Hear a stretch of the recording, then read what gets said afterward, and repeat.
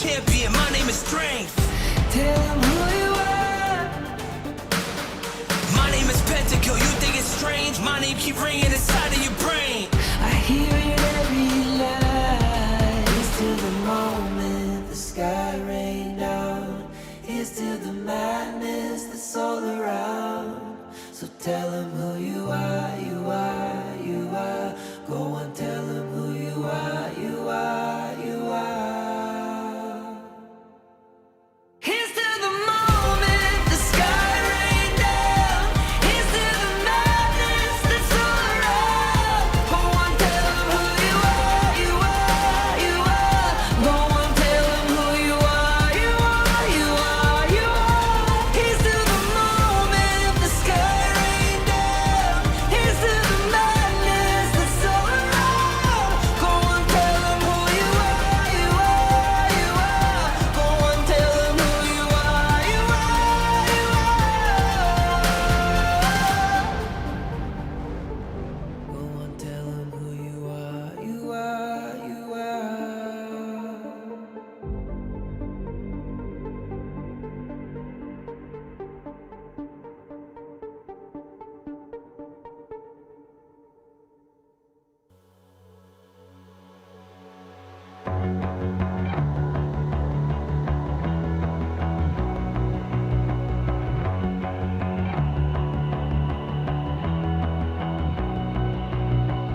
You've walked through the darkest nights.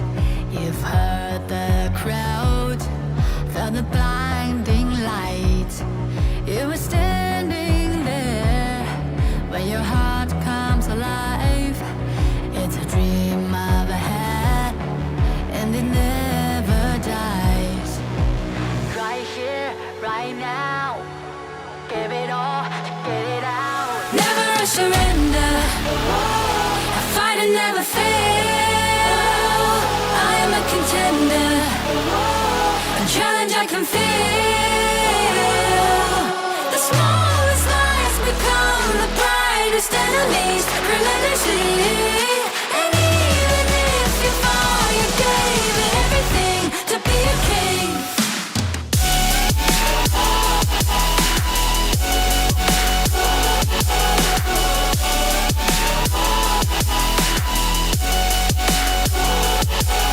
The smallest lies become the brightest enemies relentlessly. And even if you fall, you gave it everything to be a king. You carved your way with a sharp attack. You watched it all burn, and you never looked back. There will come a day when your fears will rise. You protect your crown, so it never dies. Never surrender. I fight and never fail. I am a contender. A challenge I can feel. The smallest lies become the brightest enemies relentlessly. And even if you fall, you gave it everything to be a king. On my way, on my way, find my way, find my way. On my way, on my way, dream my way, dream my way. Never a surrender. I fight and never fail. I'm a contender. And challenge I can feel. The smallest lies become the brightest enemies relentlessly. And even if you fall, you gave it everything to be a king.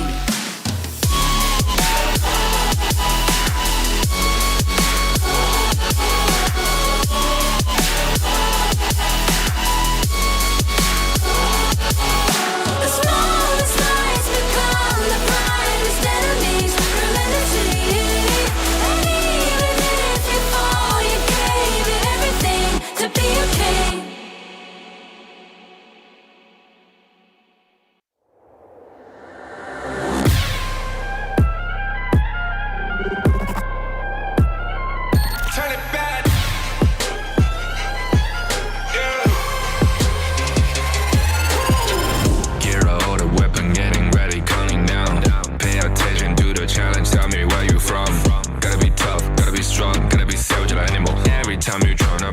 now. Look at me, I'll be lying down when I run around. And I'll make a sign, I will catch you. Watch out, it's better feel, got no mercy. Look at me, I'll be rising. Carry the season, you got a damn, gonna wibble. You never hesitate for another moment, but my bone is golden. I'm invincible, just let them know. I can show you all the glory I own. To the drunk, go find a way to the party time we did. Go, live from how can we go? It ain't a river turning back. Storm is coming, tired of your cold. It's my kingdom, fire going up. We the kings, it's our honor showtime.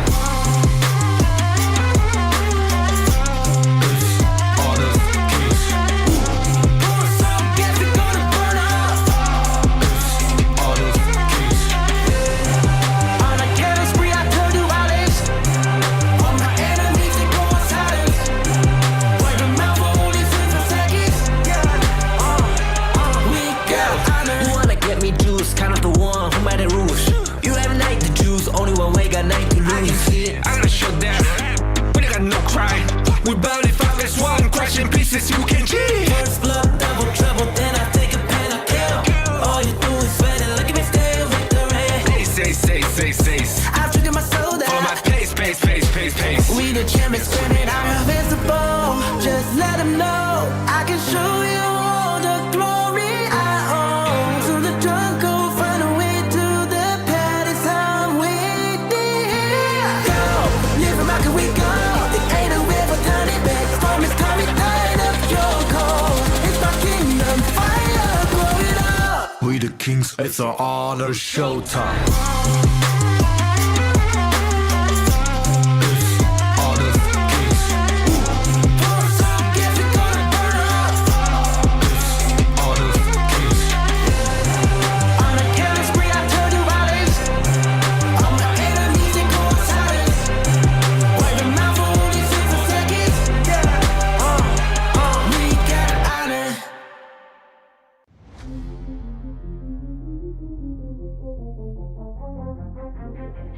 I said I'm born this way, ayy. This is my chest and my bonus play. Can't be late, won't hesitate. What do you say? Raised to find my face, scars to find my skin. I can't convince them, can't please them unless that I'm the one that you hate. H to the E-R-O, doing it for real, locked on my goal. From the ashes, I roll the game. Flow with a rumble, make them crumble, make them run. Cause baby, it's go time. Knocking you down's how I rise. An inspiration, I know I'm the one who gon' fill them up, no lie, we gon' do it. Facing our fears, we don't think we just move it. No, we the best and we don't gotta prove it. Somebody test me, I swear I'm gon' lose it. I got a sure fuse on this boom and illuminate the truth within. Another day, another win. You got the power to turn around. Inside a champion, to be found. It's my war cry. Oh, calling out for the game. There's no time to hide. Oh, won't you yell out my name when I sing on top of our lungs? Where I belong. It's my ride or die. Oh, won't you yell out my let us begin. Crush the foe. Look at me now, ready to go. Power within, we're standing tall. Fight for your name, ready to give it all. It's prime time, gather round for everyone to see. On my grind, in disguise we bring you to your knees. We kick it, smashing down the walls of enemies. Hit 'em with the boom, then we get 'em with the beat. Punch it with the power, then we serve 'em with defeat. I ain't never missing a day, missing a night. I'm on my way, I'm holding my pride. Fill up the game, top of the show, we're not the same. Flaming the blame, same on the aim. When you reminisce on this battlefield, it's on my silhouette that you see. We gon' do it, facing our fears, we don't think we just move it. No, we the best and we don't gotta prove it. Somebody test me, I swear I'm gon' lose it. I got a sure fuse on this boom and illuminate the truth within. Another day, another win. You got the power to turn around. Inside a champion, to be found. It's my time to fight. Oh, calling out for the game. There's no time to hide. Oh, won't you yell out my name when I sing on top of our lungs? Where I belong. It's my ride or die. Oh, won't you yell out my let us begin. Crush the foe. Look at me now, ready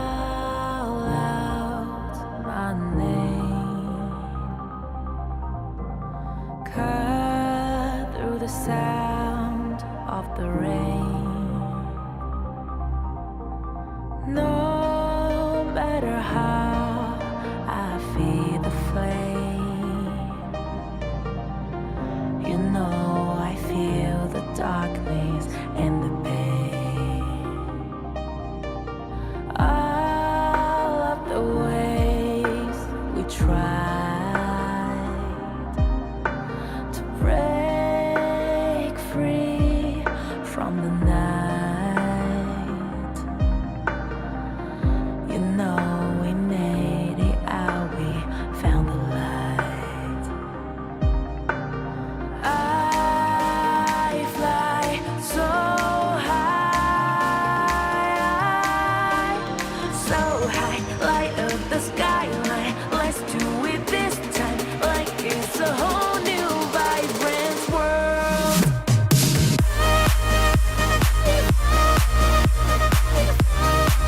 Like we're the only ones in this world. Like we're the only ones in this world. Now I see that I got everything I need. It's alright, I'm on fire, I'm alive, 'cause now I fly so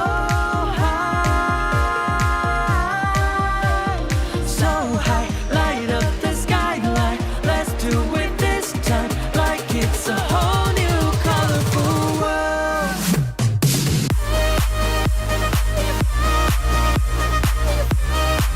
Like we're the only ones in this world. Like we're the only ones in this world. Never thought we'd get this far, burning like the stars. How we get this far, like we're the only ones in this world.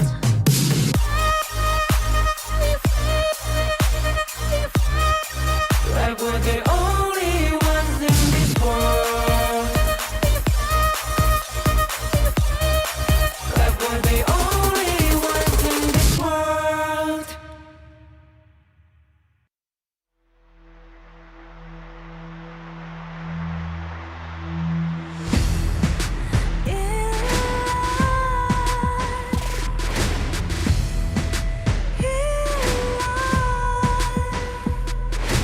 What's a life without its worth? Compromising with what hurts inside. When you let fear decide your fate, you don't choose which path to take in life. In life, I'm finally letting go of everything that still holds me. I'm against all odds, but I won't give up, 'cause it's my time to shine. Standing in the spotlight, and no one back me down. Destiny is calling high.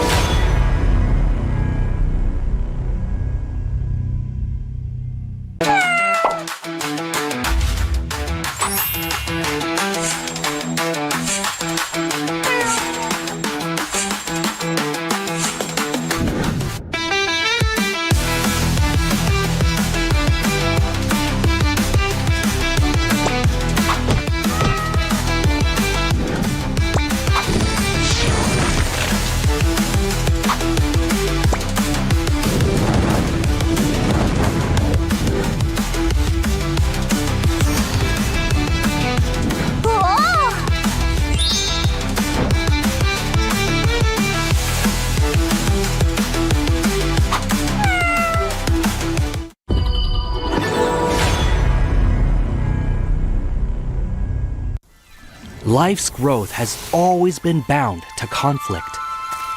How long can today's peace truly last? 1,000 years ago, from a single seed sprouted the misty marshes' first wonder. Born of wood, growing into a forest, gathering countless living beings within. Growth, cycles, fates weaving endlessly together. With the deities came the first enforcers, becoming the Misty Marsh's first protectors. They took form as the 9 seers, each with their role sheltering this hidden land. All things eventually come to an end, and a new beginning does not always follow the old path. Today's inheritors of the seers' legacy long for a different future. Their followers, too, drift further apart. The order of the seers and omniscients are like 2 branches growing in opposite directions. The Misty Marshes watches quietly as it all unfolds.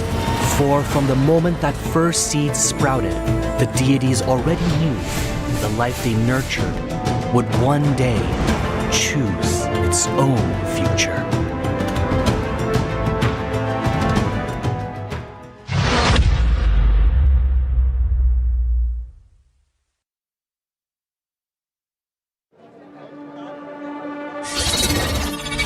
Wong, won't you come out to greet an old friend? All this noise, how unruly.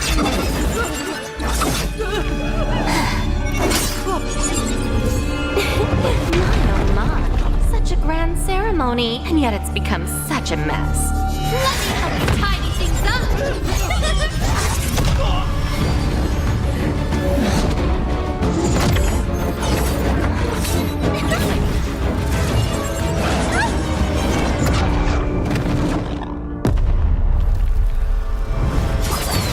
It's almost time!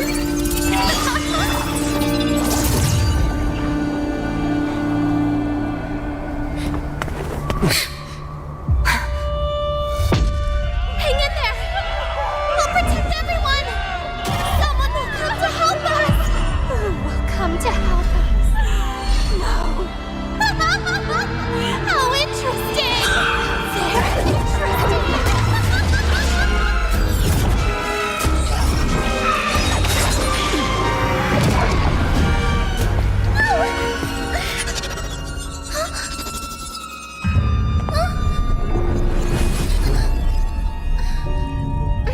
You. Why do you always cling on to him? Austrian. It's been a long time.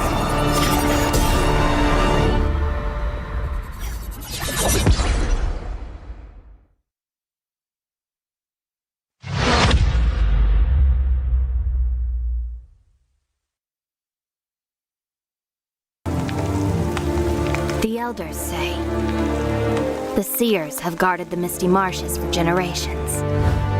We are the surely losing everything, just as I did, sinking into darkness.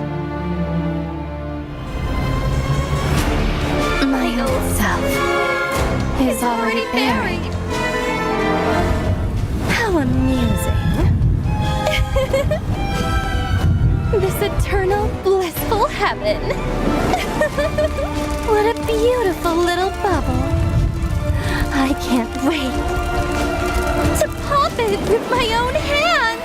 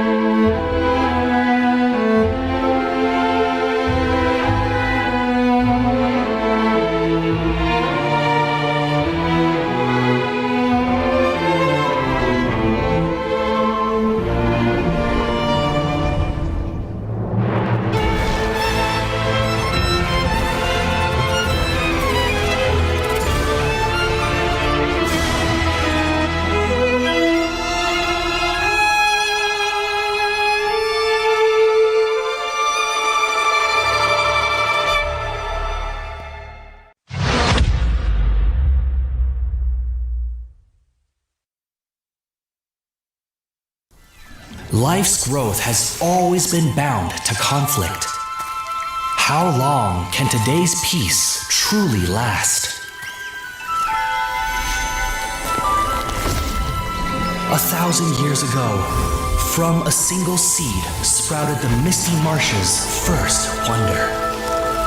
Born of wood, growing into a forest, gathering countless living beings within. Growth, cycles, fates weaving endlessly together. With the deities came the first enforcers, becoming the misty marshes' first protectors. They took form as the 9 seers, each with their role sheltering this hidden land. All things eventually come to an end, and a new beginning does not always follow the old path.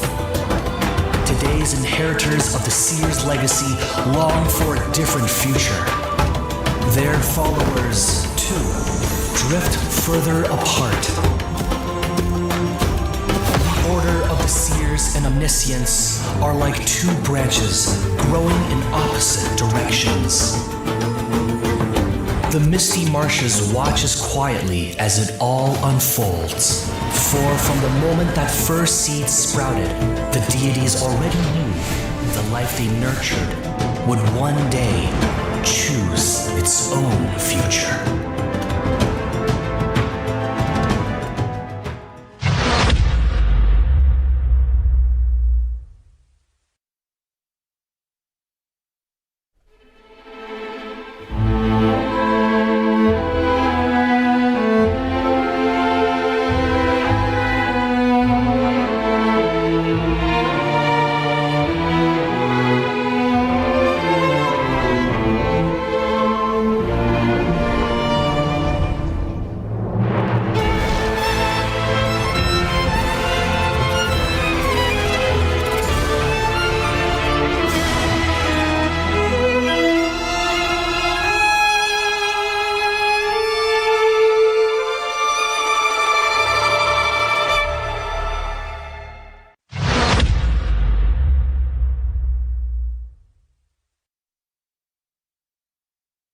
Donghuang. Recently, a mysterious stranger has been seen about the misty marshes. Oh, her. She's an old friend of mine. And she was once the seer, Austrin. Austrin, the seer who once led the bird tribe to repel invaders and protect the Wonder. But didn't she fall in battle back then? Yes, but it seems she's somehow returned from the dead, and she's given herself an interesting new name, Umbrosa. It's exciting, isn't it? Returning back from the dead. What will she bring to Misty Marshes? After all, her current self is completely different from before. The bird tribe girl I remember was pure and proud, forever bathed in light. But now, even from far away, I can sense the darkness and death clinging to her. Looking like this, it's no wonder no one recognizes her as the Austrin of old. Even the weapon she wields now is unlike those bird tribe past. Feather blades dyed in blood, sharp beyond measure. It's said the bird tribe are born war dancers. In battle, they move with a dancer's grace and agility. But from her, what I feel is madness? That's right. A reckless, all-consuming madness, unlike anything from her past. Since her rebirth, she seems to have awakened the power of the Undying. But who will face her in this final solitary dance? Umbrosa, are you friend or foe? We'll know soon enough. I'm sure it won't be long before we meet her. So this is where you've been hiding? My old friend.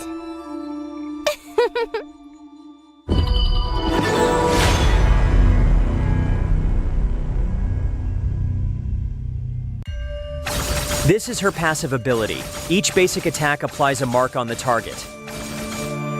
Ranged basic attack damage scales with attack speed, and repeated rebounds increase ranged basic attack damage. While in melee mode, basic attack deals multiple attacks rapidly. Skill 1 enhances Umbrosa. After use, it damages and slows enemies within range. Umbrosa then enters a fevered state briefly, gaining a large amount of movement speed and attack speed. Skill 2 is her only movement and recovery skill, enabling her to both dash ahead and knock back enemies. Missing an enemy reduces the skill's cooldown. Landing a hit on an enemy activates their Featherblade marks and transfers the mark to nearby enemies. This skill deals damage multiple times to enemies within range and recovers Umbrosa's health. Umbrosa's ultimate is her core enhancement skill. Actively using this skill boosts her movement speed and health temporarily and causes her to briefly enter the Indomitable state. If she dies while her ultimate is not on cooldown, she will slowly resurrect.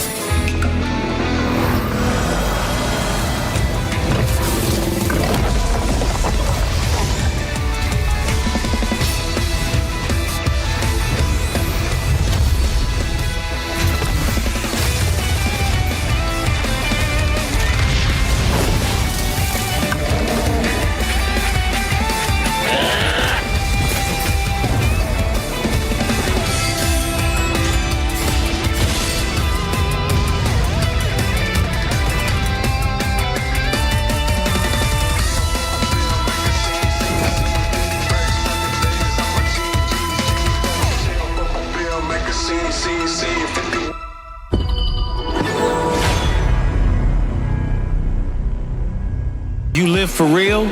Join the party.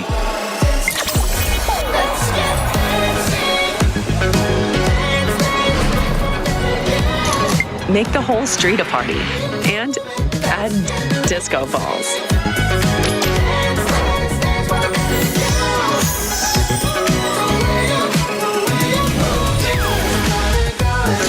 Real Me 15 series. Live real in every shot.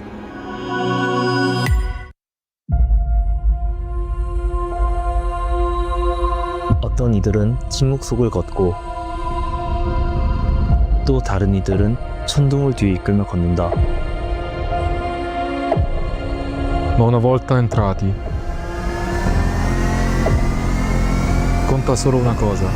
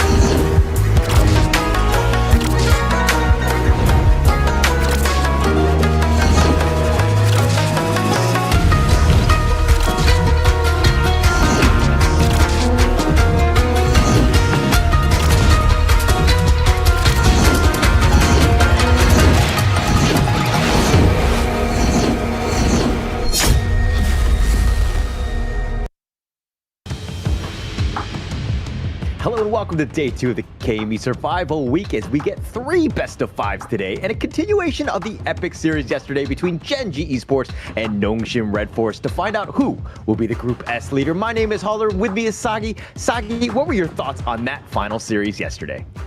Well, that final series was kind of difficult because we had some tech pauses, but the continuation of that series will be played 20 September at a offline rematch. So that will be settled real soon. But talking about something real soon, it will be the new version arriving on 24th of September, which will feature a lot of new modes like HOK Trilling and also the most anticipated hero, which is Ambrosia.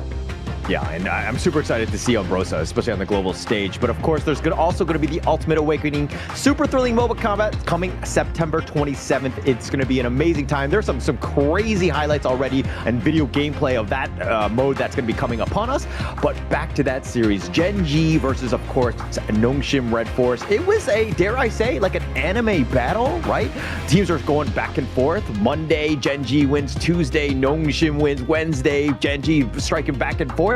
They get to that 5th game Friday, and of course, like any good anime series, all of the attacks will miss, and then we go into the next week, right? We don't have the weekend ahead of us. We're gonna skip to it, and unfortunately, I mean, it's just fortunately for us, it's just one day. But of course, they're all playing for this prize pool, 50,000 USD in total. The champion will get 10,000, second place 8,500, third place 7,000, fourth place 6,500, and 5th through 7th will be getting 6,000 USD. That's a lot of money, and especially when I get at the minimum 6,000 USD, I think we can spend a lot on those things, right? But this is Group S and Group A, so look towards the bottom side. The match result for Nongshim vs Genji on week 2, day 1 is still pending, as 5th game has not resumed yet, so that won't be counting towards the ranking here, but it will count towards the game win and lose here. So that series, it will contribute quite some, especially to Group S, because clearly, Crazy Raccoons, they are in a hectic situation sitting at right below the standings. Yeah, right on the bottom on that sense. I mean, they got 0-3'd by Nongshim, who kind of really stuck it to them. And yet they haven't played the other games. So they're still, far and away. They can get themselves back into this one. But of course, we're going to start off with the banger, the continuation. This is a clean slate, though. It's going to be the first match. Of course, Nongshim Red Force going up against Genji. Second match is going to be R80 Esports versus CMF Esports. And of course, the third one, Nongshim are going to be back on the plate going up against Crazy Raccoons, who will be looking for that revenge game. They definitely need to play that revenge game, but the starting of today was the end of yesterday. What we couldn't really witness was the end of that epic finale, but today, the Giants of KME Spring and current Giants of the KME Fall Ranking Week are going head-to-head once again to see who really deserves that top dog title. But at the end of the day, it's still the survival week, even though they end up winning each other once.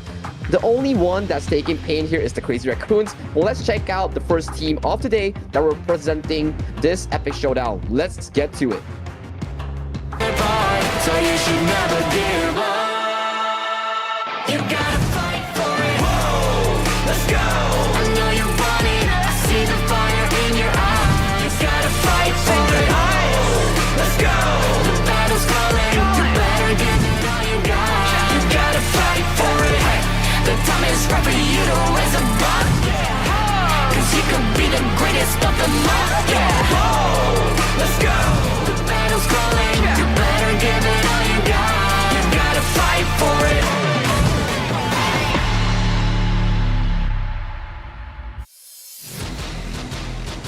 Nongshim Red Force, the greatest red. They're going to be made up of Kyung9, Haku, Illusion, Siri, and Faye. And they were your KME Spring champions. They definitely want to repeat as champions here, but they have a huge opponent in front of them. Genji has leveled up and really taken it to them. For me, I think Nongshim Red Force, definitely, like you mentioned, they were the champions of KME Spring. Quite unbeatable, quite unscratchable. To think that coming to KME Fall, Genji evolved to such a strong state, it is just baffling for us. But Genji will be their opponent, and we will be going to their team roster video in just a short moment, and let's get to it. So you should never give up. You gotta fight for it. Whoa, let's go. I know you want it. I see the fire in your eyes. You gotta fight for it. Let's go. The battle's calling. You better give it all you got. You gotta fight for it. The time is right for you to raise a bar.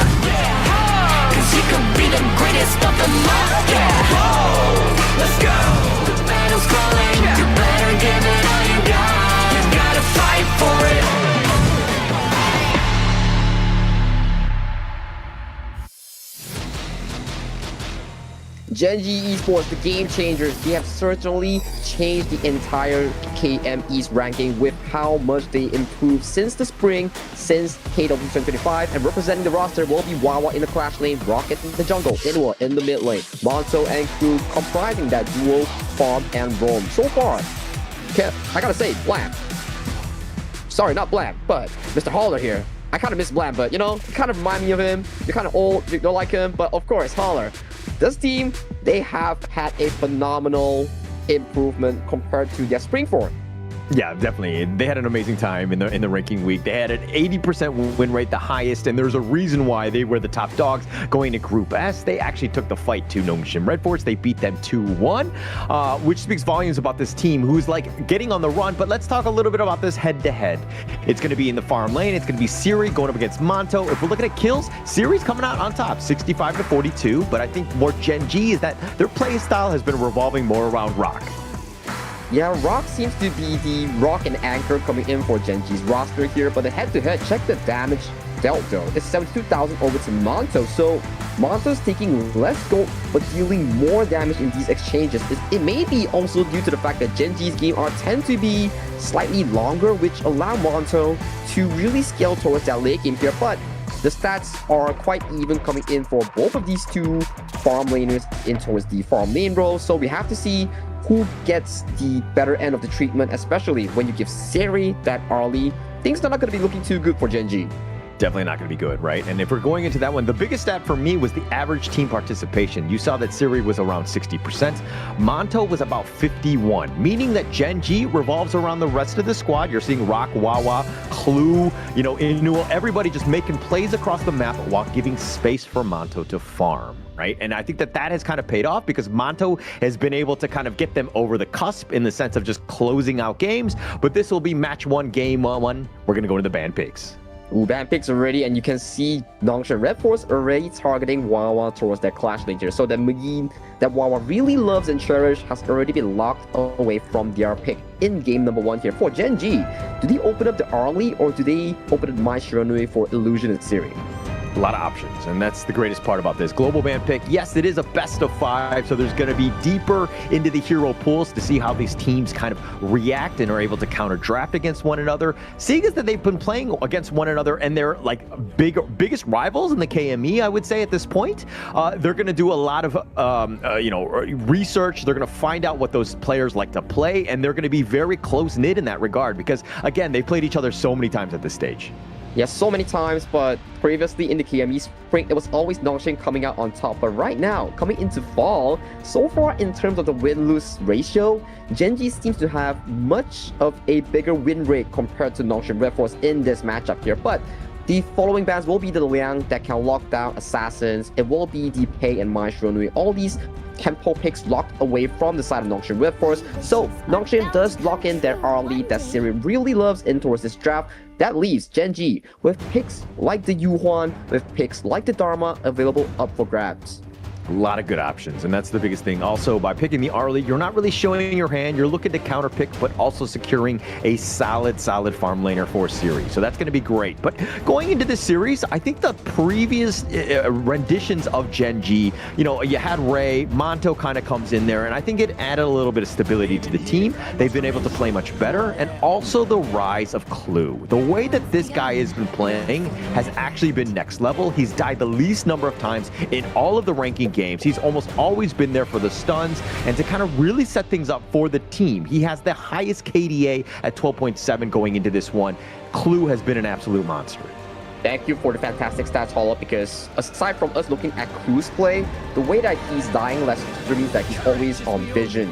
On vision means what? As a roamer, you're providing this vision value that your side lane, that your mid lane jungle, all of them needs, so they can process information like, oh, there's the jungler, so I can play aggressive. Oh, there's the jungle, so I have to back off here. So Clue being always on and available on the map shows that he is doing a heaven's worth for that roamer role.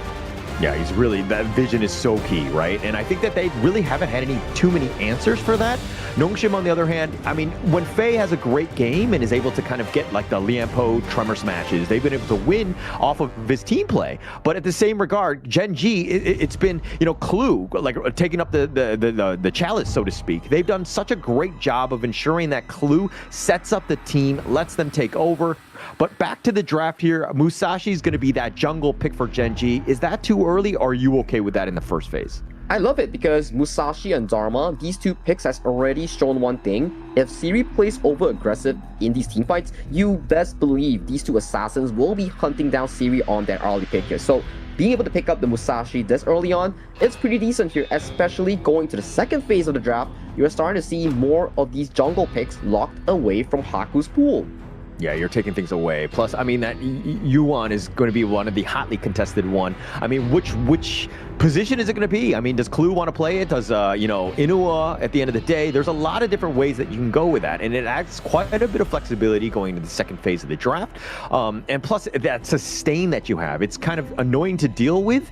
It will be very interesting to see exactly where they want to go, especially since there's a bit of a gap in the Nongshim lineup.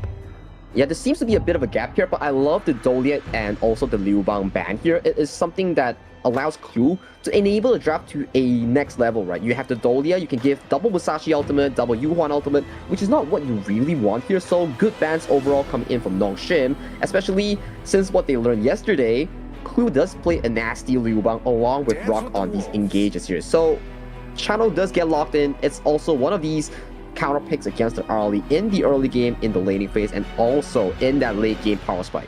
Yeah, those wolves are kind of annoying for Siri to have to deal with on that early. But going into this one, I mean, if you're going to pick the jungler, though, you see that the Musashi's there. What are you kind of eyeing towards? Like, what are you looking for as a jungle pick for Haku?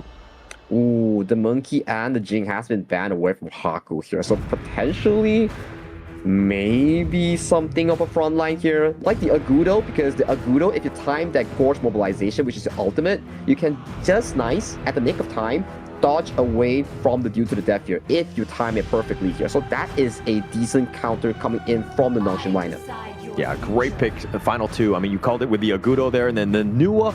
This is the illusion special in the sense that he does so much damage, right? He had the second most average damage per game with 79,000. That is quite a bit. He doesn't get the highest of kills because Haku is there on cleanup duty, but really, illusion just sets it up. But now Gen G with the final pick, they're going to go with the Heino. They're going to go to the Heino here, so it does exceptionally well against the Agudo because you spawn the critters, you spawn the neutral monsters, and then Heino can just stack that javelin, stack these damages, and then it will just break through the front line, right? And especially when you're playing this siege-heavy composition on the Agudo, once you get Fates Rewinded, the turret is just going to come back full health here, and you'll be scratching your head like, oh man, all those time wasted just for this Heino to ult. Yeah, there's going to be a lot. I mean, in terms of that sustain, which is going to be annoying to deal with. And I mean, it kind of counters the Agudo in a way, which is kind of a slow sieging style. And if you've got the Heino to kind of, the Fate Rewind, you don't really want to use it at that great spot. I mean, it's one of those things where you kind of time it properly. But going into this game, now we know that the picks have been made. Who are you giving the edge to here, Sagi? I think it's a very 50-50 draft, but early game will be pivotal for both teams. Because for Nongshim, if the early game is not as smooth for the early and Byron, they tend to fall off insanely hard at the late game here. But for Gen G, if the early game fails, you will see the channel on Monto have a very hard scaling time because he needs those items here. So it's a battle in the early game for the control for the side lanes. But for me, I'm looking at this lineup, and the Musashi Rock, plus the Heino to kind of mitigate most of that. But it's going to be quite a lot in that regard. But of course, this is all going to be the official gaming phone, Realme 15 Pro official gaming phone, built for performance, made for gaming, smooth, cool, and reliable, just the way esports demands. Ready to level up? Get yours now and feel the difference. And I'm certainly feeling the difference in towards the mid lane here because Siri and Faye so dominant in that mid push here. This is what you want as an early, right? Put them towards the mid lane. Let this Siri cook and let this Siri control these silent objectives. But Clue and Inua trying to match this tempo here, but Clue extremely low. Oh, the flash away. He's going to get to safety, but now Kyung9 is getting low himself. He gets chipped out, and it looks like he's going to give up first blood to Clue, who just gets that snipe out. That bait was perfect.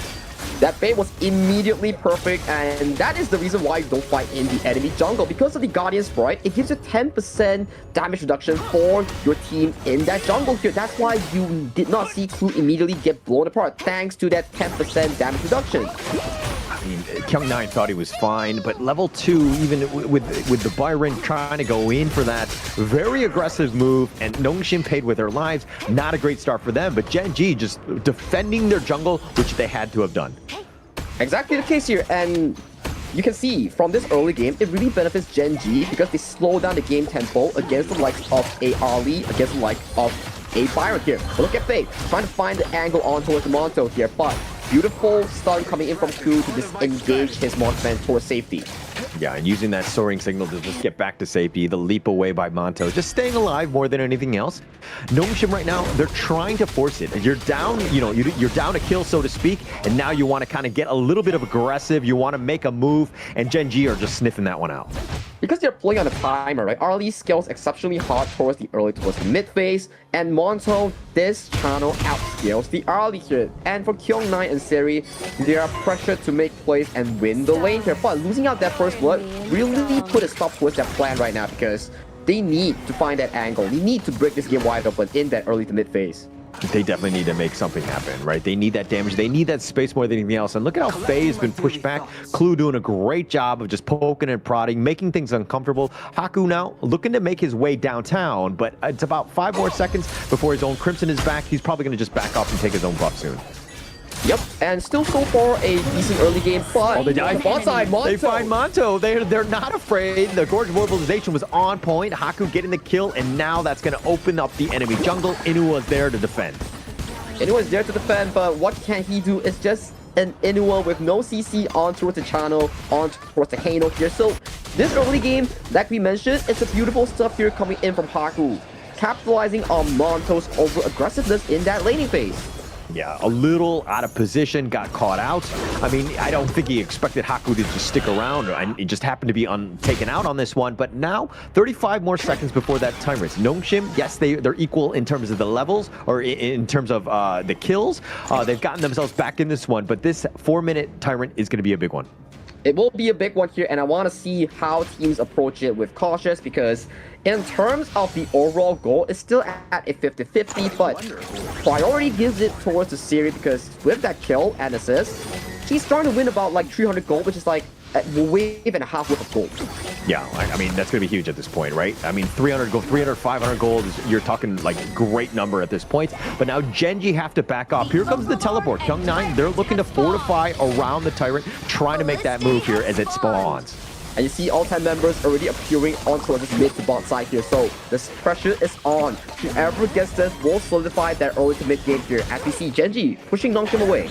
Yeah, pushing it away, but look at the Tyrant. He's going to be leashed back. The Wild Growth is on point. The Furball is on point. Finding Clue in a bad spot. The Unending Sorrow, he's going to look to out-sustain this one. The Fate Rewind is going to be used. Inuo's back in. He's throwing out those scepters like they're going out of style, but Steering getting solo. He gets picked off, as well as Haku, and they find a third kill with Faye. And now Gen G have opened it up, and it looks like they're going to take the Tyrant. Big win here coming in from Gen G, taking 3 kills, assassinating Siri, because Siri found the flank, went in for some poke, but once you use all your spell as an Ollie, you have no tools to escape from Wawa's Dharma here.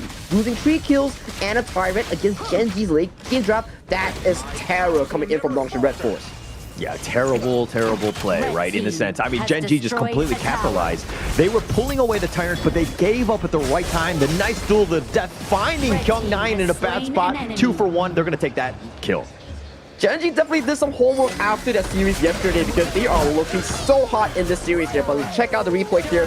Siri uses the ultimate to go in and kites slightly, damages all. But look at Wawa, he's marking Siri. He found Siri towards the wall here. And as of this point, this Arlie's rotation is all on cooldown. There's no DPS, hence everyone on Nongshim Red Force is just left to dry.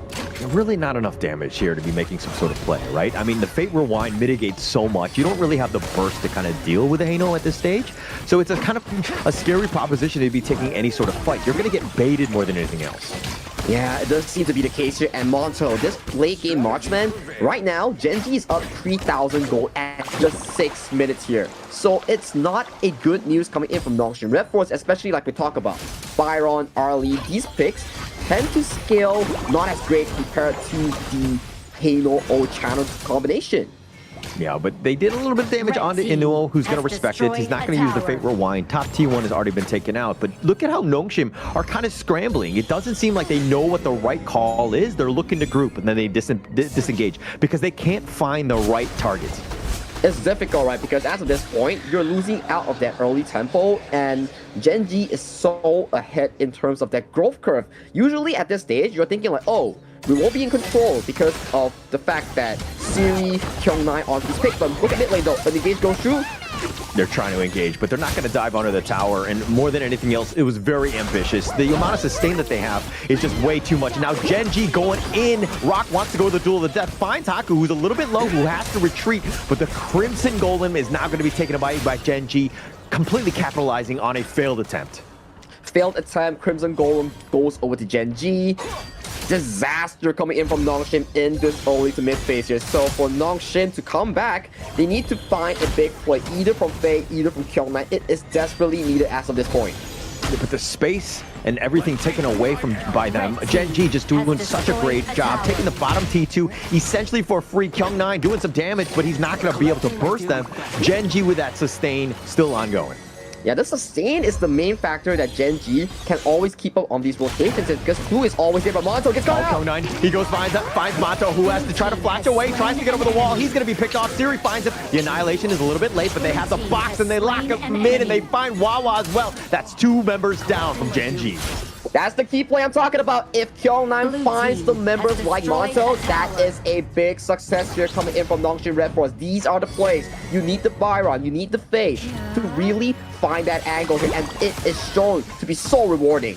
Yeah, definitely rewarding here. And I mean, Haku, when you have that Agudo, you're able to kind of continue on with that push as well. I mean, they're going to have to disengage at this point, but that was a moment where you get the kills, turn it into towers, and that hard net worth swinging your way is going to be huge in coming back in this one. But look at Rock here, might be caught out by Illusion on that teleport here, but it's still a Rock here. He's one of the most fed members coming in from Genji, so it will be difficult to catch on this assassin like as he goes in for engage. Oh, dual death finding him. The Storm Strike used defensively, but there's not too much, and he just gets run down, but Rock will pay with his life. The Annihilation is on point, finding 2 other members, and now Monto on the run. It's a disaster for them, and Haku gets the snipe. He's not able to find it. The Sori Signal, he dashes away, tries to leap to safety, and Monto will survive, but a sliver of life. What a beautiful Annihilation into the creation combo coming in from Illusion, immediately annihilating anyone and Clue from any potential in those team fights. And once again, look at the kill score. It was 1-5, and it turned on tables right as Nongshim regained full control of the game due to the fact that they are so mechanically gifted in those team fights. Being able to fight back and to just kind of dig deep with this comeback. And now they're looking to take this Shadow, or the Tyrant, the last one before the Shadow one. But, you know, again, this is looking to be for free here. Yeah, free stuff going over to Nongshim Red Force. Game goes back to a 50-50 angle here. So the least you can expect going into that 10-minute mark, it will be much more smoother for Nongshim Red Force as they recovered from such a tough mid-game. And you can see Siri already picking up that Daybreaker as his first item before that 10-minute mark. Yeah, it's all going to be about Siri on this one. They need that damage. They need that burst. Yes, he needs to stay alive. If Rock and Wawa are able to just kind of arrow him in team fights, he's going to have a bad time like that first team fight we saw in this game. But as long as Siri's alive, able to do that, he's going to stick around. He's going to go in. But the duel to death, finding Haku, he's like a laser in that sense. But now they're going to turn this around. Rock didn't have the burst. The rest of Genji are going to go with the truth, knocking off the 3. They find the perfect engage, and now Kyung-Nai trying to salvage this, but he's going to go down as well, and Genji, blink of an eye, and Wawa strikes hard.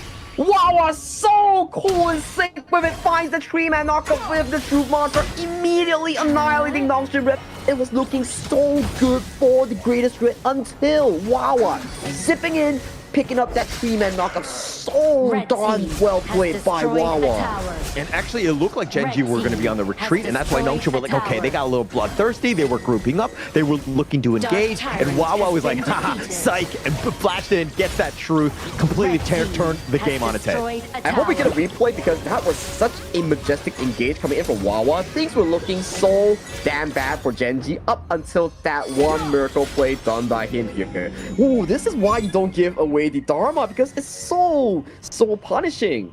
Yeah, and we were talking about how Clue is leveled up going into KME Fall, but Wawa as well. He's been on the rise. He's just gotten better and better for the past year that we've seen him on the global stage. This guy is becoming an absolute menace. Being able to set things up, that might have been a game-winning team fight there.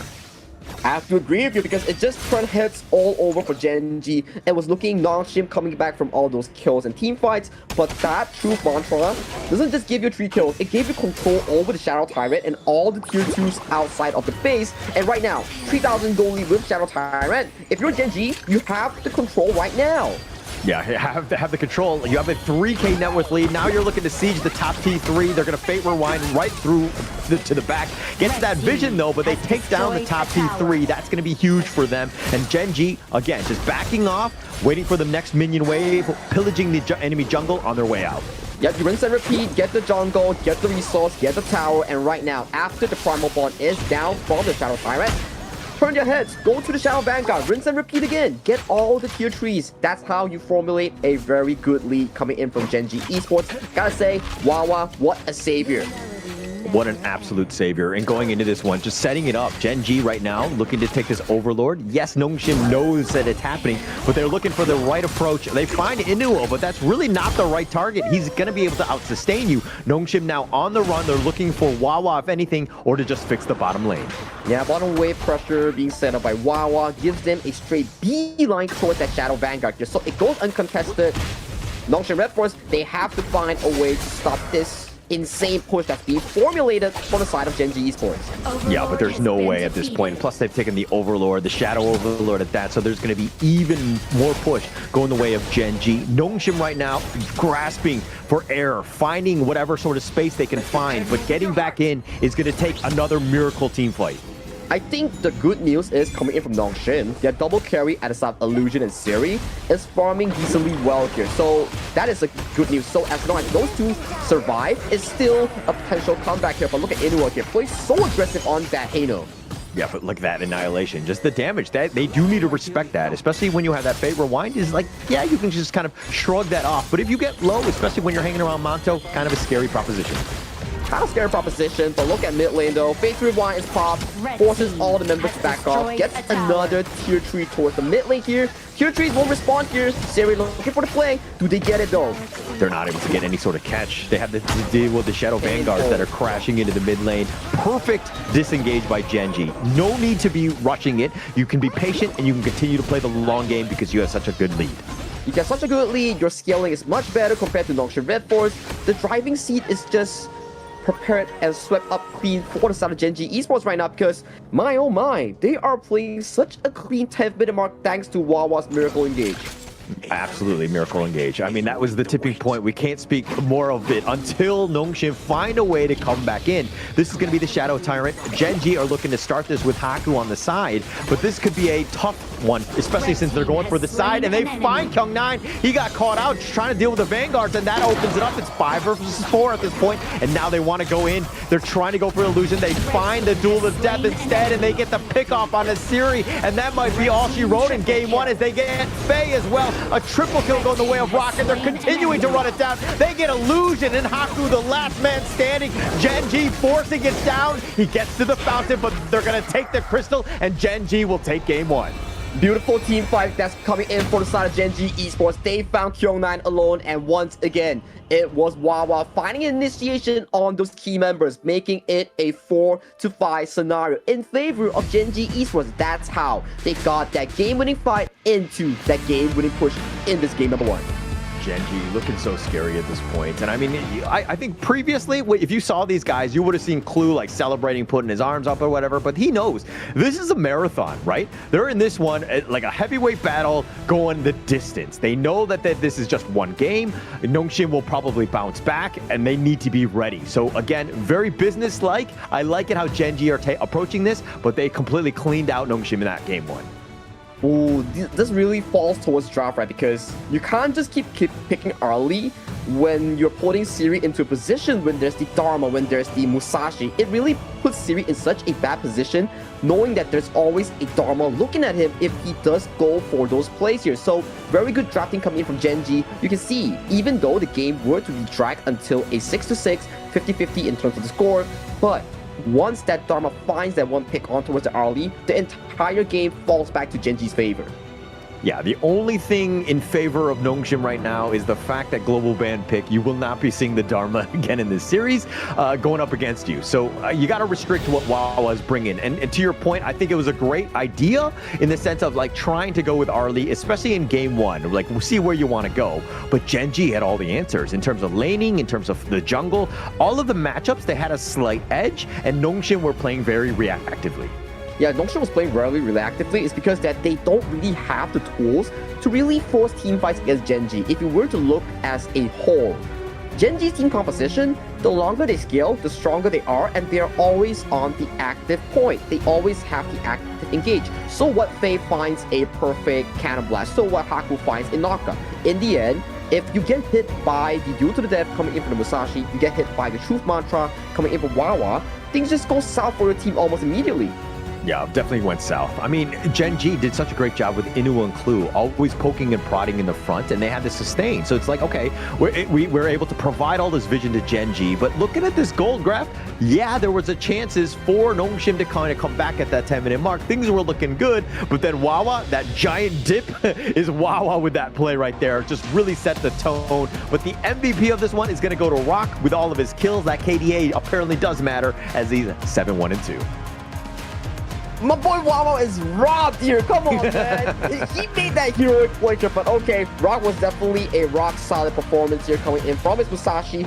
Definitely one of the key players in locking down Siri and also Illusion coming into these fights here. So it's really down to Rock and Wawa finding those engages, allowing Genji to be in such a comfortable position here. As we can see, in towards the early game here, Kyo9 went in for the engage here, but Clue flashing out almost immediately, resulting in that first blood. But check this out. This is the one that Siri really made a big mistake here. He tried to go for the flank here, does not find on the key targets here, already expending all the spells, making him vulnerable to the Dharma.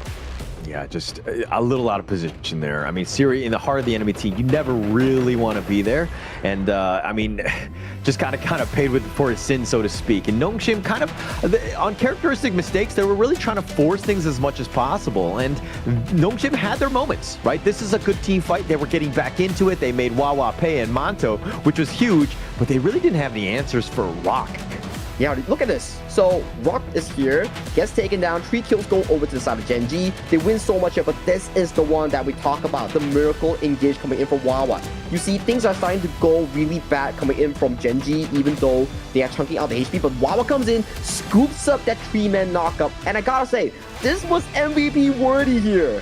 Yeah, that one play was just absolutely amazing. Rock, again, when he was trying to disengage at that point, everybody was so bloodthirsty from Nongshim. They were continuing to chase. They were grouped up in that alleyway for Wawa to hit that perfect truth, really set it up, and pretty much running it down when you have that numbers advantage, very easy. Genji clearly deserved this game 1 win. Very beautiful stuff here coming from Genji Esports, especially when we talk about the price of the draft. The price of the first game draft coming in from the side of Nongshim was not really cheap because it is expensive. You have Arlie, you have also the Byron, but that's game 1. Let's head on for a short break before we come into game number 2.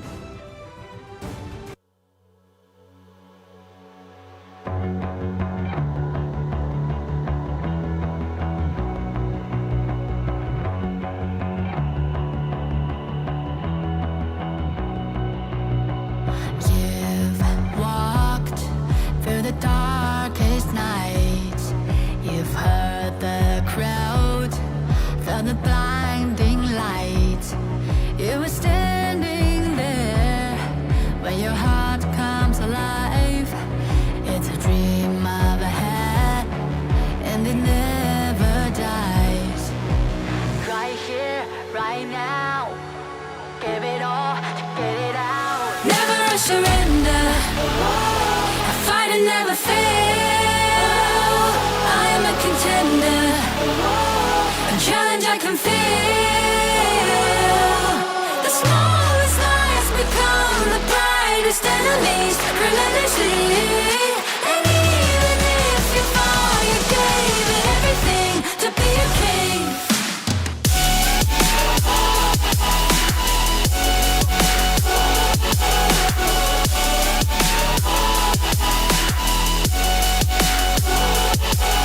The smallest lies become the brightest enemies, relentlessly. And even if you fall, you gave it everything to be a king. You carved your way with a sharp attack. You watched it all burn, and you never looked back. There will come a day when your fears will rise. You protect your crown, so it never dies. Never a surrender, I fight and never fail.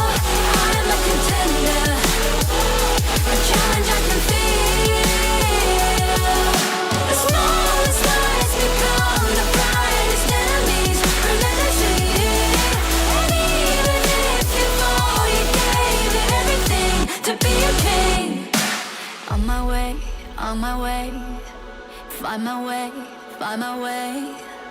On my way, on my way, dream my way, dream my way. Never a surrender, I fight and never fail.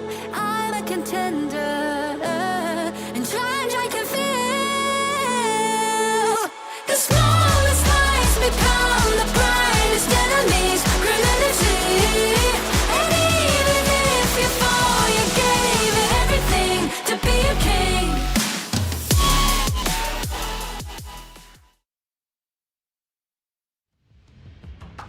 Game 1 Gen G Esports basically cleaning house right there with Wawa's play really taking it to Nongshim. Sagi, your thoughts on that first game? Explosive. Wawa was dropped. I think he deserved MVP, but jokes aside, it was definitely a well done draft coming in for San Nongshim Red Force.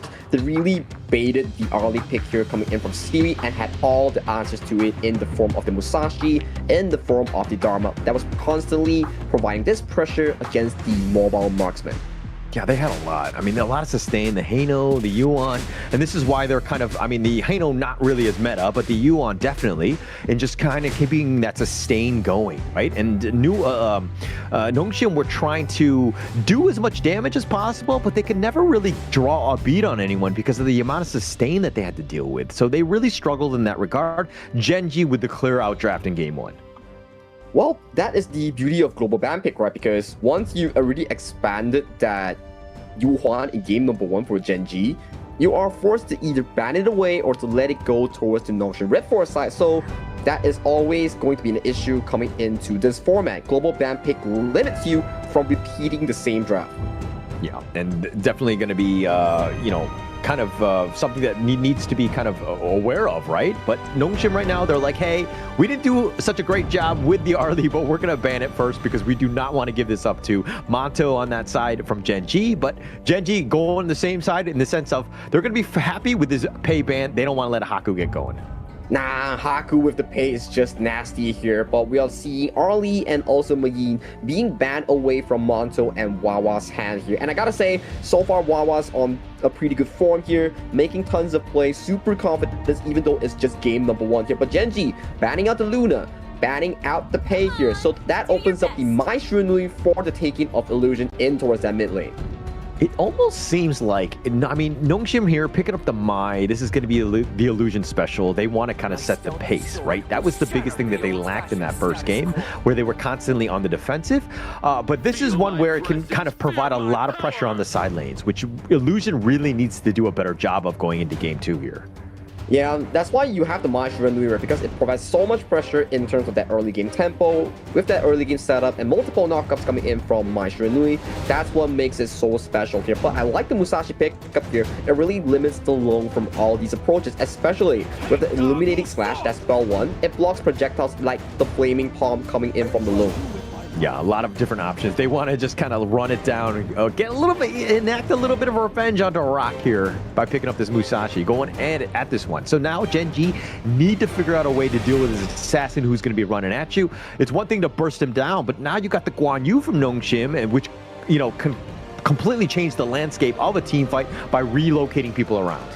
I'm just worried for the Guan Yu because we've seen this exact matchup yesterday and it didn't really fell into favor of the likes of Kyung-Knight in that laning phase, because Wawa on that fatigue really put in a lot of work to limit Guan Yu's approach in these team fights, especially when you only have a Long that can really bounce this Guan Yu away with that spell tree. You have to wonder, coming in from Nongshim Red Force, does this Guan Yu pay off dividends in such an early draft? I mean, they know, I think the biggest thing is it's more of like a counter pick in the draft, right? They know it's the fatigue. He's not going to do the greatest job in terms of like a one-on-one laning, but it's more about that team fight later on, right? It provides a lot of control, which is going to be great. Plus you have the Mai with their own Ruin Jin. There's a lot of potential for just pushing people around, right? But Gen.G, they're responding with the Yao themselves. The Return to Dust could be huge for him, and because he gets dove on or he gets out of position, he's going to have that to be able to get back to safety. I love the ultimate coming in from Yao and the entire spell setup here, because he can absorb damage and then he can bounce back to 2 seconds ago with the Return to Dust. So that's something that Gen.G can play around with the poke and prod strategy, because Rock with that Yao, yes, it's an assassin, but it's one of those assassins where it can poke you and then hop back to safety here. So there's a lot of pressure coming in from this Yao pick. Definitely a lot of pressure. He needs to perform, but I mean, Rock is definitely the guy who's going to be able to do it. One of the best junglers in the KME. If you have any sort of, doubts about him, you have not been watching the games, because he's always been on points. He has the 4th most kills in the ranking week with 55. This is a guy that's been able to really just kind of accelerate and, call out when the team needs him in terms of getting all those kills. Exactly, that is Rock's identity since his starting appearance in Gen.G Esports. But I love Gen.G Esports' recent growth, whereby it went from solely relying on Rock to a team whereby they all evolve and currently grow as a whole to really carry up the burden and share the burden amongst the teammates. So that is such a beautiful storyline here. It just explains, not a team in the world can always maintain that top spot. There is always a challenger tomorrow. Yeah. All the teams are leveling up. They're getting better. And I mean, they've largely been stuck together, right? In the sense that these are guys that have been playing with each other for quite some time. So you're seeing just how synergized they are when they make those coordinations, when they make those calls. They're always together. And speaking of making a call, they're going to go with the Yixing in that mid lane to deal with the Mai. Great, not so great in terms of the one-on-one matchup, but it's more of to lock those boards down when you see the Guan Yu or the Mai potentially barreling in on you. Yeah, that board will play a big role, right? Especially we are seeing a Sunbin be locked in by Faye. That's a clue special being taken away from the draft here. So that is an interesting takeaway coming from Nongshim Red Force. And we're starting to see more of the Sunbin pick being up and available in the KME, especially Survival Week. And this is what we love about Gen.G. Okay, they're not going to go with the Kongmin. I thought they were going to go with that one. They're going to the Zhuangzi to ensure that Clue has his ways to deal with all that, that potential CC that's going to be on top of you. But the Sunbin pick, you were talking about it being the Clue special. It's amazing against Siri. You know where he's going to land in terms of that dragon, and having that time lapse there, just waiting to just catch him, it's a perfect way to catch your dragon. Exactly, and it also really makes you wonder why Sunbin is such a good pick against the Long. It's because one thing, alright, when you pop that ultimate onto the Long, you have to react to the enemy, right? But if the Sunbin lands that silence onto you before you can cast the ultimate, you're just gonna get jumped by the Mai Shiranui and the Musashi, and you can't even use the Infinitus Bastos bailout. So that is why the Sunbin is a counter towards the Long. Yeah, and also it really is annoying against the Yao as well, right? He has that Return to Dust that you were talking about, going back in time about 2 seconds. I mean, if he's able to catch that one or cast it, he's going to have a great time. But again, if he's silenced with that time lapse, in addition to, the Manto Loon getting caught out as well, they could have some troubling team fights ahead of them. And one more thing, like the time flux coming in from the spell to the Sundin, if that's maxed out, it refunds 50% of the damage taken as a full if you don't burst in time. So against a burst heavy composition like the Fatigue, like the Lung, every time Faye press that spell too, you're just gonna be wondering like, oh, can I burst you in time before the time flux comes back with the healing? Because this time flux, it does not get affected by healing reduction. Yeah, for this game though, it's going to be, in my opinion, Illusion to set the tone in the early game. Is he able to kind of provide that pressure? Faye, come mid to late game, if he's hitting those time lapses and they're silencing, they're just going to win. They're going to be able to just run it down in terms of those team fights. So it comes to Gen G, ensuring that they stay alive. Yes, one person might be picked off, but they have everyone else to kind of clean up the rest of them. But hey, it's game 2. It's time for Gen G to really push it for the match point or for Nongshim Red Force to find that key moment that they need to bring the series back to a 1-1. I think that Nongshim, I mean, if you're looking at this draft and you're going into the series and you were thinking, yeah, this is definitely going to go to a game 5. This is going to be a bounce back lineup. I think it's strong enough to be able to deal with this Gen G lineup, but of course, we're going to have to find out in this game 2 here. Yep, and we're starting to see Monto getting pressured pretty hard here towards the bottom side here. Doesn't get the steal towards the Spike-tailed Beast. It does go in favor of Nongshim Red Force. On towards cross side, same thing is happening from the side of Gen G Esports. He's putting a lot of pressure onto Kyung9 in this splash lane. I think it's a good idea for Gen G, right? Ensure that Wawa has that bit of an edge. I mean, he had a slight edge in terms of that lane-up matchup, but now that you've kind of enforced, you know, your will with Clue up there as well as Rock, now it's going to be even tougher for Kyung9 to kind of get back in. Wawa has that advantage and will make it very difficult for him. Yeah, it will be very difficult here coming in for a side of Kyung9, but that's Kyung9, right? He doesn't need to win the laning phase. He needs to survive and find those angles later on in the team fight to push into Monto or even Rock into the warm hands of Nongshim Red Force with the ultimate of the Grace of Cavalry. Yeah, it's just ensuring that the tower stays alive more than anything else. He's not going to be able to outfarm, but he needs to be careful he doesn't get jumped. Kyung9 needs to have a much better game. I felt like in game 1 he died way too many times because he was just trying to force the issue a bit too much. Yeah, but let's say it's coming to game number 2. Everybody is with a fresh mind here. Ooh, Monso getting hit extremely hard towards that bottom side here. So Seri and Faye playing a much better laning phase here in this 2v2 matchup. Yeah, putting the pressure on. And Monto, he's not even level 4. We just hit it. Now he can get on his dragon if he needs to, but that could have been tough for him. And now Siri, I mean, he was doing some decent work ensuring that the attacks were singling him out, putting the pressure on, but now they're both level 4. I think it's all a bit of a wash now. A bit of a wash, and look at Illusion. He's waiting Wawa in the wings. He's got Ru Engine. He's got the Soaring Dragon on top of Wawa. He's like a man. He's going to take that one. He's going to eat up his healing dew, and he'll be fine in the morning. Yeah, that's the ultimate coming in for the Fatir, because on click, it just remove any form of CC. That's not a suppression, bailing you out from any form of danger here. So good reaction coming in from Wawa, just walking away, taking a healing view, and they call it a day. Yeah, look at Inuo looking for that ambush. The box, they've got him locked in, and they've got him knocked around, and he does get killed without taking liberties. What a great rotation, but now they want revenge. They got a 3-man stun, and they don't care. They've got the Razor Cavalry as well. They're going to dive their tower. They're going to make sure that they get 3 in return. 5 people from the side of Nongshim Red Force just appearing towards the boss side here. Faye does drop, but you return. 3 kills back in favor for the side of Nongshim Red Force. That is a big rotation coming in from the side of Nongshim. Yeah, they're like, how many people do we need to rotate? Yes, everyone was there. Look at Gen G. The box was perfect, completely setting it up without taking liberties, and you think that everything is good for Gen G, but here come the Cavalry. They nice 3-man stun, plus the Razor Cavalry right on top of that. Nowhere to go, and that's that Wombo combo and why they drafted those heroes early. But still, I think it's very greedy coming in from Monto to not cast the Infinite Vastus after seeing Illusion coming in with that rotation here. So a bit of a misplay here coming in from Gen G's roster, especially the farm lane, that can potentially bail himself out, minimizing the loss here. But we can see, goal lead is almost dead even with Gen G starting off this Tyrant. Yeah, they're looking to start this down. They have quite a bit of damage there. They have a lot of burst, and Rock will just smite that one. They take that one away, and Nongshim, they got caught flat-footed. Yeah, they got caught flat-footed, but they didn't want to contest in the first place because we saw Haku in towards the top side, clearing his jungle, just like what a jungle assassin needs to do. Prioritize your own farming tempo, and then look at these neutral objectives here. So it's still a 50-50 trade, but we see Illusion here finding the angle onto Monto. Infinite Vastness used instantly. He learned his lessons. He was like, Sagi was saying, I need to get on my dragon faster. I will. Sir. And so he listens to him, and he makes sure that he stays alive here. He's probably in his brain, he's like, oh man, this Sagi guy is always nagging me, he's always yapping. I gotta play better so he stops his yapping, you know? So, sorry, Monto. It's what casters do. We yap at the best. Monto's like, you're not my mom. Get off my back. I'm going to do what I want. But I think he was like, okay, actually, that's probably a good idea. I'm going to listen to Sagi on this one.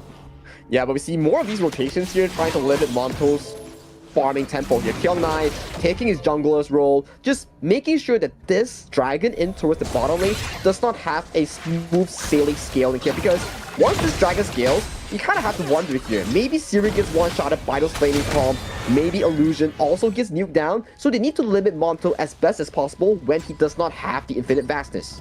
Dude, it's Siri right now. He's got a 500 gold lead. He has that edge. So this is going to be a huge win for Nongshim, at least early. Really taking it. And now Wawa in a bad spot. It looks like Illusion gets the Ruinjin on top of him. He's got the slashes, and Wawa, no stranger to the fights. He wants to go. And here come the reinforcements, and it looks like Rock is not going to be able to find anybody. Wawa is very confident coming into these games because he knows, like, okay, I have the mechanics, I have the backup coming in from Rock. I do not need to burn the flash here. I just need to make sure that I don't die and play towards my minimum limits. Yeah, very smart flash laner. He's actually one of the best right now at KME. He's just been able to just shine at this point with his timing, his understanding of just like his heroes and where he needs to be. He knew that he was going to be safe and that reinforcements were on the way with Rock coming. So just Wawa playing very well in that top lane. Yeah, playing very well here, but the laning phase is still being extended here, coming from both these two teams here. They do get the steal over on the Crimson Golem, so that's a win coming in from Nongshim Red Force as they take another prize of the Wild Force before they exit the jungle of Rock. Yeah, Nongshim changing things up from the game one where they kind of let Rock get going, left him alone, let him do his own thing. But now you're taking away some of the buffs. It's going to slow him down ever so slightly, which is going to be huge for Nongshim because, again, they want to go in. The Ruinjin on point of this one. He's just trying to push back, but now Rock will get under the tower. The board has been set up. Doesn't catch it. That's the return to dust that we're talking about, right? It removes the Stardust, it allows him to tank up so much damage, and that is why Rock survived that gank among 3 people here. So this is the Yao that's going full damage, that's being so darn tanky here, but look at the top side though, Wawa is getting pushed away by KME on this Guan Yu. Yo, KME, you need to take the top T1, like, hold up a bit, you know what I mean? I know you're trying to cut the creeps or whatever, but now Nongshim putting the pressure on, they're going to take a bottom T1, and Gen G have no answers. Yeah, much more clean early game here coming from Nongshim Red Force. There's no super Wawa play coming in towards the mid game, so it is in Nongshim's favor in this early game to get that 1,000 gold lead here, but it's still the mid game, it's still no big team fight between these two teams here, so it's still a very 60-40, 50-50 sort of map situation we're looking at. Yeah, it's definitely far from over at this point. I would say more like 55-45. It's like negligible at this stage. Gen G win one team fight, take one big tyrant, you know, a big jungle objective, then they're going to be good, but now they're looking to go for this. The board is going to be set up. The box has been set up for the duel of death with the Ruinjin, the Razor Cavalry. KME just pushing them back with those heroic charges, but are they able to get any side aside from Inua and Monto? They've gotten a little bit more. They want to go for Clue, and they do end up getting him, but they trade away Siri. They trade away Siri, they trade away KME, so that's 2 side lanes going down over to the side of Nongshim Red Force, but on the side of Gen G, they take 3 kills in return as another engage goes on to Wawa, making it a 4 for the side of Nongshim Red Force as they come out on top in this exchange. Wawa and Rock were both just in the wrong side of town, and Wawa's like, buddy, I got you. We're gonna stick with Rock, no? And then Rock just like let him go, and then he's like, you're on your own, buddy. Yeah, you're on your own. I gotta go. I got it. It's nice knowing you, Wawa. Hey, who's Wawa? I'm out of here. I hardly knew him. I hardly knew him. That's a friend from college. Aku makes him pay, and he gets that revenge kill, which is going to be huge. I mean, he's keeping on pace. Rock staying alive is a must for Gen G's hopes in this game. Exactly. Coming into this series, in this game number 2 here, we see Nongshim Red Force getting at 2,000 gold. Yeah, Wawa might be here for another takedown, but he does get poked and choked away from this Azure Golem. So bye-bye Azure Golem. It goes to Haku's pocket. Nongshim doing a good job. Understanding when you have the lead, you need to do more than just stay on your side of the jungle. You need to be aggressive. You need to be stealing away buffs. Nongshim have done that, and now they're looking to put the pressure on Gen G. Yeah, the pressure is definitely on right now. We can see so much stress coming in for the side of Gen G's roster here. They're scrambling for scraps here, especially on the members like Monto, on the members like Brock. They need resources to find those key winning team fights here, but so far, they're still looking super in favor of the boys in red.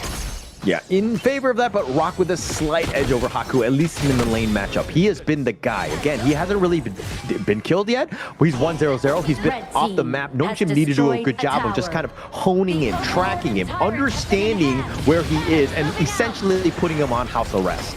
And All the taking liberties, finding Faye, but he's going to just dash away. Yeah, Clue doesn't find the Flash Cannon Blast here, so it does miss onto Faye here. So that's a common spell away and removed from the side of the roamer from Gen G Esports here. As we see Monto potentially being caught out here. Forces to use Infinite Vaxes so early. Very early, but the board has now been set. Catches out at least Siri, but I don't think they want to continue. They're going to give up, understanding that the Dragon has been used. Monto has expended that one, but the Tyrant, the first Shadow Tyrant, is going to go the way of Gnome.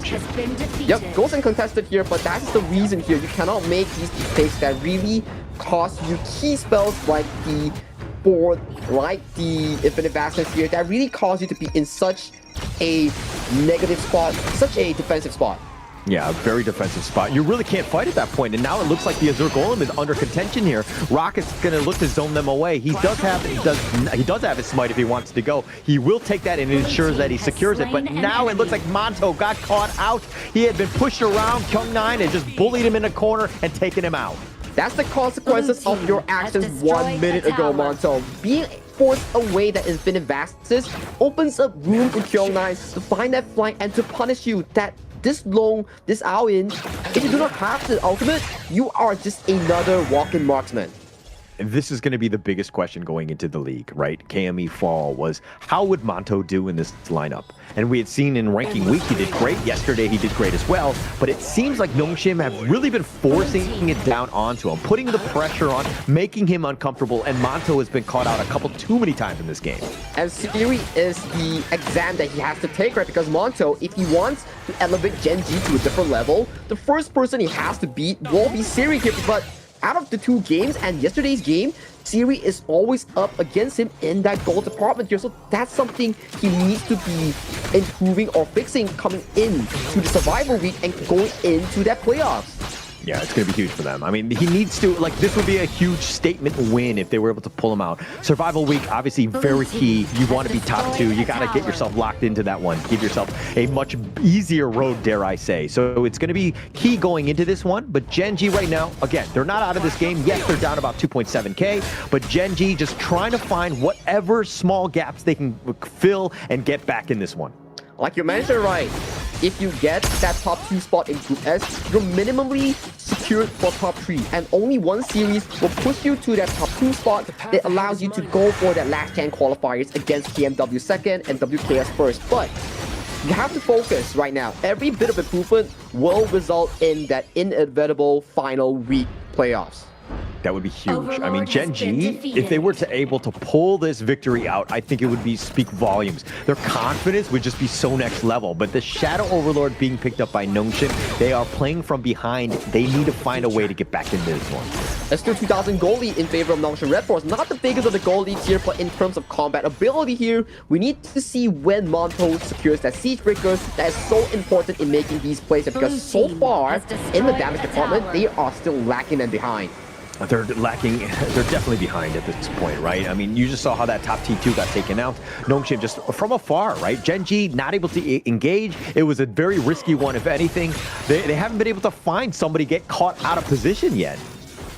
Exactly, and this just puts them in such a horrible position right now. But as long as they stall the game into a 15 to 16 minute mark, where the game tempo is equal between these two teams without losing high grounds, there still leaves room for Gen G to make a potential comeback in towards this game number 2 here. But so far, Illusion making a lot of these plays, pulling so much attention to this Majima Nui.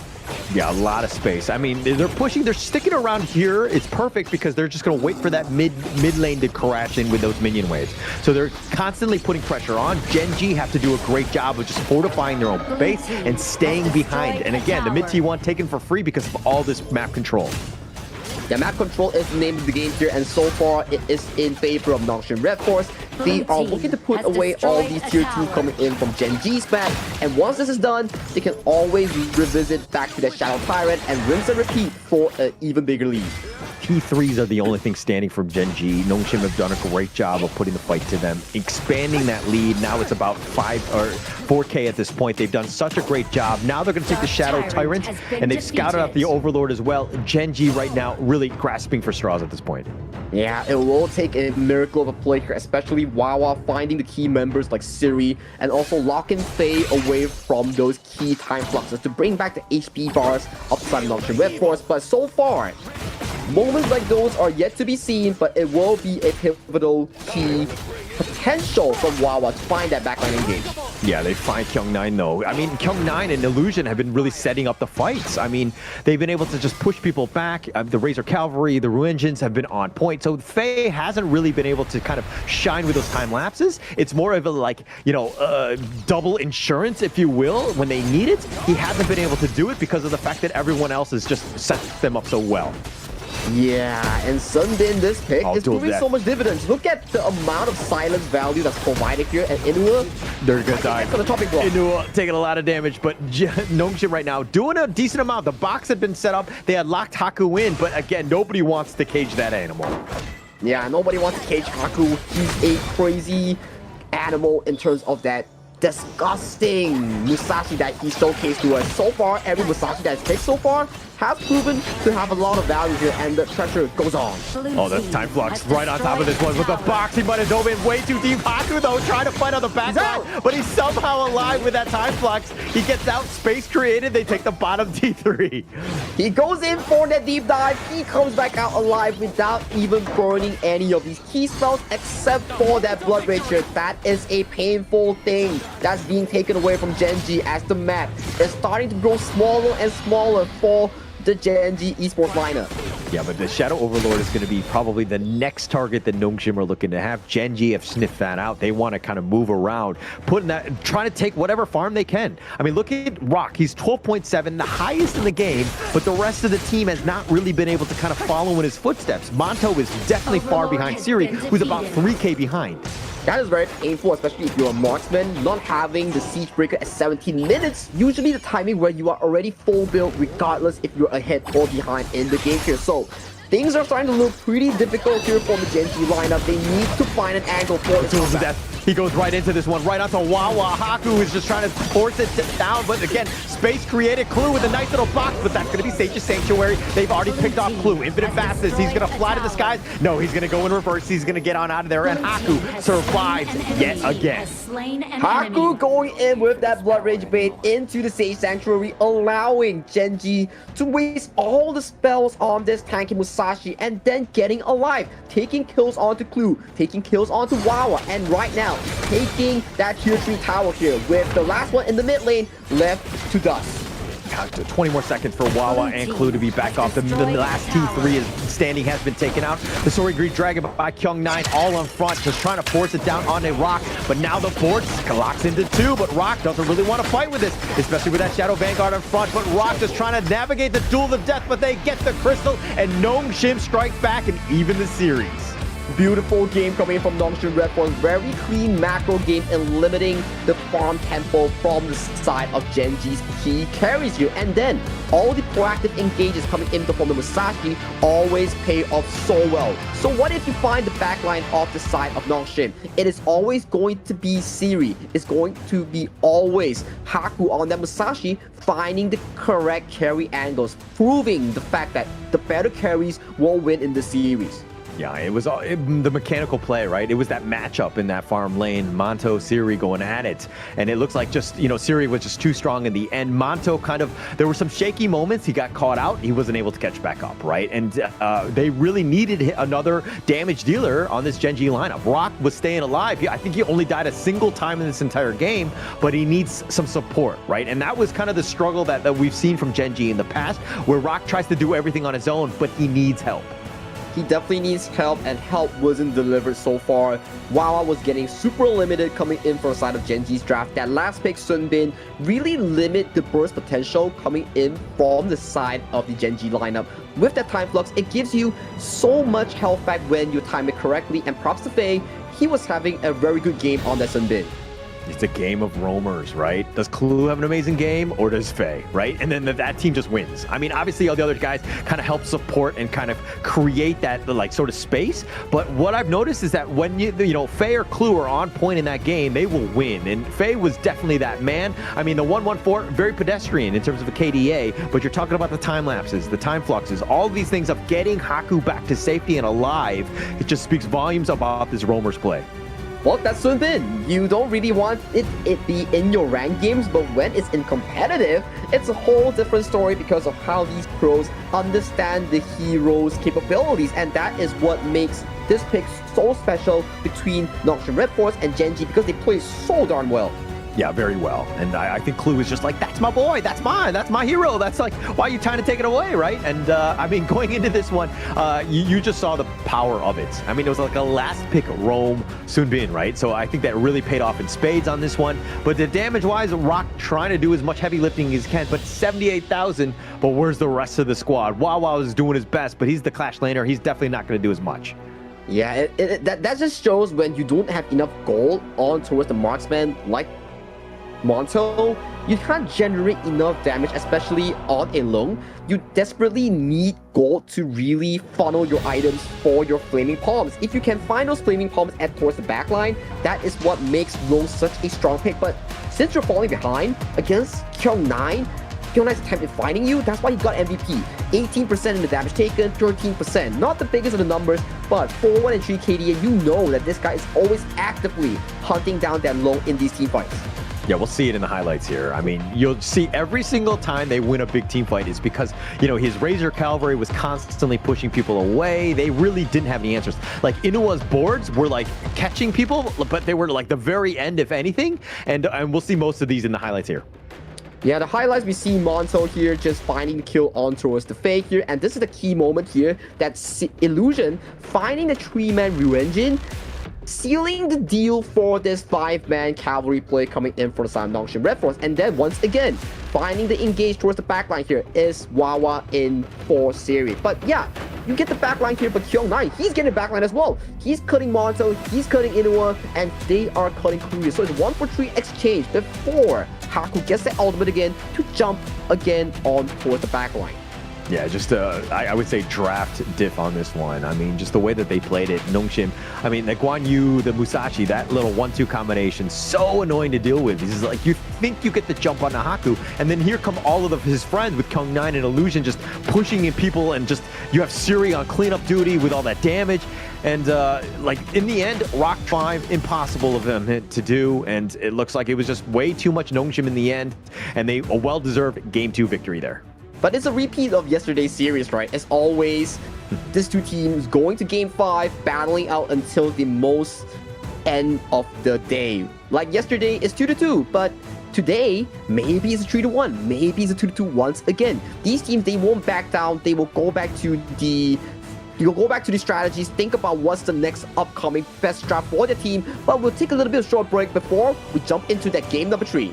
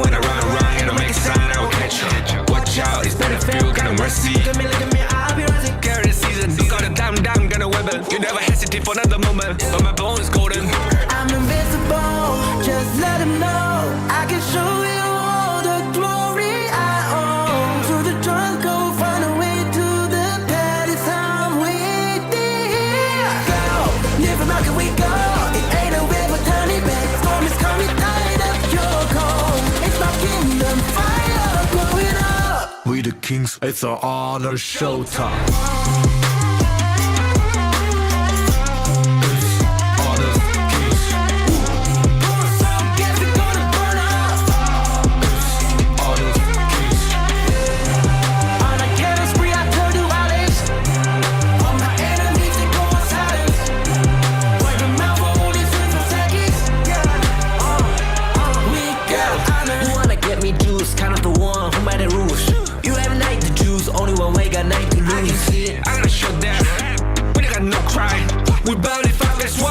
in pieces, you can cheat. First blood, double trouble, then I take a pen, I kill. All you do is sweat and look at me still with the rain. Say. I've triggered my soul down. For my pace. We the champions, screaming, I'm invincible. Just let them know I can show you all the glory I own. So the drunk go find a way to the palace. I'm waiting here. Go, live from rock and we go. It ain't a way for turning back. Storm is coming, tired of your call. It's my kingdom, fire, blow it up. We the kings, it's our honor showtime.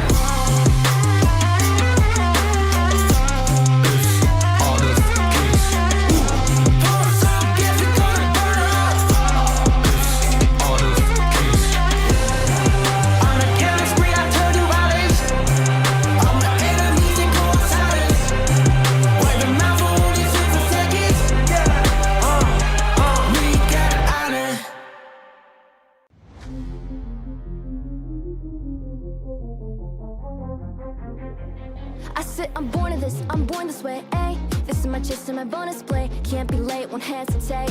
What do you say? Race to find my face, scars to find my skin. I can't convince them, can't please them unless that I'm the one.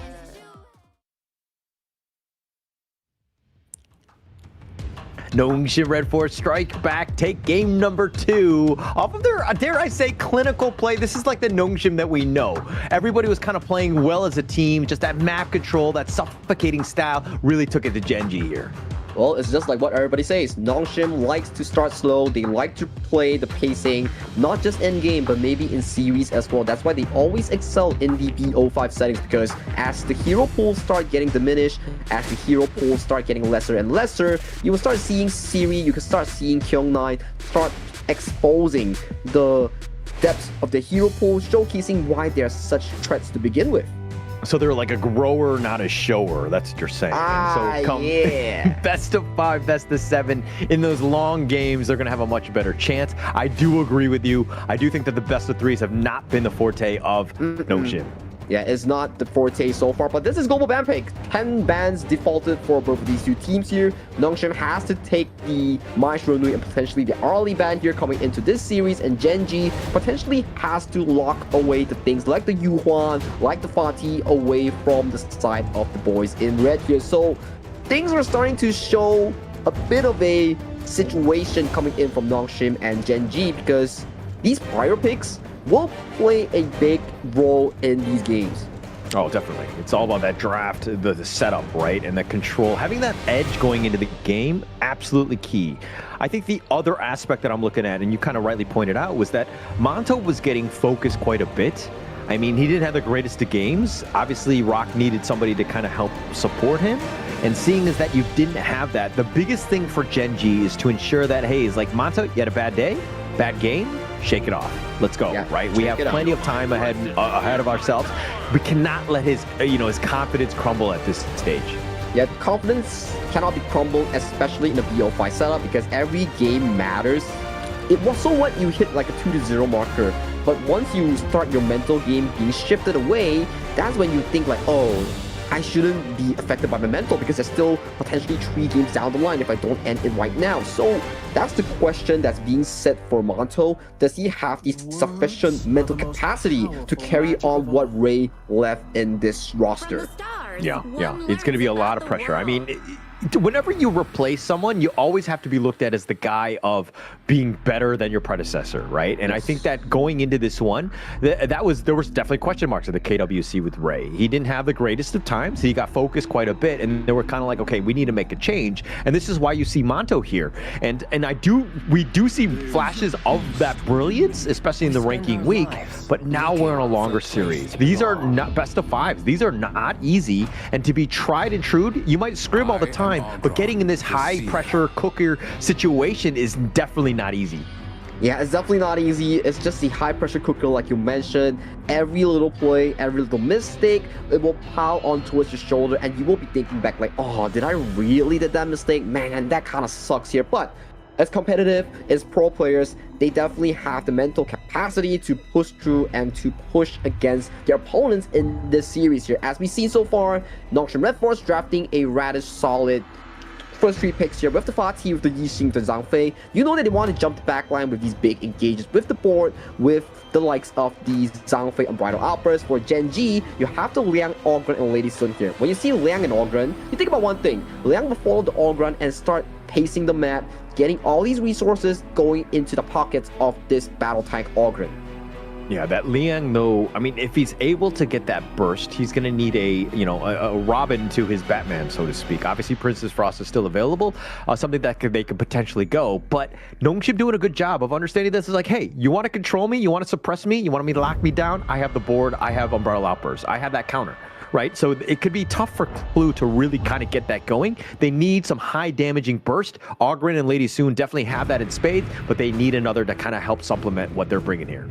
Yeah, they need to supplement at least some form of peel for the side of Gen G Esports for this Lady Soon to play in a more comfortable position here. And what better way of doing it is to draft a battle tank up front. Ogren is super duper strong in that early to mid phase, and also Liang allows that single target CC lock here. So if you're Gen G, you're putting a lot of the eggs in one basket, which is Monto and also Wawa on the Charlotte and also Lady Sun. That does exceptionally well towards the late game.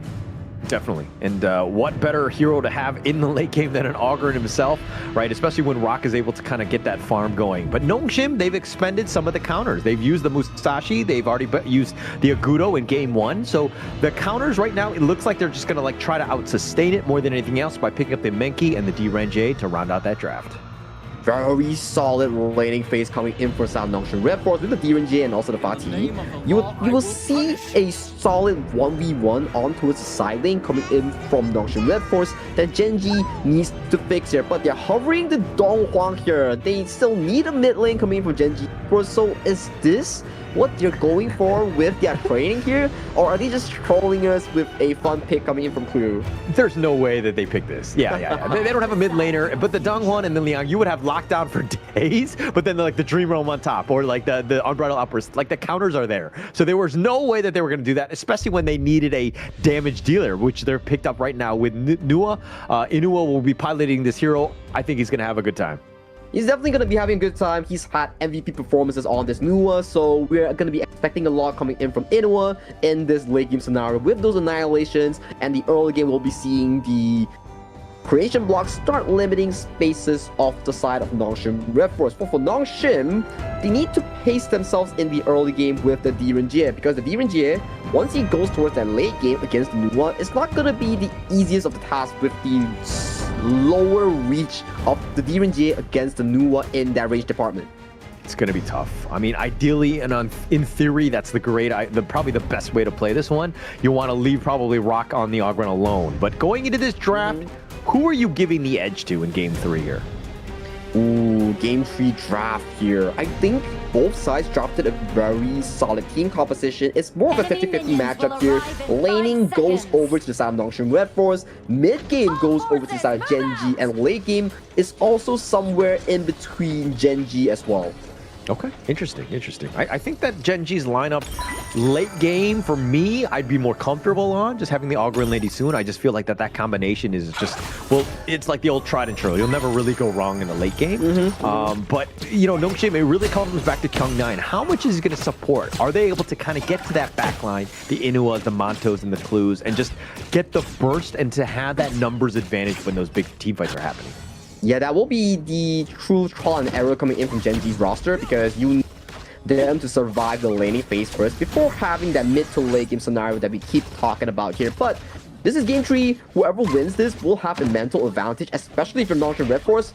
If you go to lose game 1 just to bounce back 2 games, imagine the mental fortitude that you have that really pushes you to that eventual game 4, right? So for these 2 teams, winning this game will put them at match point and will put them at a much better mood. Yeah, definitely. Giving them, putting the pressure on the enemy team, huge. Completely underrated. Obviously, in a longer series, you definitely want to be in that driver's seat, right? When you're up 2-1 and you're thinking you're way more comfortable. But going into this, it could go anyway, right? I do think that the series is going to go to game 5, regardless of who wins this one, because these 2 teams are so evenly matched.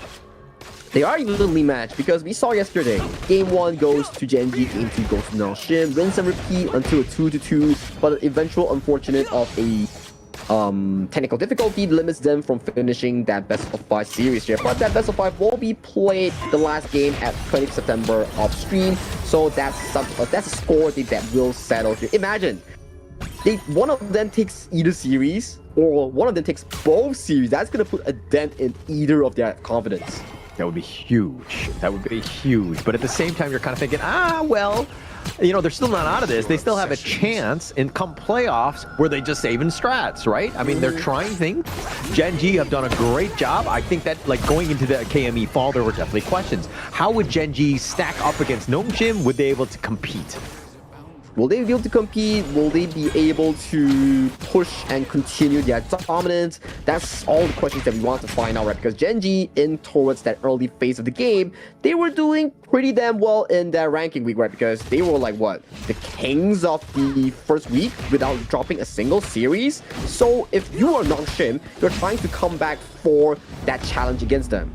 Yeah, that would be great. I mean, for both of these squads, like, to see exactly who is going to kind of come out on top.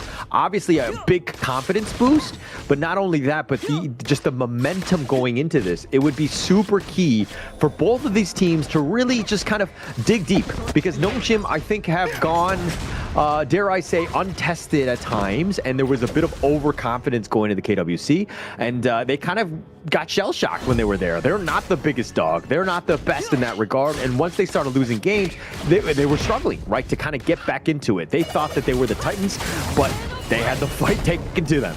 Yeah, they have the fight taken to them, but that's what make a region so good when you have two teams like Nongshim Red Force, like Gen G Esports, because it makes that rivalry that to push both of these two teams to keep growing and learning here. But a Dream Roam does land onto the Eagle here as he walks away to safety here. But back onto the topic, it's just like the rivalry between OG and Twisted Mind from your favorite region known as KMW. So I hope that we have something like that in the KME, being Gen G and Nongshim. Get that word out of your mouth. We don't say that on this cast here, but Haku gets devastated. Rock just runs it down, chasing him, and he gets the big old Menki. Big catcher coming in from side Gen G Esports, taking down the junglers just moments before the objective is not what you want to see side of Nongshim Red Force here. So that's a big win coming in from Gen G as they look dead in the eye towards this Tyrant that they potentially want to contest for. Yeah, but the death timers are so quick that Haku's going to be back up. He's going to be able to kind of see what's going on as Rock kind of pulls the Tyrants away. I don't think he's actually going to commit for this. This is a bad 50-50 if they want to go. Rock looking to just go right into Haku. The Dream Roam, he gets the steal and he gets on out of there. Haku with the steal. You see Haku with those glasses, he's chill with it. He's not looking at the explosion. He's just like, okay, drive by, let me grab my Mech Tyrant and let me bail out to safety here. Haku is just cool with it, you know? Yeah, just completely. That was a perfectly played there. I mean, if they lost that, because giving up first blood and then losing the Tyrant, that would have been a disaster start for Nongshim. They salvaged what they can, taking that one out, but they did take some heroics from Haku there. Yeah, heroics from Haku does limit all these losses here coming in from Nongshim Red Force, because you see, Gen G already having 1,000 gold. We imagine them double downing with that Tyrant. That could have been bad news coming in from the Nongshim Red Force roster. Oh, that would have been terrible, right? And now Gen G here, maybe they start the Overlord if anything, but Rock will continue to farm. He's been off the map. He's so efficient. His movement, his ability to just find farm across the map. Wawa, did you see that misclick? He actually used the flash for no reason. Well, misclick or mind control, because you see, he's forcing Kyo9 all the way back to the mid lane here, and he secured the class name tower here, so that's a big win coming in from the side of Gen G, but bot side though, Haku seems to be in a pinch. Yeah, he's in a bit of a pinch. He's got the bubble, though. He will stay safe, but Gen G, all 5 members here, and this might be a bit of a steal. Haku does not have smite, so it's just a bit of a farce more than anything else. Gen G will take that up. They will smite it, ensure that they get that blue buff. Yes, sir. And right now, it seems to be both ensuring the map state. We see all these side lane turrets go in favor of both teams. So it's really down to who gets that mid-game team fight that we keep talking about. Mid-game team fight is how teams really secure their lead, really push on in terms of team fight. Because HOK, yes, you can play macro for the full game until the end of all towers. But you still need to fight that last team fight in front of the crystal here. So team fighting is the essence of the series. It's got to be key, and that's the biggest thing. Nongshim right now, we were kind of talking in the pregame about how they might have an edge in the early game. They are behind. And it's not a huge amount, but Gen G have just been taking the pressure and just putting it on. And now Nongshim have to defend this bottom T1. And this bottom T1 sees a lot of rotation coming in from both these two teams here. 5v5 in towards the river here as Rock face checks into a Kyung9 with the ultimate beam pop. He's going to be backing off. He will be fine, if anything, but, you know, Kyung9 made that nice little rotation. Something to take note of, the top lane is not really pushing because they provided so much pressure in the bottom lane. And Nongshim, look, again, they don't want to give this up. They're looking to just invade the enemy jungle, too. Yeah, every small camp that they take is a bit of gold denied away from Gen G and more gold towards their pocket. If the next attacking point won't be this Azure Golem that's just going to be spawning in just a few moments right now. We see Haku position himself super aggressively, wanting to take control of this space. Yeah, he has the smite this time, but look at Rock in the mid lane, realizing that, yeah, he might give up the blue buff. They're going to look to put pressure elsewhere, but now Genji looking for the wraparound. They do get the steal with that blue buff smite, and now Haku making his way into the mid lane, finds Rock, nice Dream Roam, onto one though. The board is going to be set up, the Umbrella Outburst locking him back in, and they do get the kill. They find Wawa, and those slashes are on point by Kyung9 as they take down Rock as well. Oh, big win here coming from Nongshim Red Force as they take two of the main tanks here coming in from the side of Gen G. And right now, they're looking like super duper solid in the teamfight department. This is the thing we talk about, right? It is always coming down to these teamfights. And Faye, to add insult into injury, steals away the Crimson Golem under broad daylight.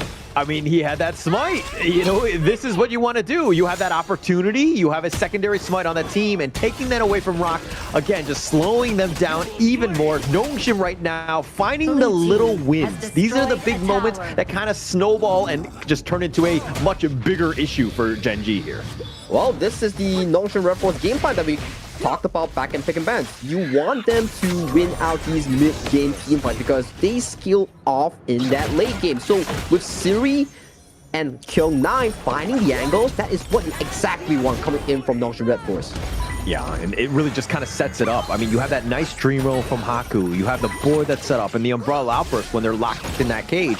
It's like the perfect wombo combo. And Nongshim were able to execute that first time. Are they able to do it again, potentially going into this fight here? So far, if you're Gen G, I gotta say, just get more time for Monto and Wawa to scale towards that late game so that Rock can allow the backline to have ease of access with those damage dealt here, because they need damage to melt down tanks like Haku, melt down tanks like Faye on these really beefy boys. Yeah, very beefy boys here. And Nongshim right now, speaking of beefy boys, they've been able to steal away all of the buff from Gen G. I believe it was the past 3 that they've taken away. So Gen G right now, very difficult for them to find any sort of farm, especially without those buffs. And now they're putting pressure on this mid T1. That's all the T1s going in favor of Nongshim Red Force. So Nongshim, they prep themselves very well in the map state, and they are pathing towards this Shadow Tyrant here. What is the call, Gen G? Is it to fight, or is it to give this Tyrant and secure more time to farm for your late game carries like Monto, Inua, or even Wawa? But the fight seems to be breaking through. Oh, Umbrella Outburst on to 3 on the backline with that board. The Stampede, Monto's already been eliminated, and they want to go for Clue. Inua just barely limping away. He dodges the slash, and Kyung9 gets picked off, and Wawa makes him pay with his, the stab forward. But now here's the Conductor of Stoles. Rock is trying to stay alive. He does not have enough. Kyung9 is down, but they took 3 members of Gen G. Super duper big team fight here initiated by Faye on this Unbridled Outburst. This Zhang Fei, so much value, finding 3 key members, eliminating Monto, Clue, and also Rock here. Now, more of these turrets will fall in favor of Nongshim Red Force. Team fight win, tower win, and potentially the revisit of the Shadow Tyrant. Yeah, they're looking to just kind of backing off. They put the pressure on. They've taken the mid T2. And Gen G, yeah, you're poking and prodding, but you're not going to get much. I mean, DJ Sagi, break this one down. Look at Umbrella Outburst catching onto tree, immediately destroying Monto from the team fight here, and after burning the flash, Inua is left to dry in towards the backline here, forced to back away here, even though they traded Kyung9 back. But Rock, there's no damage in towards the backline here. He's just a living tank that's being assaulted by all these members coming in from Nongshim Red Force. One thing that's a little underrated by Nongshim right now is just how much damage they have. Yes, you have the utility from Illusion, but he also does so much damage. He's able to ensure that he gets a lot of value out of this Yixin Vic, but the rest of Nongshim, I mean, you have that Umbrella Outburst. Once you're Frawley form, you're doing some work, right? So a lot of potential burst onto Rock, who has, let's be honest, the hero has been nerfed. He's not as strong as he once was, and he still needs time to really get those items to really come online. That is so well said and so well summarized here, and that is why you need the late game carries like Monto, Inua, on the Nua, on the Lady Sun to really find those item breakpoints. Monto needs that Daybreaker, Inua needs that Voice Staff with all these like items to really buff up that magical damage prowess. But for now, it's still in favor of Nongshim Red Force their tempo, right? Because they're winning team fights, they're winning Tyrants, and they are winning in the structural damage as well. So if you are Gen G, the only thing you can do is wait for these item breakpoints, is to farm as much as possible. But there's no space. Look at this. Haku all the way up in front. Rock just like they're going back and forth. It's a bit of a dance more than anything else. And, you know, Nongshim are just pillaging everything in the enemy jungle. They're taking everything from them. Gen G fighting for scraps within, amongst each other. Yeah, they're fighting among scraps. They need to make sure that they defend at least 1 tier 3 here. But look at the tokens coming in from Series D and G. It's just chunking down all these high ground. Yeah, taking that one down very easily. The top T3 instantly deleted here. They're going to be backing off, dealing with the minion waves. But Nongshim, again, very patient, understanding that they don't need to force things. They can kind of go slow. They do have a bit of a lead in that 3k net worth lead. And now with this Overlord, it could be very difficult for Gen G to come back. It seems to be a dire situation coming in from Gen G Esports because the space allowed for this roster is starting to grow smaller and smaller here. They are not giving any form of tempo towards the hands of Gen G unless if we can see Wawa or Rock find those key catches. And so far, this Liang from Clue has yet to find those key engages against Nongshim. But even if Clue were to just make those jumps, and you're right? From level 4, we haven't really been seeing those ganks, right? But it was kind of like that damage, and this is why that Princess Frost is such a good combination, because you have that deletion, you have that potential. But Nongshim have just been taking the fight to them. They've been aggressive and taking over the map where Gen G have to play scared. They can't go for those ambushes. They cannot go for those ambushes. That's why Nongshim Red Force from that macro game point is outclassing Gen G in this game number 2 and game number 3 so far, as we see this empowered Shadow Vanguard go in towards the bot side. Inua with a flash away, but he's stuck inside the box. They find Rock, who's a little bit on the low side, but the bottom T3 already taken out. Kyung9 with those slashes. And now it's just going to be a matter of time. They're looking to just march it down. The crystal is wide open. The Annihilation has been expended as well. Rock trying to deal with Shadow Vanguard. Nongshim realize that they can't get the game end on this one. But Nongshim is playing such a beautiful game of macro rotations here. They are like, okay, our role is to force away the tier 3 high grounds here. Once we secure it, it's time to back off, wait for the Shadow Tyrant, and then we form that final team fight to win the game here. They don't need excessive kills. They just need to make sure the towers go down and it will not respawn. Wait, what? Kills don't matter? What? You're never one of my ranked teammates. They always think that it's all about the kills. No, not about the objectives. You gotta remember, Holler, when we were in Riyadh, who was the one carrying those games? It wasn't Kid, it wasn't Bland. It was yourself. No, it was definitely you. Let's be honest here. But Rock with that Blood Rage, it's just not enough. He's gonna get killed. And that's what we're talking about. The Augurin is just not the raid boss that we once knew. Yes, they took down Kyung9, but this is another opening for Nongshim here. I think this opening from Nongshim is so perfect right now. They get to the Shadow Tyrant and they might find the final pusher. They don't need Kill9 to end the game, but Gen G needs Brock as the front line here. Wawa isn't able to absorb so much damage. Base still has the Umbrella Outburst if they want to go for this. So this is with this push here. They have Siri, they have that damage. And it comes back to how this board is going to be set up. But Rock up in about 10 seconds. This is a scary spot. Like, I don't know if you want to continue on, and Nongshim were like, actually, let's retreat here. Yeah, Nongshim playing it safe. They are waiting for the waves to crash. They need 3 minion waves to crash all together towards the base with a 5v5 approach. That's where they can find the key winning push here. But will they wait for the Shadow Vanguard, or will they find the 5v5 here? It will be risky, but what is the call here, Nongshim Red Force? How are you guys going to play this upcoming tempo? I'm glad I don't have to make that call because I don't know. I don't know what the best play is on this one. If anything, they're looking to take away the buffs, and Rock really needs that one, especially in these team fights. Haku's still up in front. He's going to be tethered onto Rock, and now Faye goes to the Umbrella Outburst onto it. Very ambitious, if anything, but there's no follow-up damage. Yes, Faye will be fine, but Rock is taking some serious work with that taking liberties. He's the Conductor of Souls. It's just not enough. The Blood Rage is not enough as well, and he does go down. That's 44 seconds for him to be down. 44 seconds is a long timer with 3 waves crashing in all 3 lanes here. So what right now, Gen.G? You have to pull the trigger. You have to do the Hail Mary play. Yeah, they're looking to go in for this one, but now they're finding this Wawa, trying to find the back line, tries to go on to Siri, but he's going to be ganged up on Kyung9, takes him down, and now with the Crystal wide open, they get the double onto Monto, but more importantly, they take the Crystal and take game 3. Back-to-back clean finishes coming in from Nongshim Red Force. They don't take excessive fights, they take key fights, and that contributed to such clean wins from the boys in red. The greatest red are back online as they are looking dominant in this series against Gen.G Esports. Looking dominant. And I think, you just saw Coach YK kind of go in there. Everybody's like looking up to see if there's any sort of advice. But you can see that what he's done as a coach, right? He's just kind of like, this is a team that will, chase a car, so to speak, in that regard, right? They want to go bloodthirsty. They want to just go.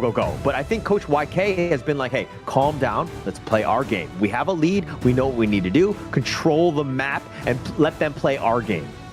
Yeah, control the map, let them play our game, play towards our own tempo. We keep talking about, okay, if you are Nongshim Red Force, you need to play the early game around the DRNJ tempo. That's why we keep seeing all these side lane turrets fall in favor of Siri on that DRNJ. So they play really well towards that tempo and they really minimize mistakes. And I gotta say, Faye on that Zhang Fei, so darn well with those unbridled outbursts, making sure that Nongshim Red Force were always on the proactive end. I tell you, man, it's all about the roamers, right? Yeah. Right? Roam lives matter. And hey, he didn't die a single time, but his Umbrella Outbursts, you'll see them in the highlights, right? Just set it up time and time again. And Rock, very uncharacteristic of him to be up front. Yeah, not to be up front, but to be dying like that. He died 4 times, the most on the team.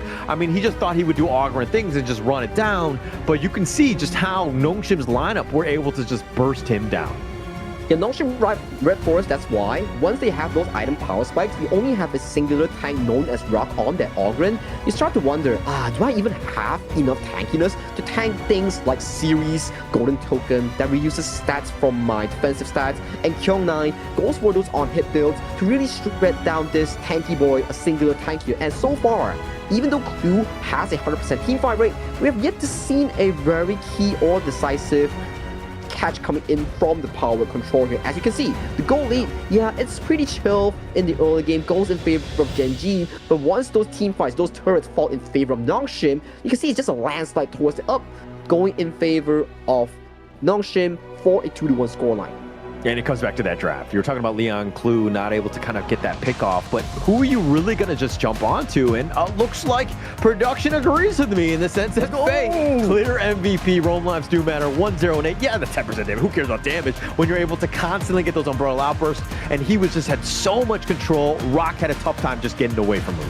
What a well-deserved MVP coming in from the side of Faye on the Zhang Fei. Can't pronounce Faye without Zhang Fei, right? Or the other way around. So he definitely deserves it because those idle outbursts that we're going to show you in just a short moment was so darn clean here. So look at this first one. He finds on towards the Rock. Rock goes into a bad position. He CCs Rock, enabling the team to jump on him. And this was the best one we've seen so far. Catching onto 3 pivotal members here. CC chaining Monto, not allowing even a brief moment for the marksman in Gen.G to escape or even click on the flash.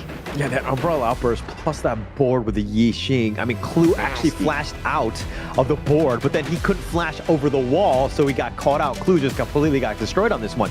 And that 1-2 combination, this wombo combo, if you will, like locking in Rock, where are you going to go? You're stuck in a cage with 4 members of Nongshim, and they made him pay every single time. Yeah, and this is a draft concept coming in to a counter against the likes of a Liang. You just need 2 front lines. 1 to engage, 1 to soak up the unbridled, to soak up the power control coming in from Liang, and there you go. Your team don't even need to worry about the Liang because it's just Liang standing in front, and then you will see the Zhang Fei using the unbridled outburst to engage or disengage against the Liang here. But that's game number 3 between Nongshim and Genji. We will be back for game 4 in just a short moment. In this world,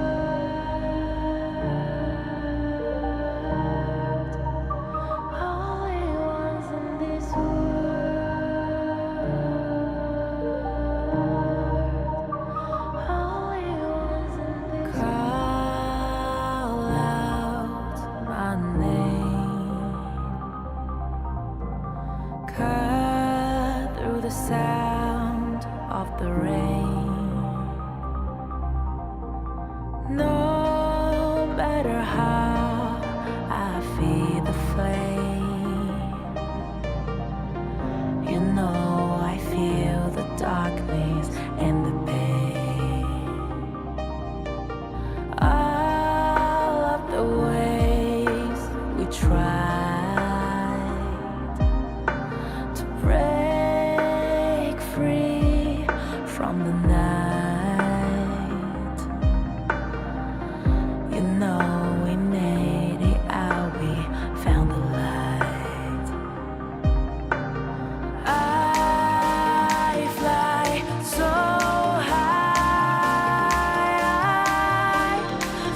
high, light up the skyline. Let's do it this time, like it's a whole new vibrant world.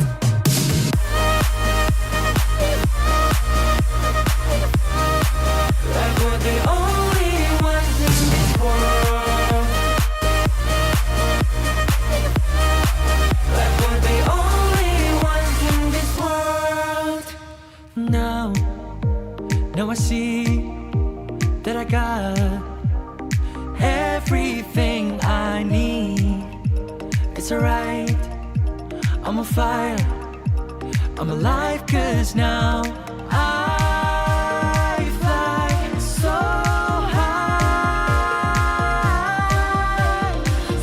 high, light up the skyline. Let's do it this time, like it's a whole new colorful world.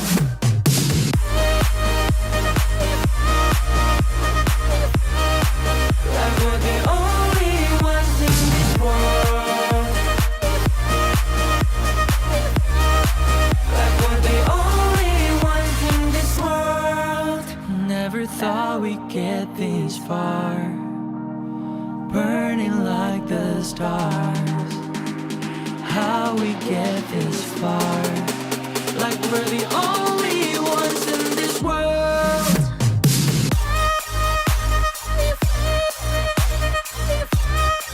Like we're the only ones in this world.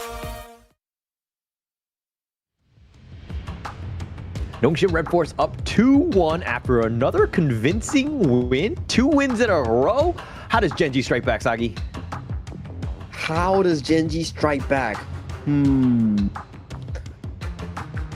That's for Genji to answer you, because I cannot answer you after this point, because it's looking kind of dire for their situation, because so far the draft has been really critical in both of these two teams, and Nongshim has the execution priority. They've been doing exceptionally well in those rotations, in those team fights, and for Genji, maybe waking up from their slumber, maybe finding the correct tempo, the one big engage from Clue or Wawa will be the key point that they need, because so far, like you mentioned, Roamer's Lives Matter and Faye has been performing super well against Clue.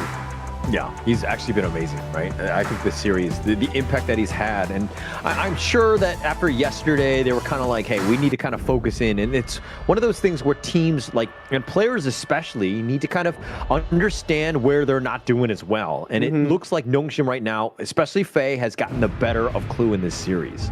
And this is the first time we've seen so far Genji going on towards the blue side, so maybe it's a shape up of how they would want to draft coming into the series, so that is at least a bit of a fix here that they are looking for the side of Nongshim Red Force. This is their comfort zone. They like to play on towards the red side. We see the Maestro Nui and also the Yu Huan being banned away in the first session of the draft. A lot of respect right there. I mean, in the sense that, like, They don't want Inua to get going. We know that he plays the Mai as well, but Gen G doing their own homework in that regard, not giving up the Ogryn to Haku, who likes to play that hero. But he just hasn't been as great, and now Gen G understanding that things are dire. Things did not look good in that game 3. They're going to go fast tempo. They're going to go with the pay. They're going to go with the pay, but it still opens up the Ogryn direction here coming in from Haku, because the Ogryn does traditionally pretty well against the pay. It's not to say that it's a direct counter, but Luna is still up and available, and is he just going to pick it? Because wow, he just picks it into a counter against the pay here. And my apologies, Ogryn has been banned away here, so Haku coming in confident with that Luna. Yeah, and you have that control from Mayan, which kind of, you need to solidify the top lane in your own jungle. Mayan can do that in spades as well with that control. You gotta let Haku get going, and it looks like the Diadia and the Ganon Mo for Gen G. It's a lot of damage. This Inua is gonna be super annoying to deal with, especially since the Nongshim side kind of on the squishier end. I like the Gen G draft because you have the Diadia to lock down the infinitely flying, dashing Luna, and then you have the burst that can pair up with Clue in towards that mid-roam synergy here. So for Nongshim, they cannot put all their eggs in one basket on towards the Luna. They need to find a different carry, like the Loom here. Yeah, the Loom. We'll keep it the old tried and true. This is the series special. He loves this hero. Definitely one of his mains. He'll be very comfortable, and he does have a bit of an edge. Like, if we're talking about lane matchups, a lot of good heroes have already been taken by Gen G. So what is available against Series Loom here? Well, what is available? It will be the Direnjie Concert U up and available for grabs for the side of Nongshim. Red Force Arlie is also one of the key candidates here, but it has been banned away from Monto's hand here. So between the Concert U and also the Direnjie, there's still options coming in for the side of Gen G's marksman. A lot of opportunities, and the biggest thing for them is that also, you know, next level in the sense that Gen G like to last pick the Sun Bin, right? And seeing as that they picked the Diadia here, they know that the Loom is kind of available because they use that Sun Bin as a counter to the Loom, you know, come T-fights with that silence, right? So Nongshim, again, just trying to get the one up in terms of the draft, giving them a bit of an edge, because the Diadia, yes, it has the control, but it doesn't have that suffocating time lapse that, you know, the Sun Bin has. Yeah, the silence removes the ultimate from the Loom because he cannot click it. The bitter farewell coming in from Diadia, you still can press the ultimate and bail yourself out as the lone care. But those are two of the options here presented by Gen G. They do go for that Diadia as a counter pick towards the lone here. Coming to the second phase here, we see more of these roamers being locked away from Faye here. But Faye here is available as Faye locks in his famous secure. He's got it. That's one of his signature heroes. He'll be very comfortable on that. And Gen G tried to do a good job of understanding like how to, you know, the roam was going to be a problem. They wanted to ban out the Lian Po, also a Fade special, as well as the Liang. Not as much, but it did make a little bit of sense if they were able to kind of get that control on to Pei, for instance. But the Secure is always going to be the tried and true for Faye. He hasn't had the greatest of time in the ranking week with it, but I do think that he'll bounce back in this game. I do think he'll bounce back in this game here, so we have to see how they actually play here, because Nongshim Red Force, they're doubling down in that damage department here. Everyone on Nongshim is packed with damage here. Xiao Xiao, you have Long, Luna, McGee, even Secure, there's a heck ton of damage on that Roma pick. At the same time, they're all squishy. So they're all glass cannons. Yes, I mean, even on the both sides of Gen G, like if you're looking at this one, Sansa is probably the biggest tank on the battlefield, but he's not very tanky himself. So this is going to be an interesting game, and seeing exactly like if they're grouping up, that boat could potentially be game winning. At the same time, Nongshim, how are they going to play around with the secure Mulberry power, ensuring that he gets a multi-man stuns? This is going to be a great game and going into game 4. Great game going to game 4. Both teams have locked their confidence draft. We see Monto on his Marco Polo that he has found success with yesterday in that game number 5. Unfortunately, game number 5 was not played to the full extent in yesterday, but bringing out that confident pick for Monto is what he needs to regain that confidence. If they win this game, it will be smooth sailing for them for that game number 5 here. But this is game number 4 between Gen G and Nongshim Red Force. Nongshim is up in that scoreboard. They are in match point against Gen G. Do you think that this match, okay, which of these squads has the edge going into game 4 here with these drafts? Ooh, I gotta say, is looking pretty darn even here, but the concern that you voiced out for Nongshim, they do not have a frontline hero here. So if they go on the reactive end, that will be pretty difficult for this roster here. You will see an issue where nobody can tank the set sail coming in from Wawa. That boat will be deadly. Yeah, that boat is going to be a problem, right? And I think at the same time, you have Kyung9 with the Mayin, the Get Series, the whatevers of the pulls, all these things. So it's going to be really exciting to watch. Very mobile heroes. Again, everything's going to be on a knife's edge. Everything's going to be a knife edge here. We have to see who pulls the first trigger here, and we go back to the same question here. Which of these roamers will find that correct angle in allowing their team to play a better game in Hero Scorcher? So it comes down still to the two roamers. It's going to definitely be on them. Faye and Clue, those, I mean, they're already just kind of giving up on the farm lane, letting them solo it more than anything else. But let's talk about this Marco Polo versus the Siri Loom. Who are you giving the edge to? I think if it's a full-blown out 1v1, it is going to Monto because of the more consistent DPS. But if it's a long lane pokes with prods, it goes over to Siri because Lone plays on spell rotations. Monto, if he can stack the passive with the Resplendent Revolver, you will see the true damage stack come in extremely hard here. But Kyung9 here gets some punches onto Wawa here and doesn't go to safety.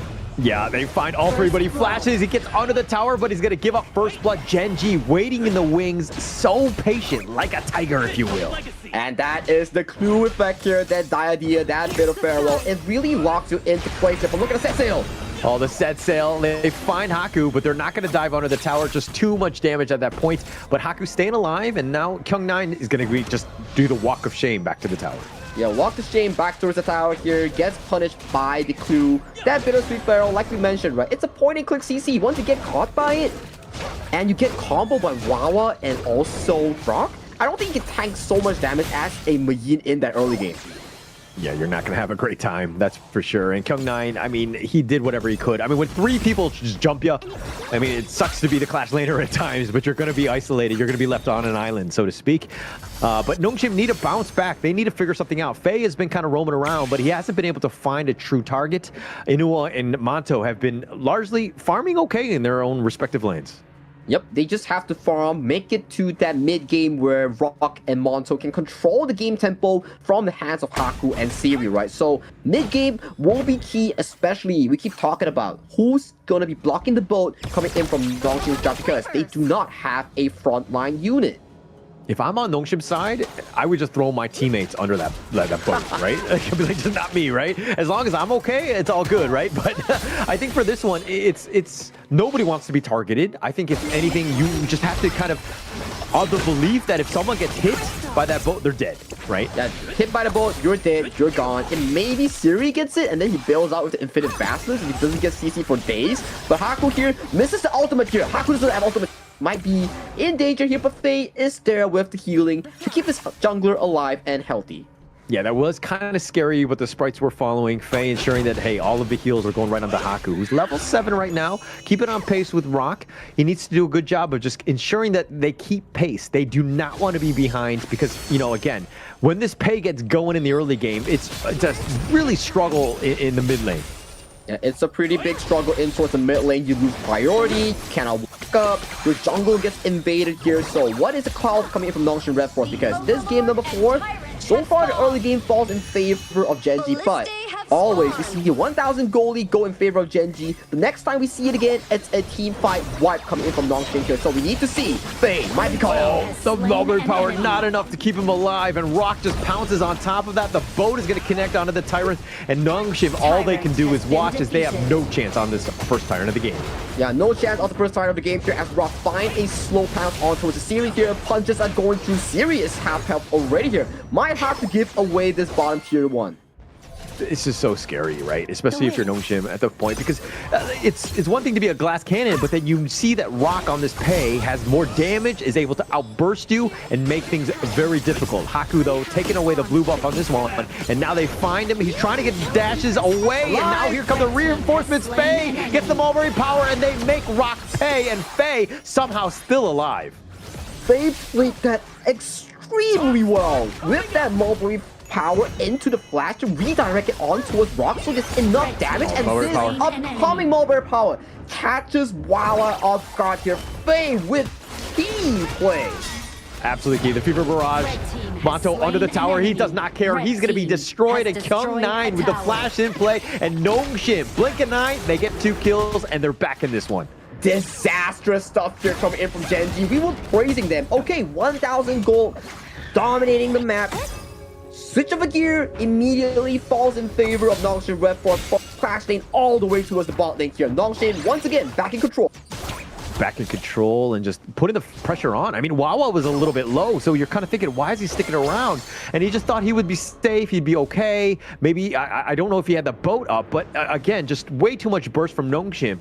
This is a situation where everybody is so squishy. If you get caught out, if you're down numbers, you're just going to get bursted.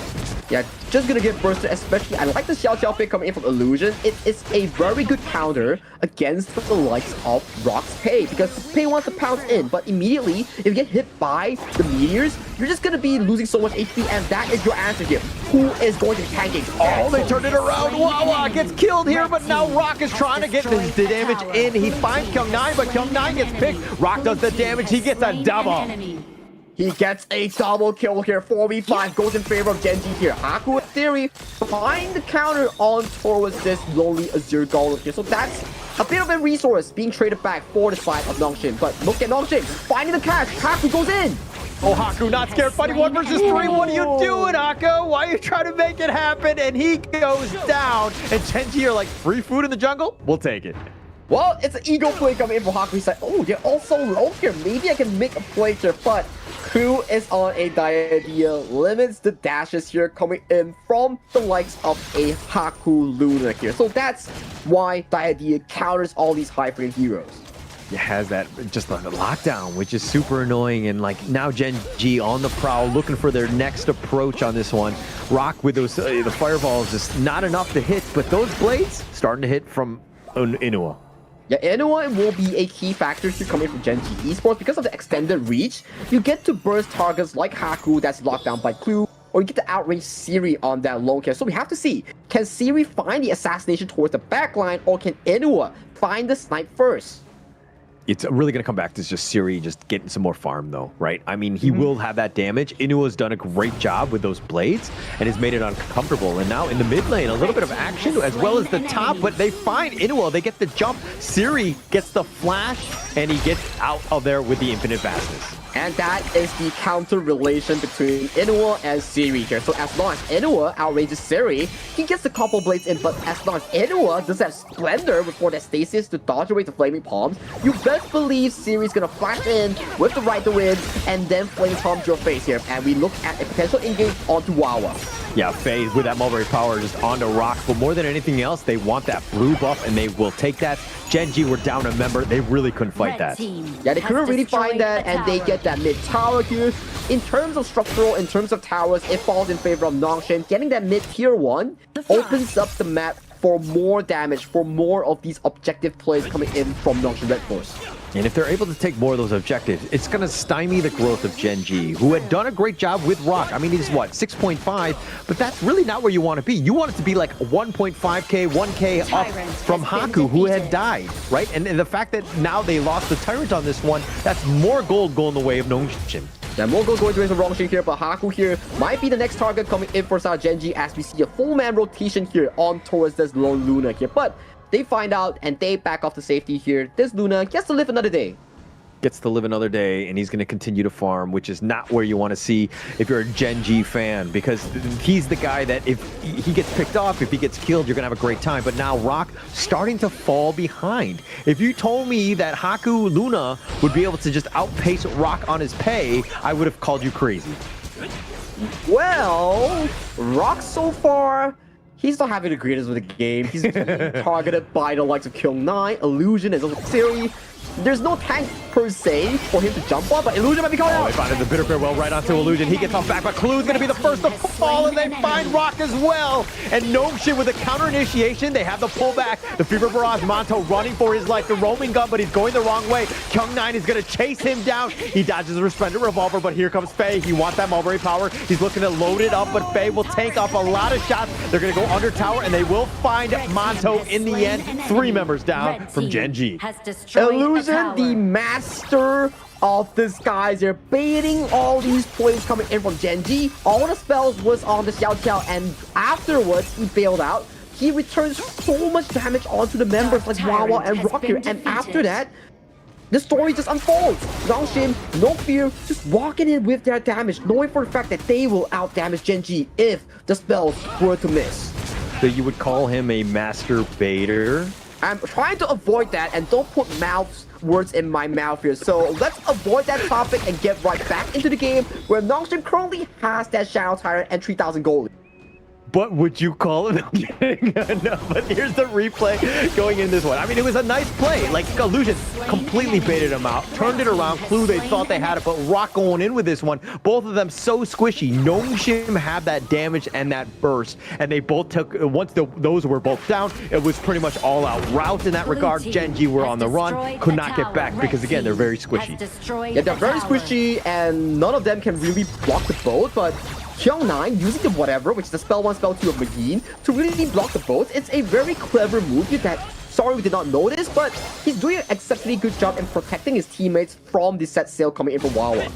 Yeah, he's doing a great job in that sense, right? I mean, somebody has to tank it, but also Nongshin, look at how they're positioning. They're not like huddling together. They understand what, you know, the AoE stun that boat can be there. I mean, Kyung9 is a Sun Tzu main himself. So as long as they're kind of at arm's reach and they can help each other and they can go in for this one, especially since Kyung9 is looking to dive in. But now the boat, what's it going to connect? No one. It goes, actually, it's going to hit its own tower.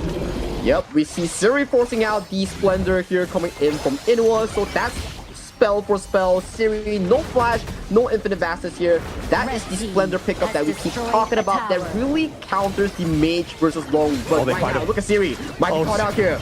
Oh, the Destiny counter right on Faye, though, and they find Siri. Oh, he's just way too much damage. Rock was able to burst him down, continuing with that chase, just way too mobile. And now the set sail, they find Faye, but it looks like he just wants to fight this Wawa, looking to go in, fighting 1 versus 3, gets a stun, and he actually is going to be picked off, but space created. It's a 2 for 2.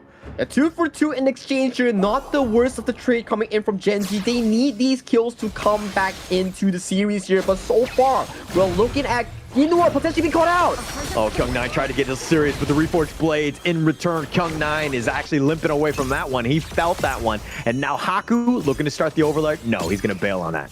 Still 2,000 goldie going in favor of Nongshin Red Force. That's why Inua needs to stay alive and do the most damage that he can. They need to rely on Rock and Inua because Monto, he's not finding those angles for those big Fever Barrages. But if he does find it, he might be in a good tree. But Kyung9 gets blown apart. Yeah, that was that burst. The Genji, this is what, you know, Rock, Clue with a control, and then you have Inua with those blades, and Kyung9 really couldn't get out. I mean, he tried to, like, I think Flash was on cooldown, if anything. He didn't really have much of a chance, and the rest of Nongshin, not really there. I think that's going to be fine to give up that 1 kill. That 1 kill might lead towards this Shadow Vanguard going in favor of Genji here, but we need to see what is the call here coming in from Nongshin Red Force, because you currently have 4 members. No one can tank this boat if there's no Kyung9. But who's going to face check Brushes, right? The Genji have been very wary about going in. They have the numbers advantage. Kyung9 is looking to be back already. Haku scouted it out, looking to go for the steal, but no, Rock gets the smite. And now Faye with that Mulberry Power onto 3, but Genji got what they wanted, which was the Shadow Overlord. Yep, good pickup here coming in for Genji, getting that Shadow Vanguard to really delay the game in towards their favor here. But Nongshin does get the beeline right towards the Shadow Tyrant here. It's a 50-50 trade among these two teams here, so we have to see what is the next call here for both of these two teams. The next team fight will decide the game. Yeah, Haku there taking that one with that smite, ensuring that they do get that one. Again, big neutral for big neutral. Yes, the Shadow Vanguard is pushing in the top lane as well as the bottom, but Haku gets the Siri stab. He finds him. The pounce away. They're looking to go. Siri gets the pickoff, finds Monto. Down for 40 seconds. They find Inua as well, and they find the kill. The 2-man advantage. What can Nongshin do? Big pickup here coming in from Siri. That is the play that we're looking for, and that paid off super duper well. Mid farm down for Genji for 40 seconds here. Nongshim is in the driver's seat to look for more towers. They're looking for towers, but they need to do some housekeeping. I mean, the Vanguards in the top and the bottom lane were actually putting them in a bad spot. Nongshim have just basically kind of solidified at least the lanes, the lane equilibrium. And now with the Shadow Vanguard in the mid lane, Nongshim really didn't get much aside from maybe the blue buff in that one. That is a fortunate attempt here coming in from Genji. At the very least, that Shadow Vanguard really removed the wave pressure that they are severely under fire on. So that's still room to breathe coming in from Genji. So they need to find that team fight that we keep talking about. If they can find a clean wipe, potentially they can make it back to this game. Yeah, they need a clean wipe, but that is a tall task. That is a difficult one, right? Genji now playing defensively. I mean, they have the potential spells as well as the control to potentially do that, but look at how Nongshim are spread across the map. Kyung9, he's going to be scouted out, but he has the speed to tank out what Wawa's bringing. Yep, the Wawa is really just scouting out this, but look at Kyung9, might be caught out. Might be caught out. Again, just look at how Siri's in the top lane. The minion waves are slowly crashing in. Faye looking for that Mulberry power to potentially just jump in. But Genji on the defensive. They have to just hold the line. Have to hold the line, but look at Siri here, getting poked out by those swords coming in from the Ganem mode. That is the counteractive thing that we're talking about on this Ganem mode against the long kill. You get outraged, you have all the items, you get the Splendor, just have to dodge out that first Flaming Palm and you're good to go. But dodging it up, not the easiest thing to do, right? I mean, especially when things are just getting fast and chaotic in those team fights that potentially happen. Obviously, if he starts it off, it's going to be much easier when you see things coming your way. But Nongshim have done a great job of understanding who needs to engage first. Kyung9, Haku, they're looking to just get the setup. Faye looking for that counter initiation as well. So this could be a potential jump as they're waiting in the brush. They're winning the brush, they find Haku, and Haku is forced to back off towards safety here. They take up the Crimson Golem though, at least right now. Game is coming into a late game mark here. Any form of death will resolve into a bit of a picky situation for any of these teams. I mean, it's going to be better for Nongshim considering they still have the mid T1, so it's going to be slow rolling uphill, so to speak, into the Nongshim base. But that said, I think Nongshim are going to be happy with this lead that they have grown. I mean, it's about 3.5k. They've put the pressure on, but taking this Shadow Overlord could be huge for Nongshim. It could be huge, and it could give them so much control all over this map, right? You need the waves to be pushing in to allow Siri to control those waves, get those powers here. But look at the front end here. Both of these two teams ready to attack. But Haku's not there if they actually want to go. Genji don't know that though, and it looks like the Shadow Vanguard in the bottom lane providing a lot, and Genji have to return to defense, right? They have to go back to their base to deal with the minion waves. And look at the macro game here coming in from the side of the Nongshim Red Force. They put up the wave right towards the top side here, and that one Flaming Palm takes 40% HP away from that turret already.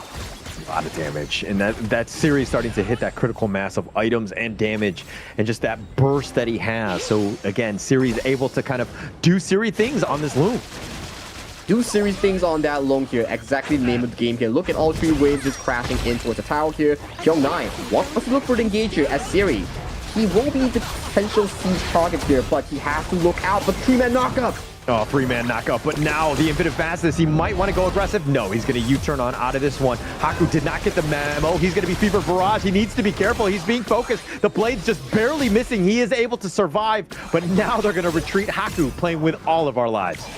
Still, such a stalemate here. Good defense here coming in from Genji. The Ganem mode cannot fall. Once the Ganem mode falls, that could be an issue here coming in from Genji here, but so far all these objectives are being controlled under Nongshim's Red Force grasp. Actually, Genji on that hold was actually very smart. They took the top one as quickly as possible because the rotation, the Shadow Vanguard was in the bottom one, so that once all of the other lanes had been taken out, they had no minions. So all they could deal was that one single lane. They do have a decent amount of wave clear. We're talking about Genji having a lot of damage. They've been able to kind of withstand that assault because of that.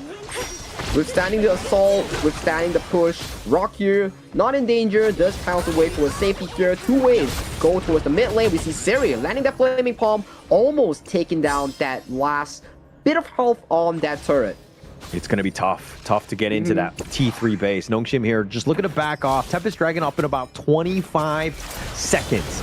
This is, of course, going to be key going into this one. Nongshim need all the help. They're going to need all the buffs and needs potentially a Tempest Vanguard to end Genji here. It's either Inuwa bursting Siri or Siri bursting Inuwa here. One of this will happen shortly in this game here. And another Flaming Palm does take away that tier 3 turret coming inside Genji Esports. That's one turret down. And Tempest has been spawned on towards the top side here. What is it called? Yeah, well, Haku right now, he's just waiting in the wings. He's waiting. He's in a bad spot if he were to get caught out. But now they're looking to go. Kyung9 gets a little bit serious, finding him out. The pounce forward by Rock. But now Haku on the back end, the set sail on it too. The Illusion with the passive, but the Fever Barrage is going to be on point, killing the Illusion. But Rock and Wawa and make that clue have already been killed. The Infinite Fastness, he wants to go aggressive. Finding Inua, who has the flash. He's going to be picked off by that Flaming Palm. And Nongshim coming back from this one. And it looks like they will end the game in a matter of time for these minions to just march down the mid lane. Better team fight win games and Nongshim. Red Force come out on top by dominating that team fight. Faye finding that crucial flank along with Siri lurking behind the back lines here. And right now, you have on your screen Nongshim reclaiming the dominance that they missed out in the ranking week. Definitely dominated. That was a huge confidence boost, something that they had to a must win, right? Especially going in from yesterday, where it was going into a game 5, everything was on the line. We don't know how the results are going to be on for that one, but going into this series, they're like, hey, this is your potentially, you got to take the fight to them, right? And Gen G right now, they fought well, they fought valiantly, they had their moments, but just Nongshim too strong in the end. Nongshim too strong in the end, and always Siri finding those correct angles and deleting the backline here. It's Inuwa Ganemo versus Siri's Long, right? If Inuwa gets the snipe onto Siri a full glass cannon Long, Siri just gets deleted here. Same story for the side of Inuwa. If he gets hit by one Flaming Palm, he's deleted from the map almost entirely. So good game here coming in from both teams here, stalling the game to a 20th minute mark, but in terms of team fight, it goes in favor of Nongshim Red Force with the superior mechanics. Superior mechanics. Very well said in that regard, right? I think Gen G, they had their moments. You're thinking Rock on this pay, he's going to just close the game out. But Nongshim were able to just, again, they were stalwart. They were able to kind of fortify their own defenses in that early game and just take the fight to them. But look at the fact that Illusion, Kyung9, yeah, they died 3 times apiece, but the rest of the team just died a single time. Again, with a glass cannon, people not dying, it's huge for this team and their KDA to just be very positive in that regard. And I'm very interested who does the most damage coming in from Nongshim Red Force, because all of them has capabilities in doing damages. So I just want to see, how does the damage chart look like coming in for the boys in red? Because everyone is a glass cannon. Yeah. And looking at this lineup, this is why Nongshim, I mean, you talk about Kyung9 or Haku making some miracle plays, or even Illusion at times, but and Siri, in fact, like literally this team is just like, everybody steps up, right? They play well together as a team. But to answer your question, most damage, of course, it will be Illusion. Second most in ranking week, and he continues that tradition here. And look at Faye's Secure. 65,000 damage dealt by the Secure here. The Mulberry Power and the Fireflies does a lot of AoE, even surpassing Siri, Haku, and Kyung9 in those charts. Yeah. This is a flex at this point, right? I think that you talk to your Kyung9, Haku, and Siri and be like, hey, guys, get on my level here, right? You want to contribute or what? So, I mean, Nongshim here really playing well. Faye really stepping up when you needed to. And this is the gold graph that you're seeing. It was the greatest red in the end from the 10-minute mark essentially on, and they were able to close this one out.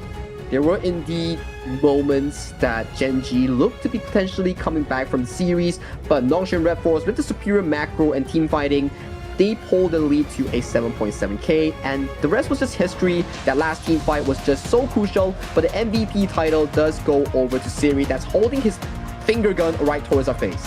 Yeah, put the guns down, Siri, okay? With just the photo, right? Okay, but he's 5-1-3, 90% of the damage. Everyone had so much damage on top of that one, but his ability to take down those towers and then also get those pickoffs onto like Inuwa, making him very uncomfortable with those flaming palms, and this is why he's a very scary Loom player. Very scary long player, knows his positioning, knows when to go for those all in here, and this is the replay that we are having on our screen here. Wawa face checks into Oblivion, gets burst down almost immediately, but these are all those good plays coming in from Genji that potentially may bring back the game because of Inua. But right now, you see, jumping onto Illusion, all the damage lays on top of the members here. And as of this point, no front line means you are scattering here. And these are the examples that of a good team fight that Genji wants to have.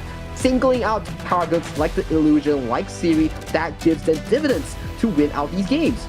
Yeah, target prioritization and being able to find the right guy at the right time, especially since you don't have a tanky guy. You just need to be sure that, like, hey, if we're going to call out one guy, that guy needs to be deleted, right? You see Rock, they need to go, right? And Siri right now gets the pick off, finds Monto, worst position in that one, all the way up in front, made him pay, and then it was pretty much all she wrote at that point. And look at this last team fight, right? You see Siri's position. He's not going for the front line, he's going for the back line. That's the role of Alone. You don't always need to hit the front line.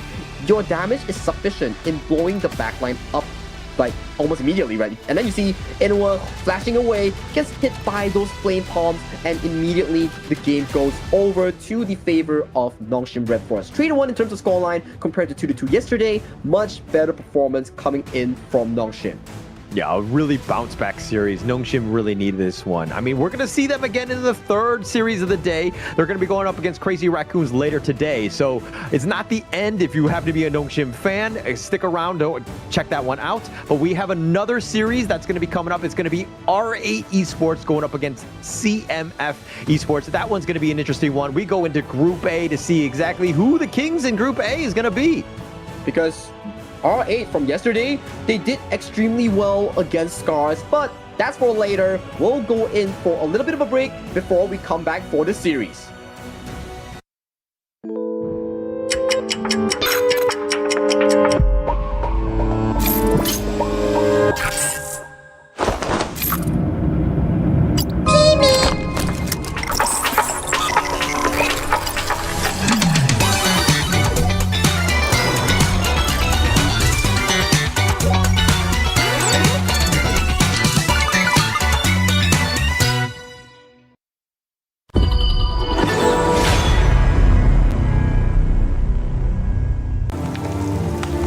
The elders say the seers have guarded the misty marshes for generations.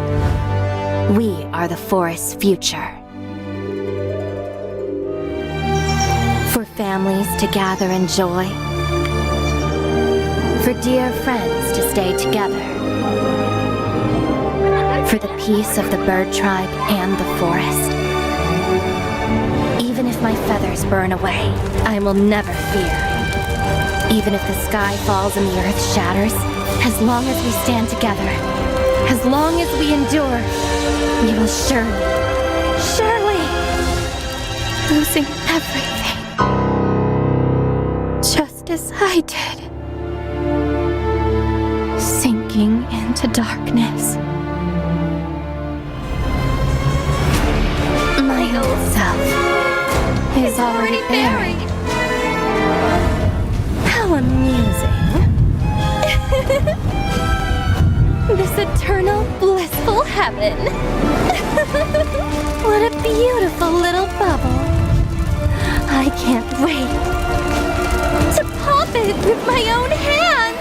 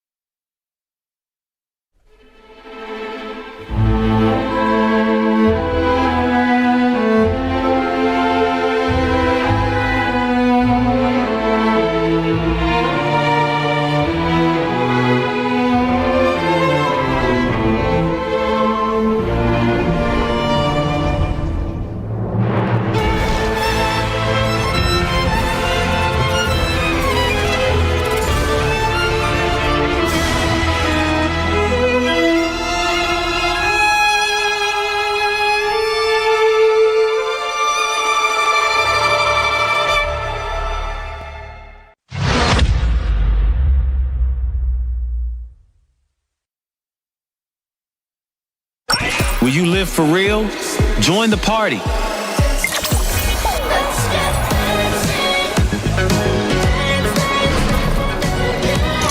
Make the whole street a party. and add disco balls.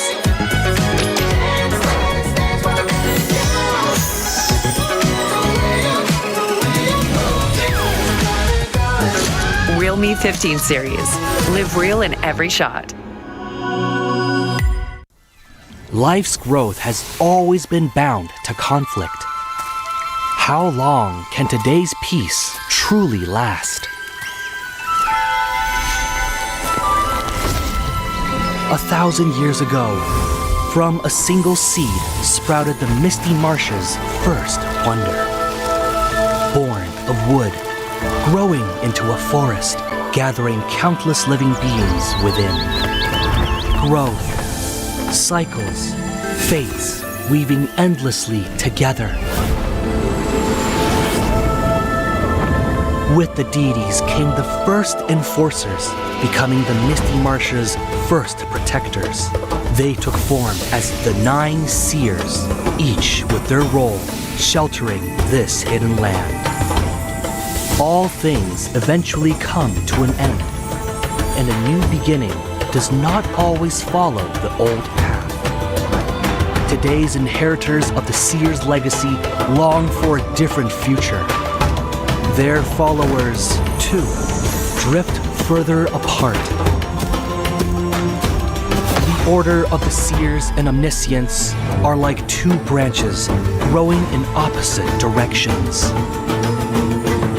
The misty marshes watches quietly as it all unfolds. For from the moment that first seed sprouted, the deities already knew the life they nurtured would one day choose its own future.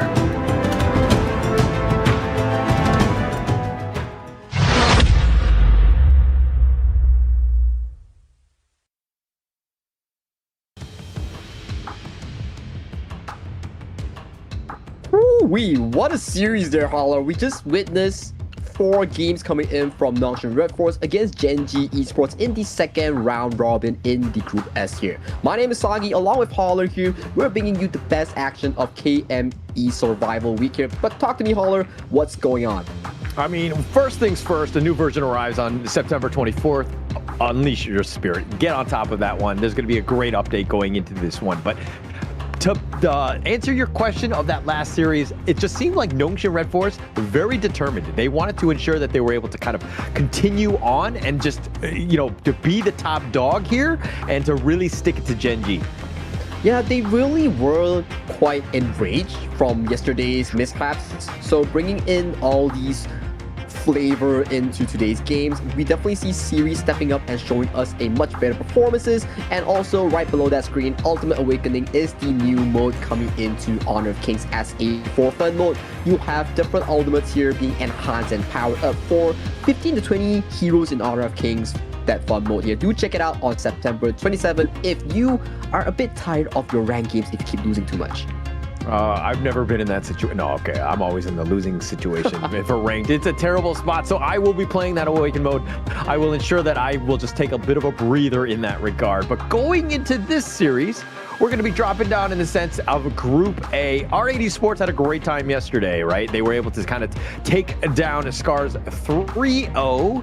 But going up against CMF, we're going to have to find out. But of course, the first team up will be Scars. Let's see their video now. So you should never give up. You gotta fight for it. Whoa, let's go. I know you want it. I see the fire in your eyes. You gotta fight for it. Let's go. The battle's calling. You better give it all you got. You gotta fight for it. The time is right for you to raise a bar. Cause you could be the greatest of them all. Let's go. The battle's calling. You better give it all you got. You gotta fight for it.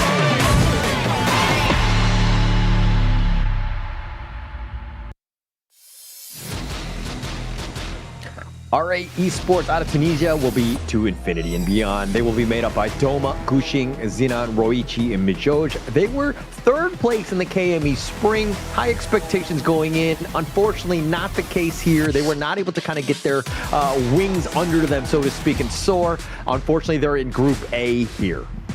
But they had a fantastic game yesterday, right? When they went 3-0 in terms of line against none other than the Scars, right? And they made immediate roster improvements with Gushing replacing BX, but on the opposite end will be another Group A team, CMF.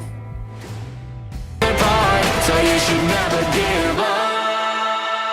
You gotta fight for it. Whoa, let's go. I know you want it. I see the fire in your eyes. You gotta fight for it. Oh, let's go. The battle's calling. You better give it all you got. You gotta fight for it.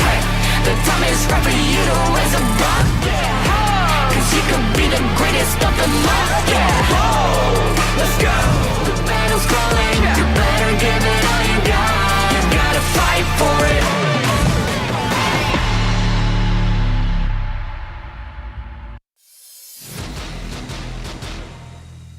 And the Undertakers are the CMF esports in the clashing with Saiken Oya Wei. They are import from the NKL region, Ashir, Anthem, and Timid, formulating that mid, roam, and farm synergy here. This will be the opponents coming in to find their first series win against R8 Esports. This is going to be an interesting matchup, right? Where in the sense that, like, CMF, they lost to a Star 1-3 off stream yesterday. And going into this one, you're thinking, where do these T guys really belong? I mean, yes, probably Group A. They need to figure out, you know, how to get their feet under them. They haven't been able to kind of pull off any sort of wins as of now, other than some individual games here and there. They haven't been able to take a series. And this is going to be a true test going up against R8 Esports, a big titan in the KME. And they are in a sticky situation, right? Because you're not in Group S. Group S, no matter how you end up, you still make it towards that playoff spot here. And this is the head-to-head between Xenon and Anthem here. You can see they are pretty tight in terms of statistics. Kills-wise, they are almost similar, 17 to Xenon, 20 towards Anthem. But the damage department falls heavily towards Xenon in towards the mid lane here. But back to the topic here, if you're a CMF and you have already lost a series against a A-star, you lose one more, does that put you out of contention for that one slot in Group A towards that lower bracket playoffs? It's not going to help, that's for sure. Especially with this round robin that's going around. I think that you have to look at every single series as a must win. And going to the true test of a best of 5, not the easiest. R8 Esports have been there, especially last year. They had that experience. It's helped them out. Not to say that they're going to win this guaranteed or anything, but CMF right now have a bit of a climb ahead of them. CMF will have a climb, I think, coming to this season with the roster coming in for some of the players from Venomous and adding the addition of Wei in towards the jungle. They have a high learning curve to challenge some of these KME teams. But this is game 1 between R8 Esports and CMF Esports, with the draft starting on the blue side for R8 and CMF on the red side. So when you see a band like R8 going with the pay first, that just speaks, you know, it says that they don't really want to set the tone. And I really like pay. It's one of those things where it's like, if you don't ban the pay, then CMF are kind of forced to do it themselves.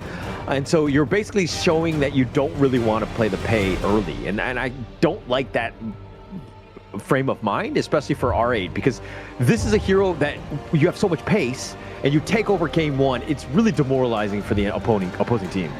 I have to agree with you, especially all these picks are targeted towards Wei's forward. Wei is known to be the assassin-centric jungler that likes to play Pei, Jing, and also the Luna here. But coming into the first game, they deny all these assassin picks 3 in a row against Wei in that jungle. So now Arlie Mayin in response to the Jing and then Dharma. Okay, so if you're wow, okay, a lot of control, which is pretty much going to be set up for Gushing to kind of get going on this Jing. Once you have that control, you just have the damage and you're on cleanup duty. That can make for a good time. CMF need to figure out a way to, yeah, you got the Arlie, but you don't have the control against the Jing. So far in that first 3 picks, we learned one lesson. When you see the Arlie, you lock in double assassin on the Dharma and to pair up with the Xiao Qiao, things are not looking so good for Anthem with that Arlie. It will be a really hard teamfight scenario for that player. Yeah, like how do you go in? There's so much control, like the AoE stuns where you have to be more than arm's distance. And the Diadea, okay, that's one way to kind of deal with the Jing. That Bitter Farewell will be huge, is able to kind of get the lockdown, then you have the Mayin on top, but now you need a little bit of damage to kind of shore up some other weaknesses. Yeah, some of these damages showed some weaknesses. You have to really pair up with potentially a big front line on the hands of Wei to really allow this Arlie and Diadea to move on without any sort of issues, right? Because if you open up a lot of space for them, they might just, go rampant here. So for R8, it's to assassinate their Arlie. For CMF, it's to protect their Arlie at all costs. Not going to be easy. You need some more tanks. You need like a jungler. But look, the CMF one, the lineup, if you're going to go with this Arlie, Diadea, Mayin, for me, you need like more of a damage dealing type of jungler, right? I think it's going to help out. The roam, you kind of already locked in. Clash as well. Mid, more utility. But the damage department is something that you really need to look into for CMF. I have to agree with you, and if you look over to R8, they agree to your point as well. They're constantly target banning all the assassin junglers coming in from Wei's pool. They want to put Wei on a back foot where he does not able to have the carry potential, put him on the tank, make sure that he sits in this place and allow the carry position to solely lie on Anthem only. So who are you? Okay, the Musashi ban, again, just protecting the Jing as much as possible. But who are you picking up for Wei with all of these junglers already? Like, literally all 4 of those bans that have been targeting Wei.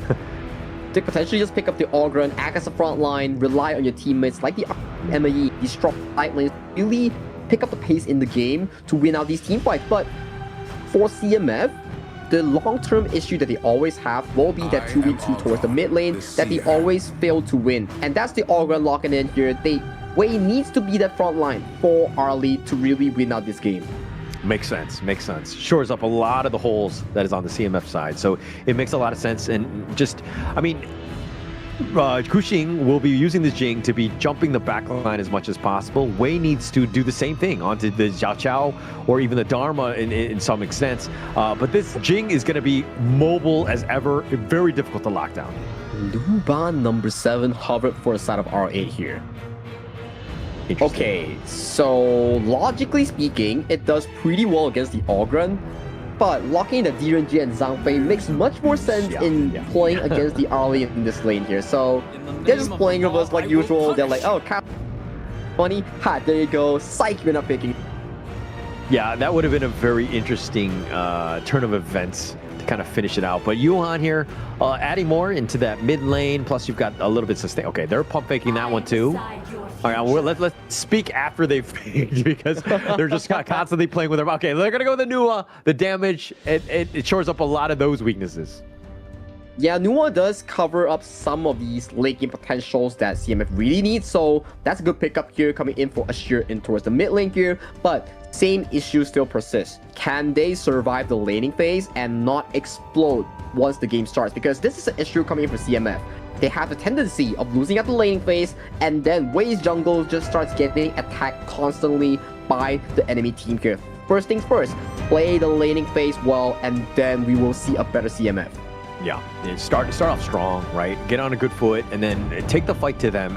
What we've seen from CMF is they've been very reactive. They've been kind of like 50-50 or losing in the laning phase, and they really don't know how to come back, right? If you're able to kind of be aggressive, invade the enemy jungle, maybe take the fight to R8, I think they're going to have a much better chance. So I expect to see a more aggressive team by CMF in this one. I have to agree with you. I want to see something out of the ordinary here. Show us the form that they actually got games out of Scars or a star. It will be great, especially it is under the condition that if they lose more of these games, they will be eliminated from the tournament, as Group A only allows the first place to advance to that playoff spot. And this is the moment, right? How are they going to go? I mean, R8 right now, they had a great time. They beat Scars 3-0 yesterday. They want to continue that momentum going into CMF here. They would be in prime position to be in a great spot if they were to take them out here. They will be in prime position here, and it will be such a confident boost coming in from the Bangladeshi roster, which is CMF Esports. So let's hope for the best for them as we go into game number 1 between R8 Esports and CMF Esports. Starting it strong. Xenon is going to be by himself, and it looks like Tomid will be, hanging around in the mid. But more than anything else, he needs to provide space for Wei to get that farm. I think that if he gets going, he gets largely off the map, taking, free farming with whatever he can. And then at that 4-minute mark, once Wei kind of reveals himself, at least for that Tyrant, it will be huge for CMF. It will indeed be huge here. So it will come down to execution, laning phase, and so this early game is looking much more safer, much more prize coming in from our esports draft. I'm loving the rotations here coming in from the team itself. Starting it strong, right? Tomid has not been in the farm lane at all. I don't know if him and Anthem got into a fight, but it looks like they're going to use the first mirror domain, trying to get onto Tomid, who actually goes to the bitter farewell. He gets knocked up. He's going to give up first blood. Gushing will take that. Beautiful stuff coming in from Gushing and also Doma here. CC chaining Tomid, making flash, and the rest was history. Picking up a very easy first blood from the jungler of R8 Esports. Not a great start for CMF, not where you want to be, but of course R8 Esports capitalizing. That nice little rotation, ensuring that they get it. Wei still needs to put his head down, funnel all that farm into him, let the man be that raid boss. Yeah, let the man be that raid boss. He will be exceptionally tanky here, but single tank composition, we know that if he gets focused down by the likes of Ryoichi with that golden token, he gets taken down pretty easily on that Ogren. Yeah, he's going to have a tough time. So again, this is one way he needs to just not really fight, not force things, right? Don't go into like a skirmish when you don't need to. It's all about farming at this point, ensuring your gold is constantly growing. And Ashir putting a lot of focus here onto Ryoichi here, but Ryoichi with the move, dodging out so many of these skill shots being put down by Ashir here, and he walks back to safety with those moves. Yeah, but look at them. There are 3 members here, and they're going to give up the Spike Tail. They haven't gotten anything. A nice Honey Sweet Breeze just on their way out. But man, CMF right now, rotation, didn't get anything. Plus, you're playing defensively. You're not even able to defend your own jungle. But still, it's a 50-50 in terms of the gold here. Still early here, but Gushing here might be looking for an engage on Psychonoia. Yeah, Gushing just looking to take more of the farm more than anything else. Yeah, you'll see Wei, but he knows that this isn't really about the kills. As I say that, the Mirror Domain, the Conductor of Souls right on top of this one, and they find him, Psychonoia, just looking to just run away. Wei will as well, and it looks like a little bit of a risk there, but they didn't get any pick. They didn't get any pick here, but they do force out Psychonoia's HP bar here. That gives the priority over to R8 Esports. It allows Gushing to fast rotate on towards this map here. Look at him, already going to the bottom side here to give space for Ryoichi to push this turret. Oh, the creation does a little bit of work, but not with the annihilation. They weren't able to combo that properly. And now R8 invading the enemy jungle, the teleport from Tomid in the bottom lane, and now CMF are sticking around. But again, R8, look at how they're just putting that pressure on. CMF can't even get to the river. I like Ashir's positioning. He's doing a lot of rotations to make sure that Anthem is having its game on towards his early here. We see Anthem already picking up that Doomsday here, so in terms of laning phase, it's still a decent one for the side of CMF here. So first Tyrant has this spawn here. What is the call here coming in from both teams? Well, Teleport is coming. He wants to go in the mid lane. Doma will be here. Wei has been spotted out. He's going to give this one up. The path to passing if they want to go, but R8 just way too many members. Gushing gets the first Tyrant. This is the after effect, right? The consequences of actions. So R8 Esports, they win out top side, which allows the Unbridled Outburst. Oh, he gets the jump in. He finds 2 with the Honey Sweet Breeze. The wide full combo. Tomid tries to flash, but he gets picked off. And Xenon, waiting in the wings, gets a double. The Wombo combo coming in from the side of Midge and Xenon just annihilates Anthem and Tomid. This is the problem here. Jungle is under siege right now with the likes of the combo here. Ashir forced to flash away. Force the flash, and he's going to give up this bottom T2. The minions are here as well. Emergence just to kind of scout it out, but he's not really going to go for this one. And now the bottom T2 at the not even the 5-minute mark, already taken down. Wei trying to fight 1 versus 3. The Conductor of Souls, he's going to be on point, but he's taking a lot of damage. Needs to be careful. He's got that Seer State on to Gushing. He's got that connection, but he's going to be pushed back. R8 will survive as well as CMF. But that is such an aggressive play coming in from R8 Esports here. 3,000 gold already in favor of R8, and they take away the Azure Golem to add insult into injury here. So right now, if you are R8 Esports, you're in such a comfortable position here, even though the early game was not expected compared to what we have thought of. Yeah, if you're playing John Fei, you need to take the smite just for value like that. Taking away the blue buff at this stage of the game where Wei is again suffering, but oh, nice little truth, but doesn't actually hit off the backboard. Doma gets picked off. He tried to make the heroic play, just a little too far, and CMF made him pay, but they lose the mid T1. It's still worth it, right, coming in from our esports. They get out some of these key spells from CMF. They take away the mid tower here. So the next attacking point for R8 will be some of these buffs and jungle camps coming in from CMF esports. Because right now, if you're R8, it's like, oh, trading Doma for a tower, worth it, let's do it. Yeah, but Doma's like, yeah, actually, I don't want to be traded away. That was probably not a good play, just going in for that. Again, it was a little bit too much risk for that case. And again, if you missed out, that's what's going to happen. But here's the emergence. Tame just completely gets sliced and diced. Gushing makes him play, gets the solo. Ooh, no flash onto Tame, cannot find the hard link here. Gushing finding another assassination on towards the roller coming in CMF esports, just playing with their food here. Blinking away with the mirror reflection. Space created all that for Roichi to take the top T1. CMF reeling right now, not having a great early game, down 4K at the 6-minute mark. R8 is very dominant so far compared to what we've seen in the ranking week. The survival week performance from 3-0ing Scars with like an average game time of 8 minutes to today against CMF esports, they are looking so much more dominant and confident compared to last week. I think their decision-making has been cleaner. There were definitely some moments in the ranking week where you're kind of thinking, all right, everybody didn't seem to be on the same page. Gushing definitely was kind of, how was he going to just meld with this team? Was he able to kind of continue on, have that consistency? And it took a little bit for them to get going, but now are seemingly finding their stride. I think so far the stride, like you mentioned, is showing up, right, compared to week number 1. More of these macro games are looking much more solid. Laning phase much more solid coming in from Ryoichi, Xenon, and also Doma. I'm liking this new R8 that we are getting to see in week number 2 so far.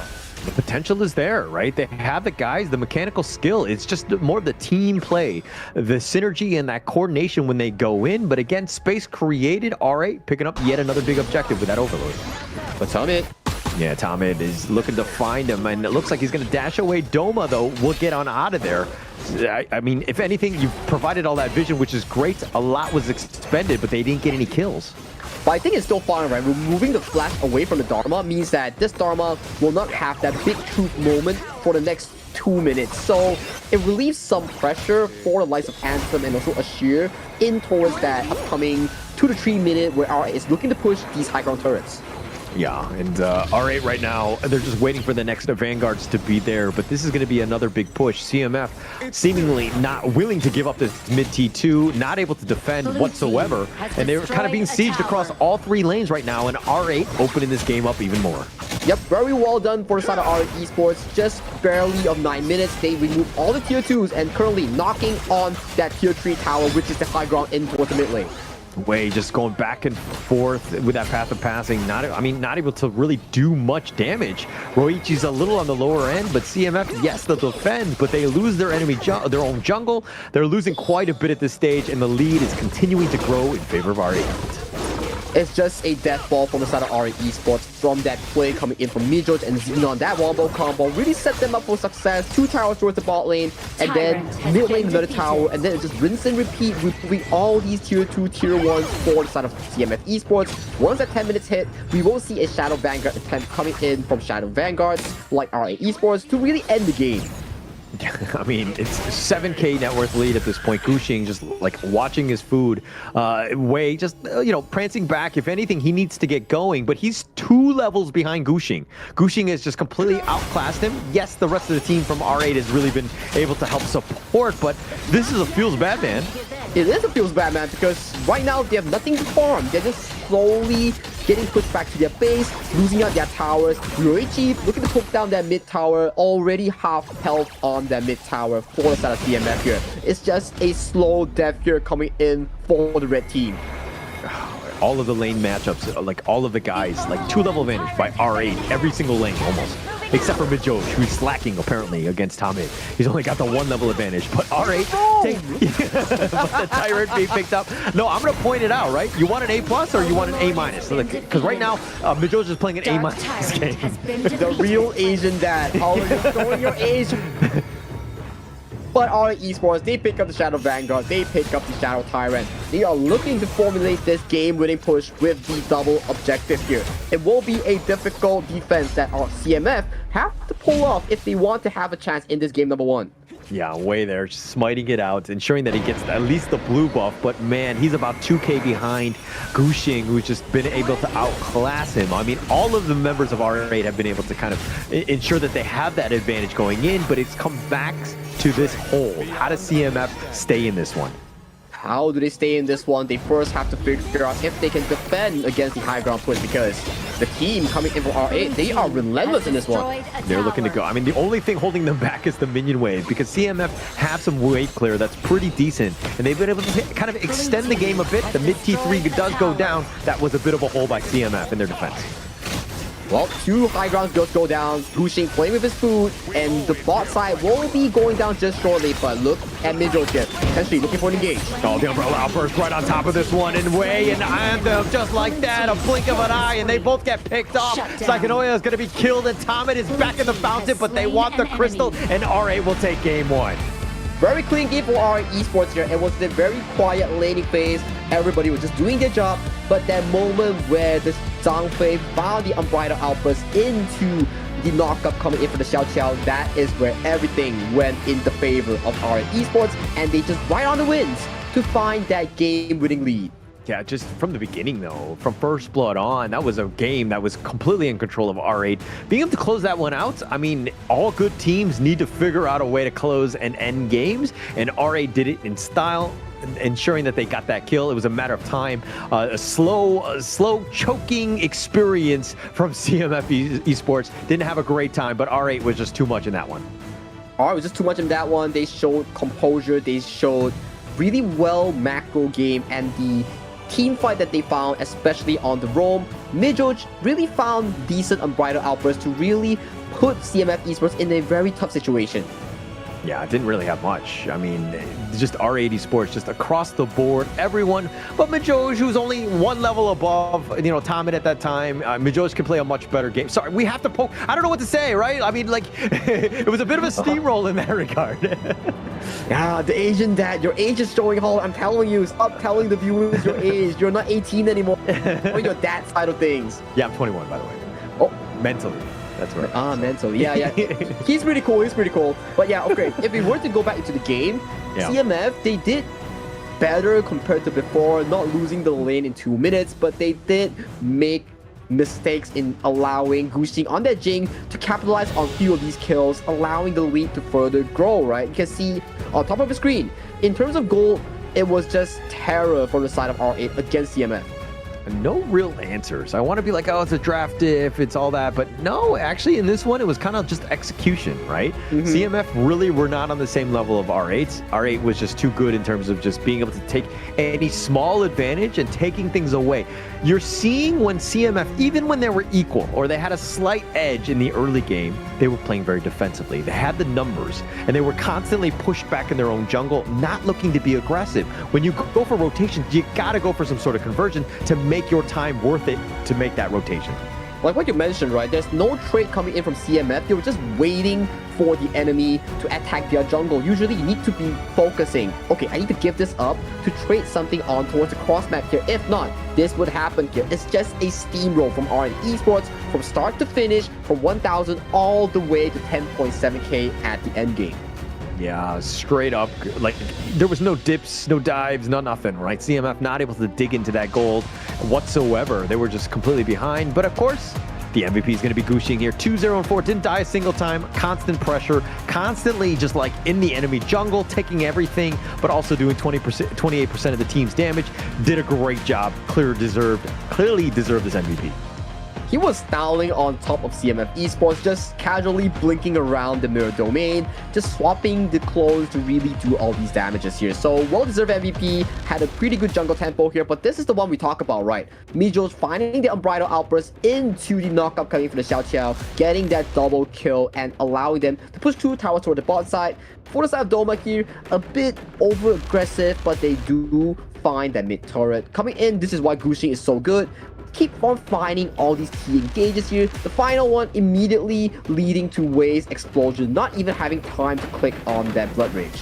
Yeah, that last Umbrella Outburst was the game ender, just pushing him back. Wei, no real chance whatsoever, just controlled and being pinballed between all the CC. Just had a tough time, couldn't really get anything going. And now CMF down a game. They need to figure out a way to get back in this game. But of course, we have a little bit of a break. We'll get to that one. But how does CMF Esports bounce back? We're going to find out shortly right after this break.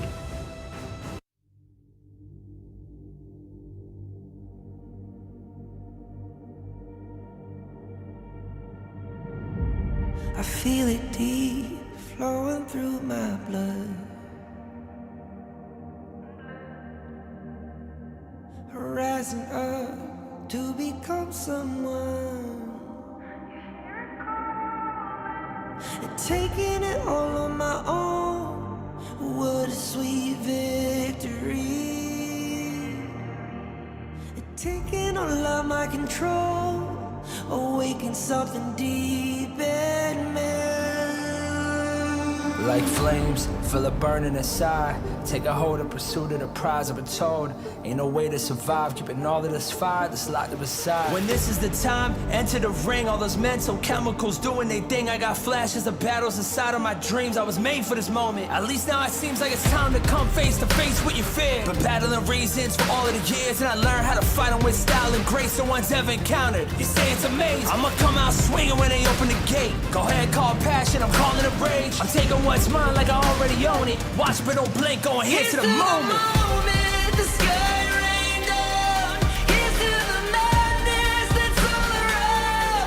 Go on, tell them who you are, you are, you are. Go on, tell them who you are, you are, you are, you are. Here's to the moment, the sky rained down. Here's to the madness that's all around. Go on, tell them who you are, you are, you are. Go on, tell them who you are, you are, you are, you are. My name is honor, my name is king, my name is champion, my name is strength. Tell them who you are. My name is Pentakill, you think it's strange? My name keep ringing inside of your brain. I hear it every night. Here's to the moment the sky rained down. Here's to the madness that's all around. So tell them who you are, you are, you are. Go and tell them who you are, you are, you are.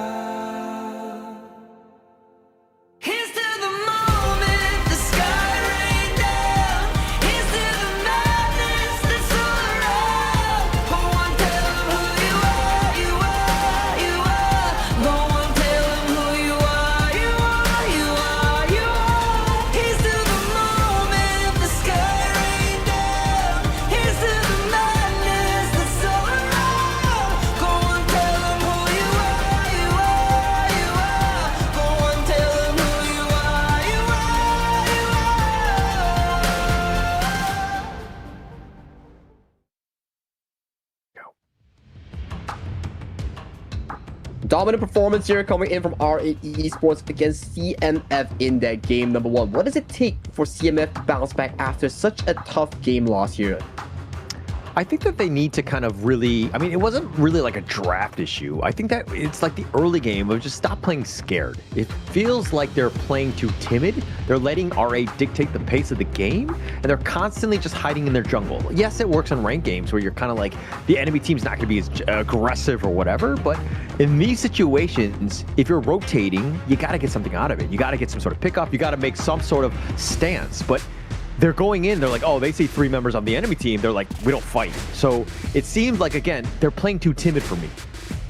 They are indeed playing too timid, like you mentioned. It's not as easy when you are not as on the same mechanical prowess on the enemy team. I think R8 so far has shown more macro and micro growth compared to CMF. So finding that equilibrium will be difficult here coming in from CMF, but it is what they have to do to find that first series win or first win in this Group A terror. I mean, the biggest thing though is that if you're saying that like mechanical issues are there, then you need to turn this into a numbers advantage, right? You need to, if you make some sort of rotation that's a little unheard of, but you get like a 2-to-1 or 3-on-2, whatever sort of edge that you can get to kind of overcome that mechanical edge that R8 might have.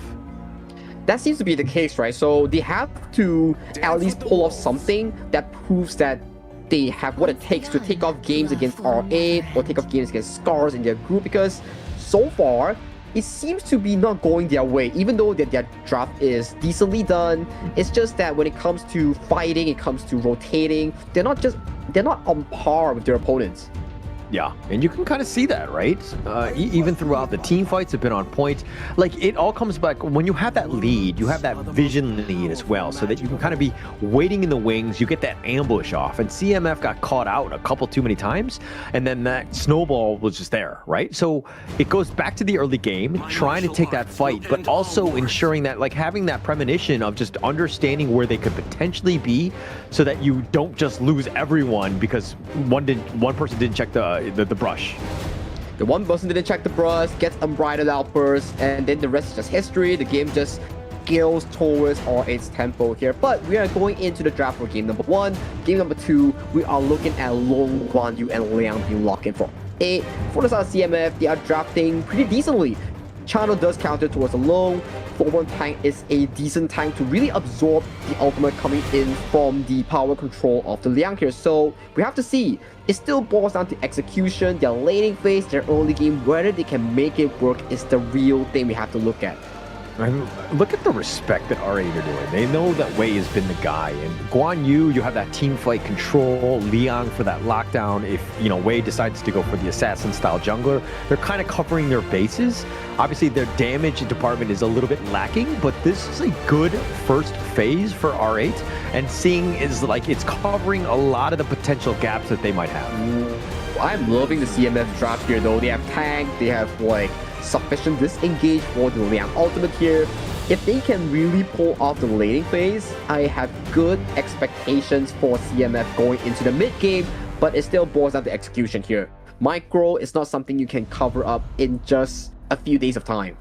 Yeah, it might not be easy in that sense, but Kong Min and Angela, wow, okay. Are they actually going to lock these two? Because that's a lot of damage. And the potential, like, if you lock somebody down with suppression, okay, I was going to say that's okay. Even going another different direction with Prince of Lanling, also a very high damage dealer, and now they're just playing with my hearts at this point. Did you not learn your lesson? Wait for them to lock, only we talk about it. Come on. I'm kidding. But yeah, they did play about feelings for a bit, and they lock it with Tachibana and the Angela here. Concept is simple. Liang power controls the front line. Immediately, you want the Angela to burst whoever is at the front here. So that is the game plan that's being formulated coming in from R8 Esports, and for CMF, they're doubling down on their late game department, hovering on Charlotte for Psychonoia. Interesting pick here. I mean, they're basically saying that the Mulan, Mulan Clash. So Flowborn jungle, Yuan mid, right? That seems to be the case. Okay. All right, I'm not 100% sold on the Flowborn tank jungle. Because I feel like Wei is the type where he wants to be doing that damage. And I think that the Liang had really changed the perspective of CMF and where they want to go with this draft. But you're not really playing to the strengths of Wei, where he needs to be that assassin style in the back line, just blowing people up. But that is the story for Genji back in spring, right? Whereby they overly rely on Rock to carry games on the assassin, where it put them into a very bad position on their team's growth. So for CMF, I think it's the same story where they do not want to be overly reliant on Wei. And if things do go whereby a year and 2 years from now, you can start letting the players improve by not relying too much on others. They still need to take some burden from Wei. Best case scenario, yes, of course. You need somebody to definitely support him. But I think that in this case, when you're seeing the draft thus far, I just feel like it's a little underwhelming to put him on. Now it's more pressure on Anthem Ashir, to do that damage and to get those kills, because Wei's not going to really have it. He can be that front liner, he can be that tank. He's always going to be in a great position, but you don't have that, the damage to really just kill some of these squishy guys on R8. But the fortunate thing about playing a tank, which is Floatborne tank, you have the strong early game that really supplements yourself from the invasion from the enemy jungle here. So maybe that's something that CMF is looking to do to really recover some form of lead from an aggressive early game jungler. Okay. And I mean, CMF right now, they need to be aggressive. And it looks like Tamid right now is just protecting his own jungle, ensuring that Gushing doesn't get any sort of steals aside from those boards that were contested right there. But, well, you know, Wei is in his own jungle, ensuring that he kind of tries to keep pace with Gushing as much as possible. And we're seeing a lane swap as well coming from RA Esports. They do not want Ryoichi to go against Anthem in that bottom lane, so they put Ryoichi into a better matchup in towards the Clash lane, which is the low against the Charlotte in a 1v1 scenario here. So it elevates some form of laning pressure at the very least. Yeah, well, the range will definitely help going up against Charlotte, which has got just, you know, the melee style. So you can kind of be a nuisance in that regard. But Tamid is going to stick around with Psychonoia as well to kind of keep him shielded as much as possible, looking for the teleport now to help. It looks like Anthem in the bottom lane. But they do get a lot of these rotations down here coming from RA. One rotation coming from Xenon does get a lot of these jungle camps into the pocket of Ryoichi, so that guarantees a bit of gold going in favor of R8's marksman. And look at how Wei is just waiting. I mean, they know that he's around, but he's only level 4, and Gushing doing some serious work.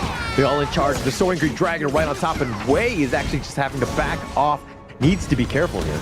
Ooh, big rotations here coming from Domo, and once again, Gushing taking away that wild boar here, further denying camps from Wei just at the start of the game. Such aggressiveness coming from R8. Yeah, stealing a boar here and there. I mean, Psychonoia walking into this one. Gushing, they find him, but they don't have the control. Psychonoia gets under the tower, and they'll ride the wind. The shot is not going to do enough. Psychonoia will just recall back. Ooh, almost a Clash there coming from R8, but that is Flash being down for the side of the Clash lane of CMF. And waves are under fire by the tower of CMF. So you're losing EXP, you're losing gold, and you're losing a flasher. That's a lot of things lost in just 20 seconds of time.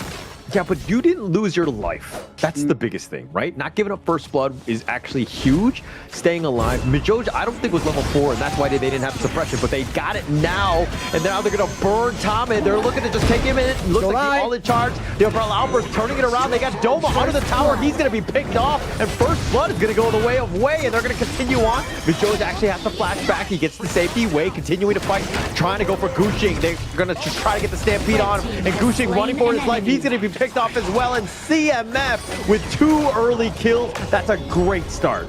That's what we're talking about. The early game jungler here coming in from Wei to supplement that laning phase that they are desperately losing out. But Xenon here might be in a bad position.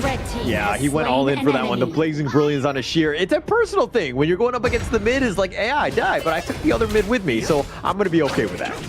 And so far with the Floatborne tank, 2-0-1 already for the side of CMF. Wei, a much better early game compared to game number 1 here coming in CMF Esports. Much needed cover. Much needed cover for sure. This is that early game. I mean, this is a situation where you want to be competitive. It's about that confidence and building up some momentum in this series to really take it to them. Now, R8 need to respect it and understand that, hey, they got a dogfight ahead of them. They indeed got a dogfight ahead of them, and it's not going to be easy coming for RA Esports because we're starting to see Wei being this super big tank that's limiting R8's attempts in these team fights. And 4 minutes on towards the clock, we're seeing CMF take control of this Tyrant on the dot. Yeah, they're pulling it away. Roichi's there, but the Tyrant, it looks like it's going to be picked up by Wei. He does have that smite. The Umbrella Outburst was used as well to provide a little bit of space. CMF starting to hit their, their stride. The stride is good, and they are in much more control compared to game number 1. But will that control continue? We have to see how they thread the needle in these early games. Mijoj looking for a control here on towards Psychonoia here. Oh, with that Chaos Cinder, just they stacked it, but Psychonoia, he flexes, he realizes that he's fine. He's gonna limp away, but now Doma, with that teleport, trying to make them pay. CMF now on the run, they're gonna be fine. But look at where Wei is. He's looking for the flank, he goes in, all in on this one. He finds Mijoj, gets that pick off, and Wei makes them pay. That was a bit of a lucky situation coming in for the side of our esports, or maybe a miscommunication because Xenon did not have the Blazing Brilliance, hence the burst was not enough to take down the Charlotte here. And then mid lane is where Wei comes in once again, picking up another setup onto Mijoj, not having the ultimate on towards Liang. Yeah, Wei is making this Flowborn tank work because he's able to find the pickoffs, stay alive more than anything else, and has that control. And CMF right now in the driver's seat because of his play. Has destroyed So far, a tower. the early game looking hella good for CMF Esports. Much needed control here, but looking at the control on Toast here. Oh, they find a shear, and they actually are going to get Xenon in return with that Umbrella Alphas. They're going to do a little bit of work, but now Gushing on the run. Anthem is looking to join, gets the pick off, and Anthem gets that kill. It's a 2-for-1 in favor of CMF. And CMF is knocking on that tier 1 tower and towards the mid lane. Such a good play here coming in from CMF Esports. They are now in control. They are so ahead in this early game. Definitely in control and starting to feel it, right? This is where you give CMF an inch, they will take a mile. This is exactly where you want to be, and it looks like the infinite fastness has to be used by Roichi just to stay alive. But now CMF on the hunt. They want to go for Doma, but the tower's there to keep him alive. Wow, much better game here for CMF. That Flowborn tank paying dividends. CC chain for days here, but we want to see if they can continue this lead. It's still a 1,300 gold lead in favor of CMF here. How do they tread the team fights? How do they push this lead to a even game deciding factor here, as Psychonoia might be caught out in this side lane? I mean, it's dark right now. They're looking to potentially jump in, but Joe has that. Oh, he's not able to get the catch. He did not have flash, and that was a very ambitious one. And Psychonoia staying alive. A lot of wasted time by R8. And you look at the gold here, right? 402 onto Wei.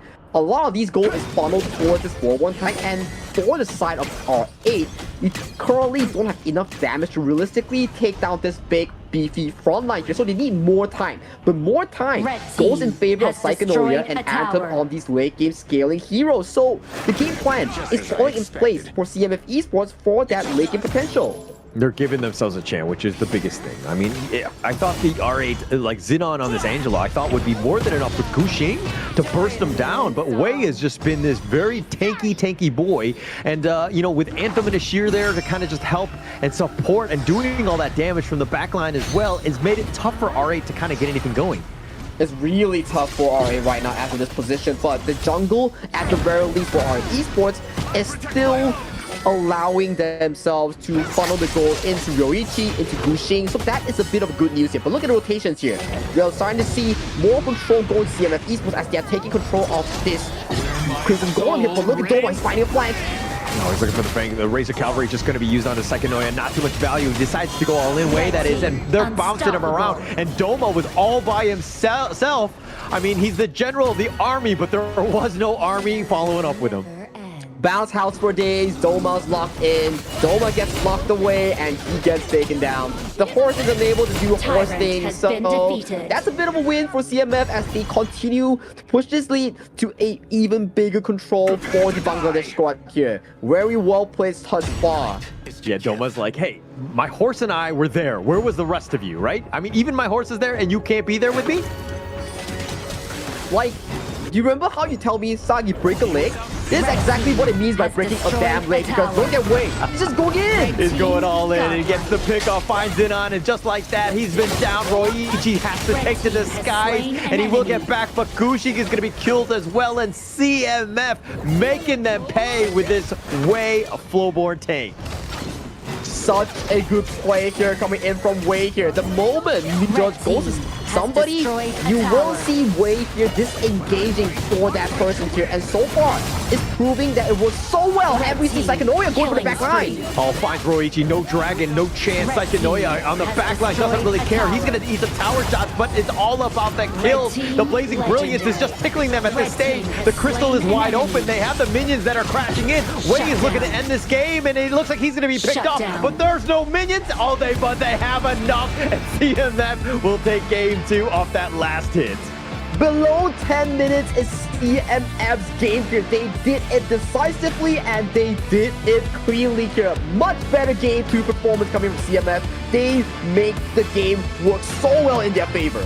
And dare I say, in a must-win game, CMF were able to strike back, ensure that they got themselves in the series, make it competitive, turn it into a best-of-3. They've done that. CMF with some great plays on that one, and that's you know, props to them because they were able to close that one out too.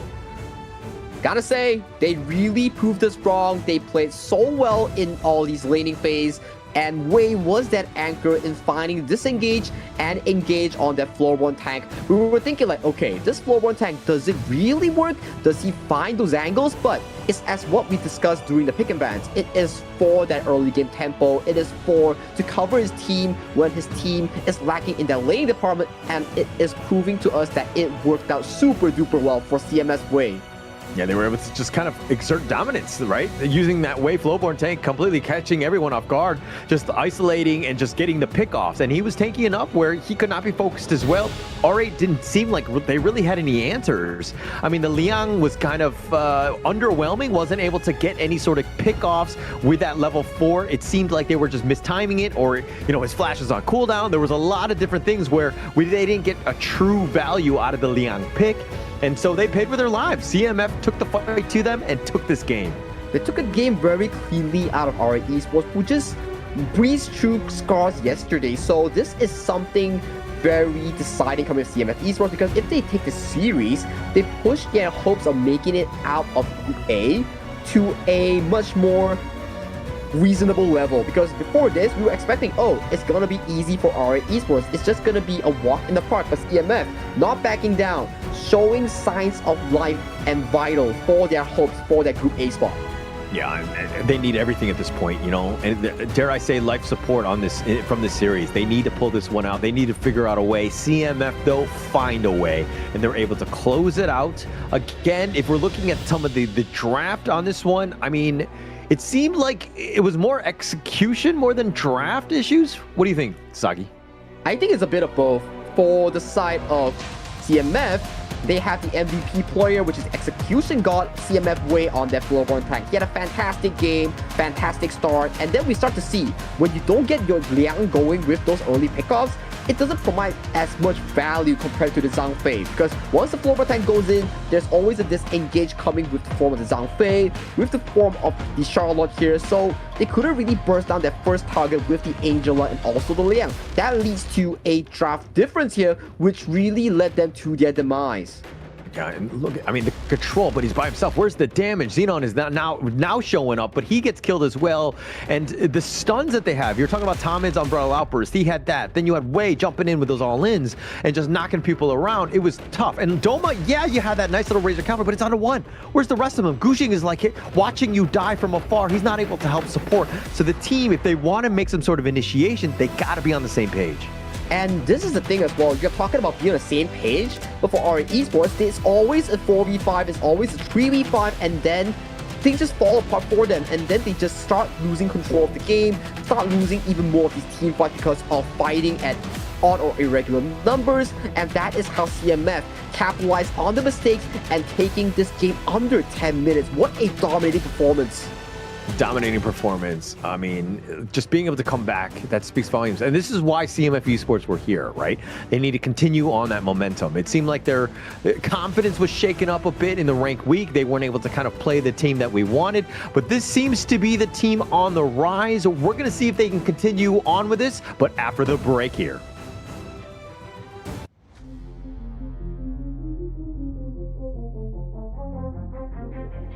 I said I'm born of this, I'm born this way, ayy. This is my chest and my bonus play. Can't be late, won't hesitate.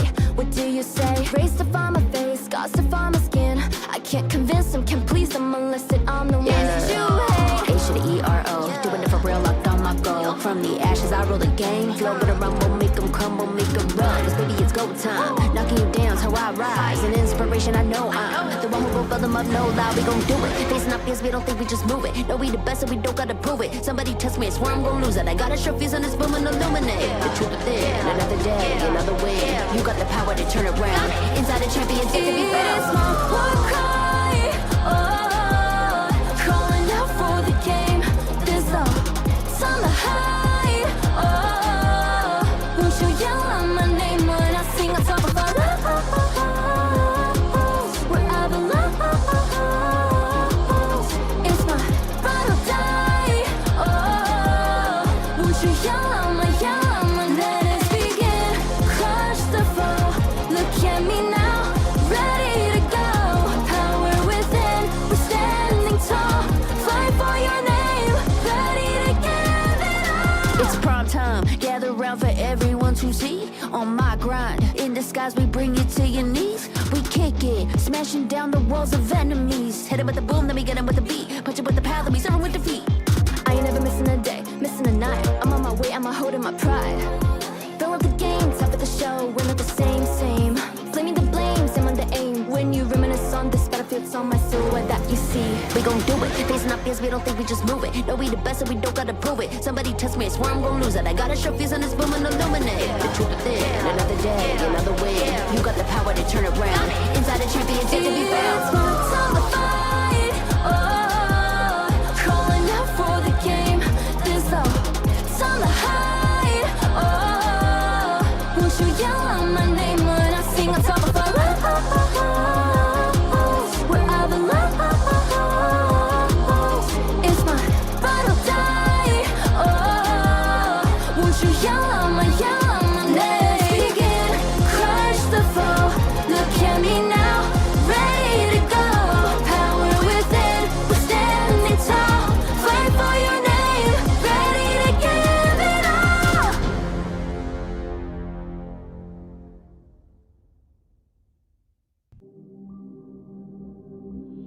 In this world,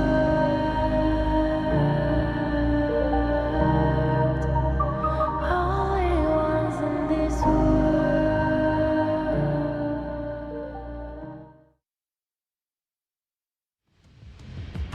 Well, Holler, a good bounce back coming in from CMF Esports in game number 2 between R8 Esports. They managed to end R8 in a 9 minutes, 30 seconds fashion here. What a good gameplay so far displayed by both of these two teams to put an evenly matched series for us to watch. It wasn't just a good rebound by CMF, it was the great one. That was a much needed win. That's a huge confidence boost, being able to take it to R8 like that and do it in convincing style. If they want to continue on with that, I think they need that momentum. Let Wei cook, man. This is the guy. He's the master chef in this kitchen. You need to let him get going. Everybody else was doing a great job of supporting him. All of the heroes seem to be on the same page in terms of just like how they want to, take the team fights. They did a really good job. And again, it was kind of, ensuring that your star shines by putting him in the right spot. And you're starting to see why in game number 1, R8 threw the whole kitchen sink at Wei. 4 straight jungle bans, not allowing Wei to have his way here. So Wei, to find your way, what is the way of draft the CMF? What's the plan for Wei? Okay, you just said Wei like 5 times. I actually don't even know.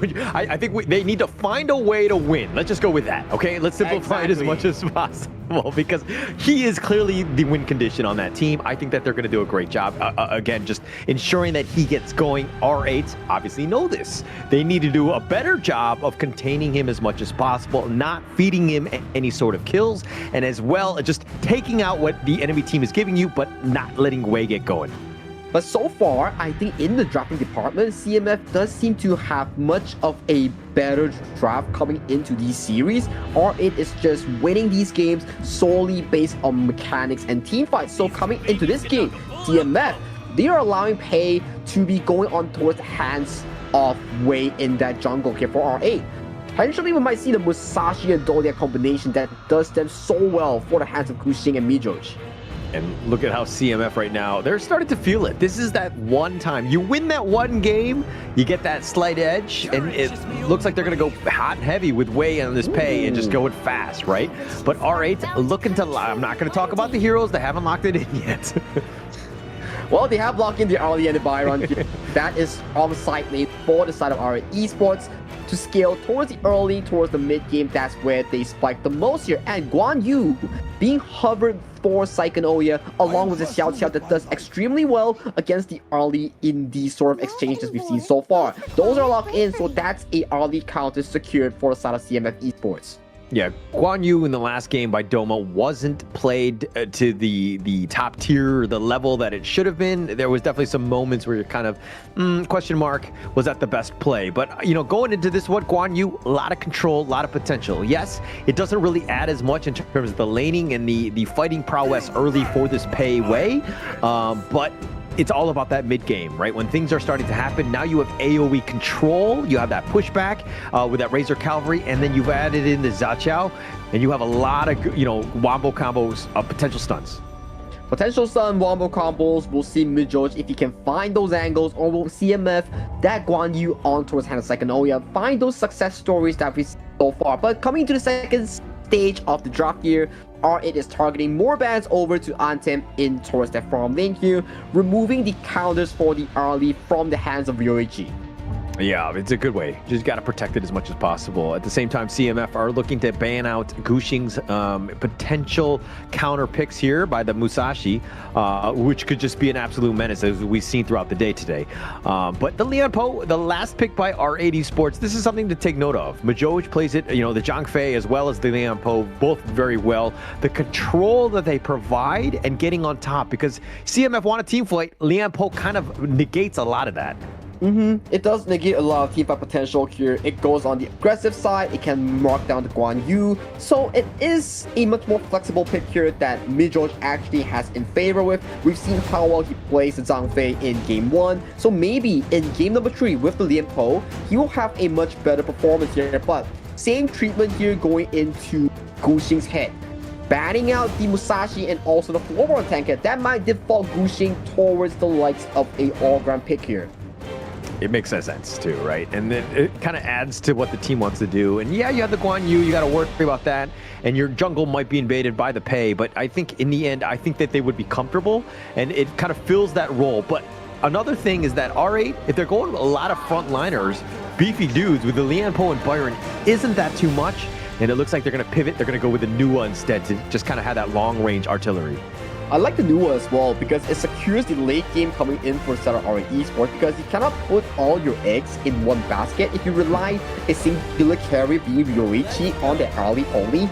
If something happens very early, or she gets caught out by a Razor Cavalry or the Celtia Ultimate, you lose out all your damage and all you can do is just run back to your base, right? So having a Nuwa, a secondary late game potential coming here from Xenon, it is pretty decent here. And another Sunbin gets locked in for a mid in that Roman.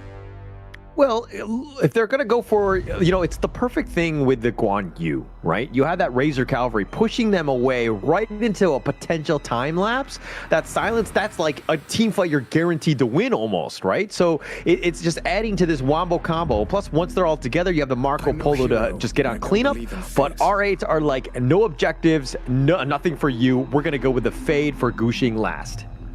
Double tank here for R8 to play around with. So Fade goes in for the hands of Guxing here. So you have a tri-core sort of style here coming from R8 Esports. So that makes a lot of sense coming into this draft here. They want to fight Assassin with Assassin in that jungle role. It is about ego. It is about that 1v1 matchup between Guxing and CMF's Wei.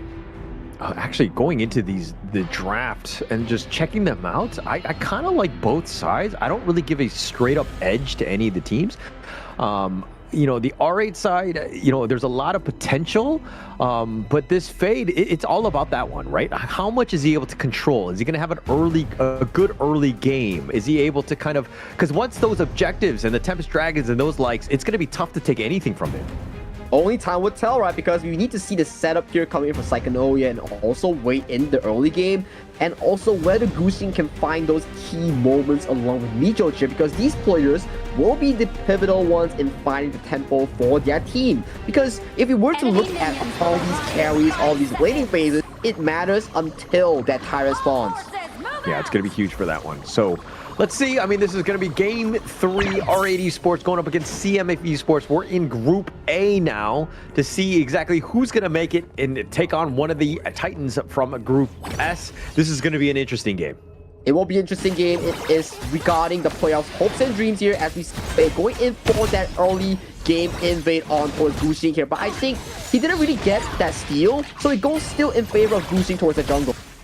Yeah, I think Guxing had to use the smite though, something to take note of. Wei did not want to use his just for boars, but he's back in his own jungle, taking his own boars, so he'll be able to catch up in that regard. I mean, Wei has a lot of mobility as well, so something to take note of. He's going to definitely keep on pace with Guxing. If not, he's going to be a slight edge in favor of Wei.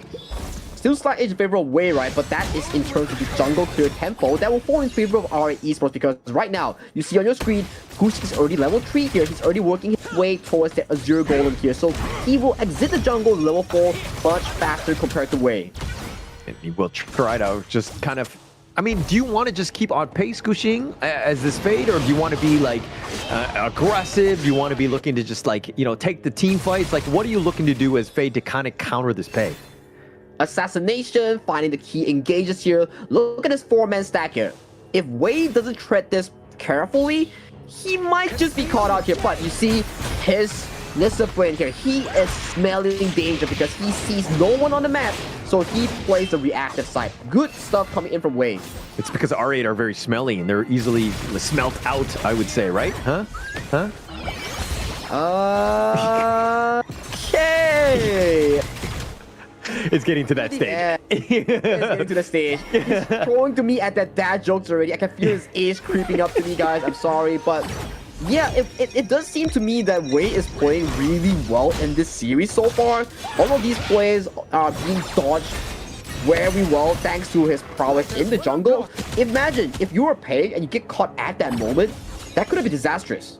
It could have been, but I think also R8 could have been a little bit more patient too. They were like, oh, we didn't see anything. Let's just go. I mean, they had 4 members, right? If they're not getting anything, they're wasting time for every single one of them. So they were kind of like gone out. If they waited like another 2 or 3 seconds, they definitely would have gotten Wei. But it was just more like Wei was lucky more than anything else. Well, it depends, right? Because if you stay too long and Wei's like, I'm baiting you, I'm just backing off, then they waste a lot of time. So they clear the mid and they just go back to their lanes to pick up the waves, right? Because eventually it forces R8 to appear on towards the map because they still need to tend to the waves that's crashing towards the tower. Yeah, and I mean, most of it is going to be going into Wei's pockets. Gushing is looking to do the same thing as well, but now they're kind of just spotting things around. Mind you, it's 3 minutes in, about 50 seconds or so for that Tyrant to be there, and now CMF, I think they want to be putting the pressure on as they're falling about 300 gold behind. Not a great spot for CMF right now.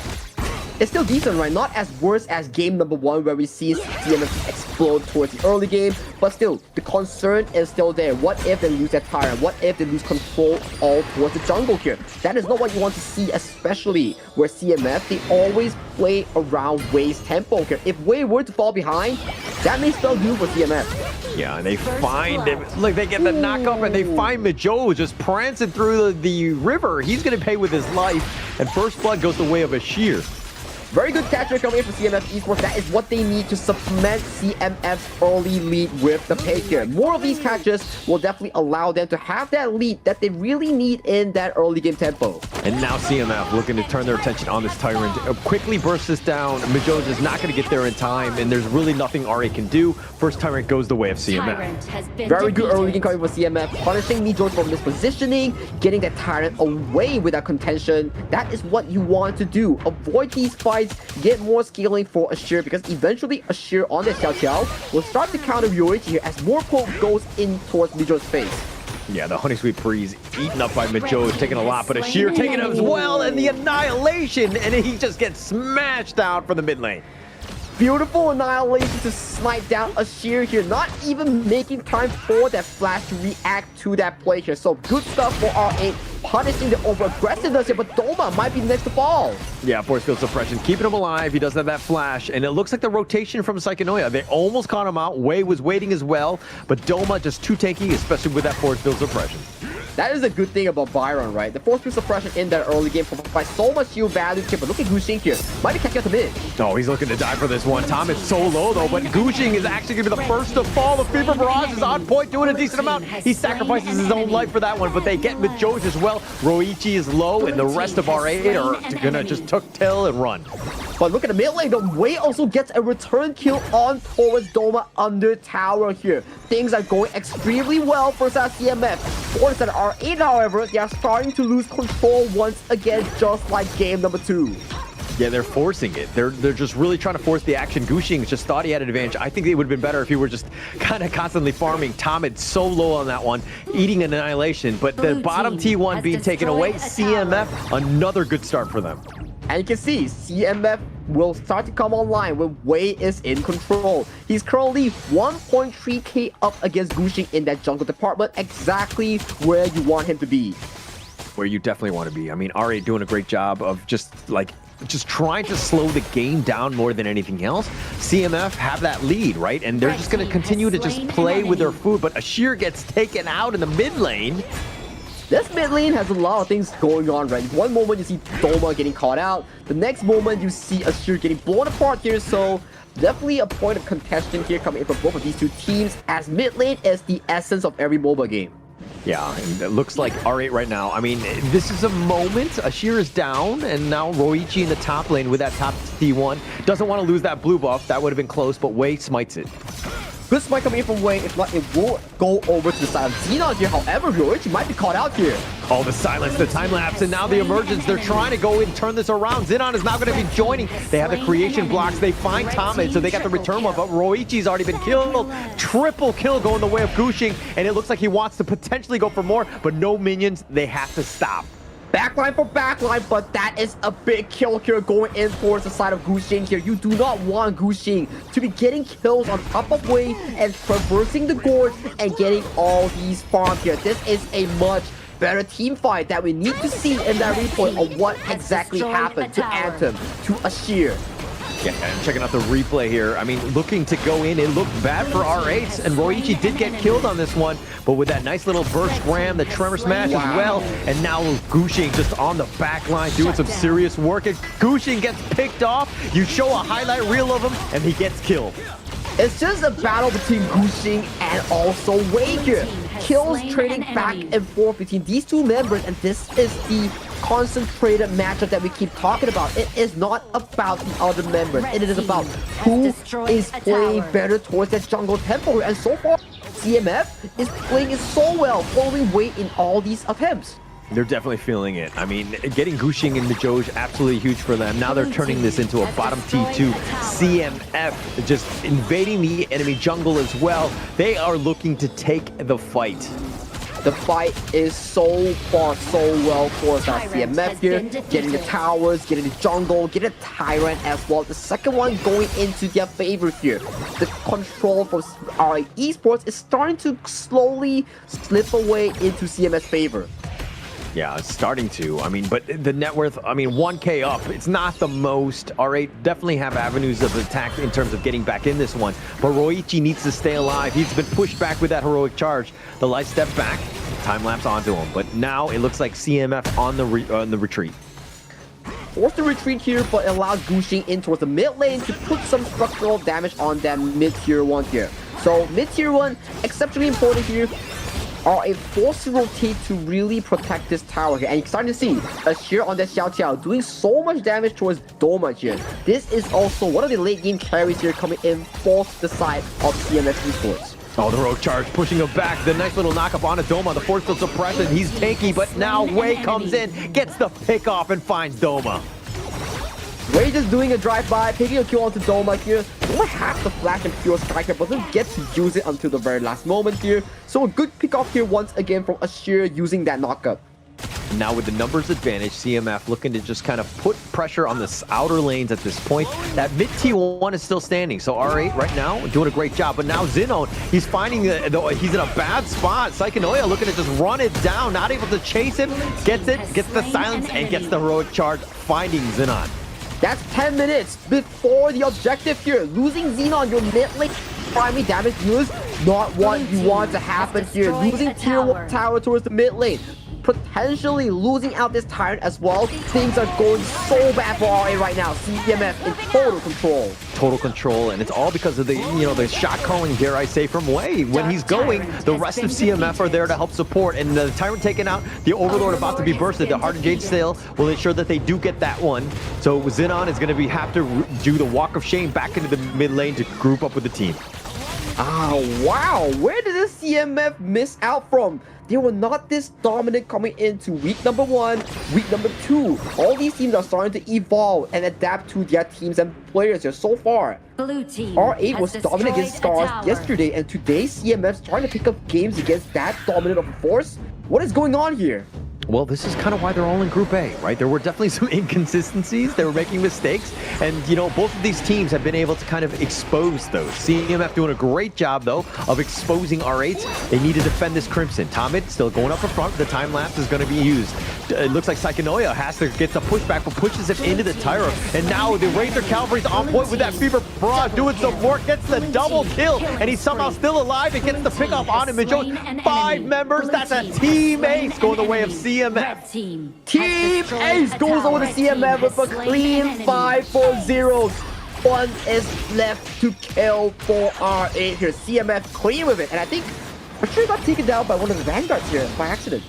Yeah, look, the Vanguard, sometimes they hit hard, you know? You get caught out. You don't need to dive up. Not to say that I've done this, so I don't want you to put me in that boat, but now CMF looking to just put the pressure on. They've taken the mid T2, looking to at least fix the outer lanes. Those Vanguards had provided a lot of space for R8, and you know, fortunately for them, they didn't lose too much because of it. And Ansem actually found a very beautiful Fever Barrage in towards the backline of the likes of Xenon and also Doma. Just shredding the health bars. Very good timing here coming in from the Marco Polo. And I gotta say, so far, Ryoichi on this early hasn't been finding the angles here. He went in for the aggressive poke, but get shot down by Ashir on this Xiao Qiao. This is why it's such a strong counter pick against the early. Yeah, it's super annoying to do. I mean, that stun just like locks everything down, and you're so squishy, you never really want to be in that situation. But R8 have been grouping up a bit too much for my liking. Yes, they want a team fight, but being able to take that perfect Fever Barrage by Anthem and getting that triple and just like ensuring that all the damage is being done, it's just, you got to worry about your positioning more than anything else, especially in these team fights. But I think R8 right now, right, they're actually in such a commanding position. They just need to play according to their tempo, control the next Shadow Tyrant, and then force that tier 3, rinse and repeat, get that Shadow Vanguard, force the game end, and that is just the game 3 storyline for CMF. It depends whether R8 can find that comeback angle or CMF just close out the game with superior execution. I don't think R8 should be looking to team fight at all, right? If anything, they should be looking to split, but now they're looking to turn. The passive is going to be used by Ashir, who gets burst rammed, and he gets picked off. Ryoichi with that one, and Ashir down for about 35 seconds. That's going to be a big opening for R8. Definitely a caster's curse coming for us. We just say that, oh, CMF just... And then Ashir just goes in, blows himself up with the Splendor and Flash, and then right now we see a 4v5 scenario with Tyrant spawning in just 15 seconds before Ashir spawns. No, those are the kinds of mistakes you can't make, right? And I think that, you know, Ashir will definitely be, you know, upset about what he did on that one. That was self-inflicted, not a great situation. And now you're giving R8 an opportunity to get back in. Yes, the lanes are kind of okay. The equilibrium is there, but you've lost the Shadow Tyrant because of that play. Not what you want to see exactly here, but a big annihilation to annihilate HP bars here as we see Vijoj going for an engage. Yeah, the Tremor Smash is going to be a little off the mark. Wei had taken that one out and is going to be back off. The Vanguards have done a great job of providing that space. Now, R8 need to figure out a way to just, you know, stem the bleeding from those outside lanes with those Vanguards, but get some sort of pick off, potentially a juicy one in Ashir here. Well, Ashir doesn't have the Flash, doesn't have the Splendor here. Maybe finding this target on this fragile mage will be something that CMF wants to be looking at, because they have the Shadow Tyrant, so in terms of fighting prowess, they are still equal to be able to cover that 4,000 gold lead on the hands of CMF. Yeah, this is an opportunity, though, for CMF, though. That Vanguard in the bottom lane. Xenon, yes, you have that wave clear, which is great, but you need to figure out a way. And now it looks like Majoj gets the Tremor Smash only onto one, though. It's not really the right target, and Wei has to back off the emergence. They want to go forward, and they find the pickoff, and they find, it looks like Ashir and Anthem both are down for the count. Wei's going to be killed as well. They're looking to run it down, and Majoj is on the chase. Ryoichi trying to get that revenge, doing some serious work. He's been pushed back with that heroic charge. Psychonoia does keep him alive. Once again, the reason why they won that team fight was due to the fact Ashir died at that Azure Golem, wasting the Flash, wasting the Splendor, allowing them to pick up that Shadow Tyrant here. But good news on the side of CMF. The Vanguards are doing work and almost taking down the second tier 3 coming in from the side of R8 Esports. But the game is back to an even state. Yeah, the bottom lane is completely wide open, and I mean, this is a potential opportunity. They need to just defend. jungle more than anything else. And this is not a great situation to be in if you happen to be, part of the R8 lineup here. That seems to be the case here, but we have to think, right? The next upcoming fight will be going down back to an equal footing for both of these two teams. And then that's where we see who comes out on top in these exchanges. Because before this, we were thinking, oh, Ashir was so dominant, limiting the R lead, but gets blown apart in that team fight. And then you start seeing the members of the side of CMF start to scatter without the likes of the mage of the Xiao Xiao. Has an opportunity. I mean, getting Ashir was huge, right? That control, he wants to stay alive. He needs to stay alive more than anything else. And CMF right now, yes, they're in the driver's seat. Yes, there are definitely some openings, but you can't throw any more of those kills or deaths, into the hands of R8 to let them come back into this one. Yeah, the game went back to an equal footing just now due to this micro misplays here, but Doma might be on to something here as Gushing might be caught out here. Psychonoria finding a big catch here. Yeah, big catch, but they're not able to get Gushing, the heroic charge, pushing him back, but Ashir has already been killed, and that's another mistake, and now CMF cannot continue this assault. They have to retreat yet again. Oh no, deaths after deaths after deaths on this Xiao Qiao on the hands of Ashir. Not what you want to be happening right now. Control is slipping away from CMF right now. Things are looking really tough for CMF as of this point. But R8 haven't gotten any towers out of this. Yes, they've got the kills. Gushing is actually fighting Wei, who's taking a decent amount. Gushing trying to run away, and it looks like they've got the hardened shield. They do get the pick up on the Wei, and Psychonoia as well. And I'm not even sure why CMF are looking to fight this 4 versus 5, and they pay with their lives. They pay with their lives, they pay with their jungle, they pay with the Shadow Tyrant. Right now, everything just went again towards R8's favor here. It was CMF's game to take until the inevitable throw that they did. The throwing was actually real on this one. I mean, Ashir dying, but then CMF, why are you continuing to fight? There's no reason to. Maybe you go for the wave clear, but there's no reason to take any sort of fight. You're down a member, and now R8 looking to siege, trying to at least take the mid T3. They're not able to do so. So if there's any, silver lining, CMF will at least take those alive.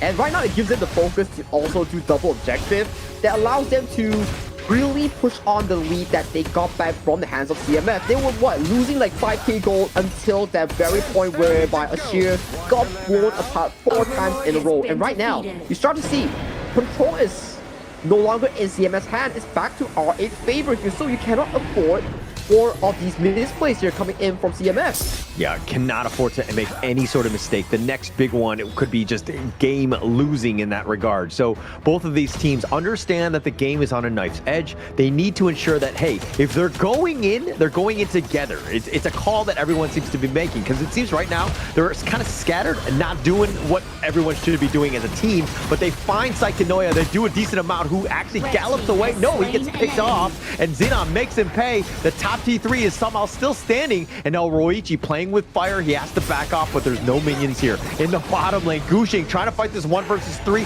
That's Sage's Sanctuary. Here come the reinforcements. R8 looking to just solidify and just kind of fortify around Gushing. They're continuing to push on this bottom T3. They take that one down. They're looking to die. They get the Tremor Smash. They find Wei, and they get the pick off, but that's Sage's Sanctuary. He comes back in, wants to continue fighting, and Gushing is so low. Doma is as well. They're going to turn their attention on the mid T3. Through that all, Wei is still alive. They get the pick off, and now R8 on the run with 2 members still standing. Excuse me, just 1, and that's Doma. But still a very good trade here coming from CMF here. Can they look for the potential end? Because that's a 30-second death timer. So they can potentially look for that top lane pusher because they have 1 minion against the world. If that's the case, if they do not, there is still a Tempest Dragon up for grabs right now. If they do get a Tempest Dragon, they get back the full control that they lost. But it's still such a good play coming in for Ashir, finding the 2-man knockup, securing this lead for them in this final moment. That was a huge opportunity, being able to just kind of salvage that team, but R8 got a little bit greedy. They stuck around a bit too much, and now the first Tempest Dragon of the game, of the series, will be taken by CMF here. Good stuff here coming from CMF. Yeah, once again, back in the driver's seat. It's just down to the fact how they want to end this game here, and there is also a concern. Yeah, I have a lot of Minion waves will be a key factor here. We've seen cases before where minions just act as the sixth man of the team, ending the game in one go here. So minion waves has to be clear for both teams. Yeah, the game awareness right now, it's like one thing to get those kills, understand where the enemy teams are, but you gotta understand where the lanes are. Yes, it will crash in the bottom lane. That is a potential avenue of an opportunity for CMF to win. They're looking to just kind of wrap around, but right now they've taken the top T3, they're chipping away at the mid T3. This is gonna be a tough hold for R8. Tough hold for R8 as they are forced back to their base here. No Tempest for the next few minutes here. 35 seconds is until the finish of this Tempest here. If you're CMF, definitely looking for that final push with these team fights, with the potential final fight that they have in their grasp. But the Tempest Vanguards, they've kind of gone to baby size in that sense. Yes, they will continue to push, but R8 have a decent wave clear. Yes, they're looking to go in all three lanes, and they will crash now. They will crash now. Let's see the final moments that's going to be happening so far. The Gushing still on the side. He's going to be using that ledge, using his map packs. The Razor Cavalry is going to be expended. He tries to push him back into the fountain, not where you really want to be. The Storm Strike is on point. The Heroic Charge is keeping him alive. Psychonoia is so low. CMF right now has to be careful. Ashir has to go golden, stays alive. Sage's Sanctuary, that's going to be used for him. But Doma getting low himself, turns this around, gets on the Psychonoia, who tried to go for the Heroic save. Ashir has been picked off, and now Wei is on the run. 3 members are still standing from CMF, and they got nothing from R8. They managed to survive with that Tempest Dragon push coming in from CMF. Baron base coming in for the side of R8 here. Good news for CMF at the very least. Top is still up and available in that Clash Day, the final tier 3 of this game. Wow, what a game so far from both of these teams. Yeah, the top T3, that tower is hung on like it's like put together with scotch tape at this point. But that is a little bit of a difference in terms of push, right? The top lane will push for CMF, so they have a little bit of an opportunity. This is going to be a tougher hold for R8. Now they're looking to turn this attention and put the pressure on as 40 more seconds for that next Tempest. They definitely need to get that top tier 3 to equalize this tower disadvantage, because that's double minions worth of like value that CMF has in their favor. So bottom side, you will see when they dance for this Tempest, it won't be a point of contention here coming from these two teams, especially when it comes to backdoor, but Doma might be caught out. Oh, he might be caught out. He's actually used the flat already, and Psychonoia looking for that Heroic Charge, pushing him back, and that's going to be pretty much all she wrote for Doma. No chance. Sage's Sanctuary, you're going to be dying twice. You're just a Gemini, but here comes the emergence. Oh, the Cavalry comes in, and Ashir gets picked off. Doma is still alive, but Psychonoia, now he's getting run down. Gushing gets the knock-up onto him, but now they're continuing on. Roichi gets Sage's Sanctuary onto Anthem, so they did get that pick off. That's going to be huge for them. Now Roichi uses his own. Now they're continuing to push, but they don't have the minion waves. Somehow Doma and Psychonoia still alive. But R8, they found the Cavalry, they found the reverse play, and they have control of this Tempest Dragon. The second Tempest might go in favor of R8 Esports. They do secure it with the Hardened Jade Seal. Game is back into their favor once again. This is such an insane game so far.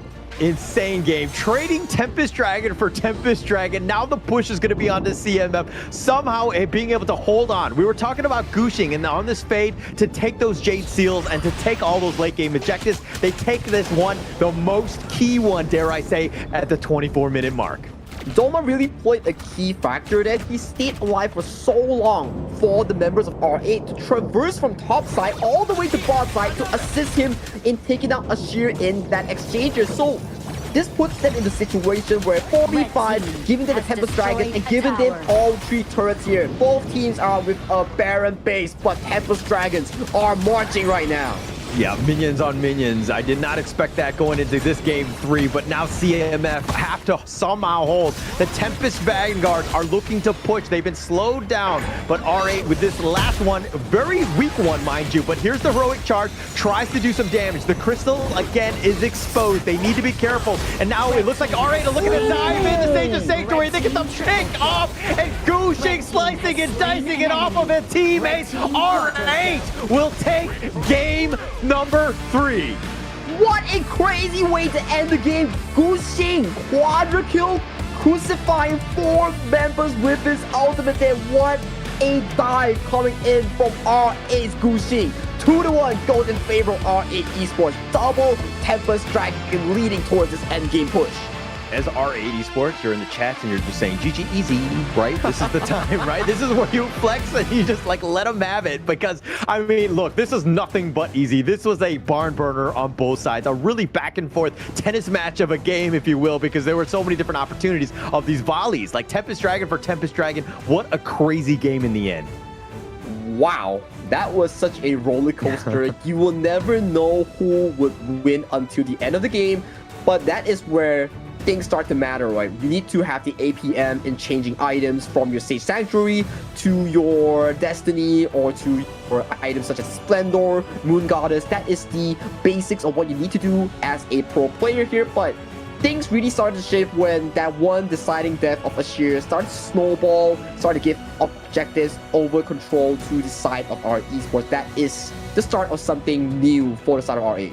Yeah, that was pretty much, I hate to just point him out or to arrow it on anyone. It's still the team. They did lose. They did make some mistakes, but that is sheer, those deaths that he had was just too many. That got the snowball going. It let R8 really come back in this one. Oh man, that's got to sting towards the later stages of the game because he has 9 deaths on top of his shoulders here. He's definitely not going to be feeling good after this one because it was such a good game going for CMF, only for them to lose at those final few moments here. That's why HOK is such a punishing game. You cannot have a single player fall in terms of tempo. It will really result into comebacks for the enemies, giving them room to breathe, giving them room to make comebacks like in these few moments. That one's going to be tough. That one's going to be a tough one, right? I mean, watching that game, that replay, and just the opportunities that they had. And yes, he had 109,000 damage. I mean, third on the team, excuse me. But like, he needs to stay alive more than anything else. They needed that stun come those team fights. And he was never really able to kind of do that because R8 Gushing and, Xenon constantly focus fired him whenever they could. And Xeno having a super good game on towards Nua, 200k damage dealt and only 48 damage taken. He was hitting Annihilation cross map, getting those snipes over the heads of Ashir, over the heads of a person like Saiken Oya. He was doing so much, but this is the crazy gold curve that we're seeing. It was all in blue for CMF Esports until that fateful moment whereby R8 just got back everything in control.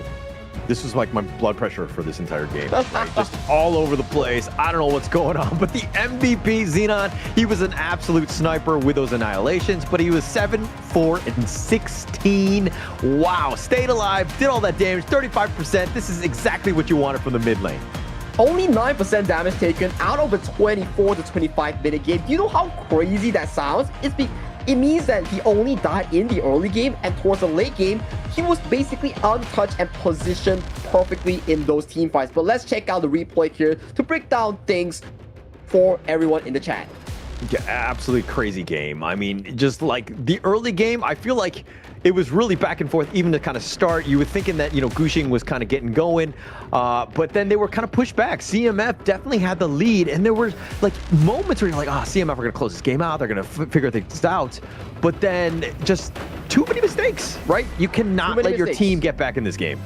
You cannot, and things really went south when Ashir died multiple times. You can see towards the end of the replay, it was just Ashir and him having the countdown off the screen here, and then it was just the comeback making for the side of R8 here. Yes, Ashir still had those big moments, but it wasn't enough to cover back all these misplays here. This was the one I feel that he really played well.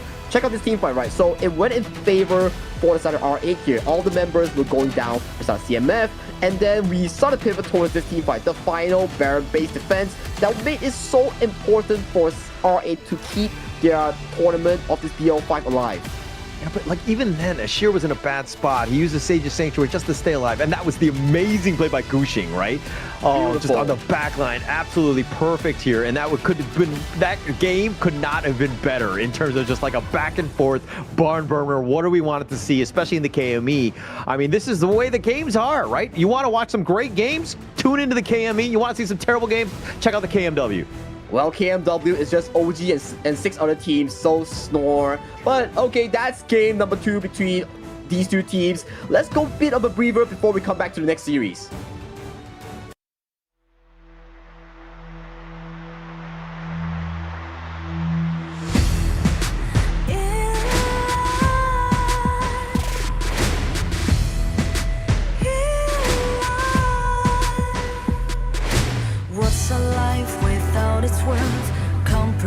messing with what hurts inside. When you let fear decide your fate, you don't choose which path to take in life.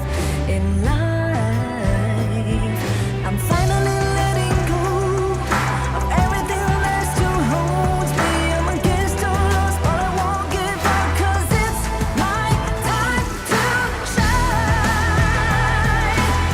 Standing in the spotlight, can no one back me down. Destiny is calling high. I'm not afraid to fight for everything I love. Victory's on my side.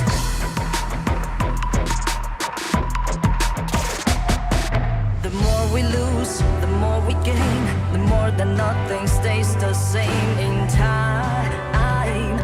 In time. Can't love ever, can't forget. What you see is what you get sometimes. Sometimes. Gonna show the world tonight. The light that shines inside us. We're against the odds, but we won't give up, 'cause it's our time to shine. Standing in the spotlight, can no one back us down. Destiny is calling high. We're not afraid to fight for everything we love. Victory's on our side. Takiki takiki takitao. Takiki takiki takitao. Takiki takiki takitao. Takiki takiki takitao.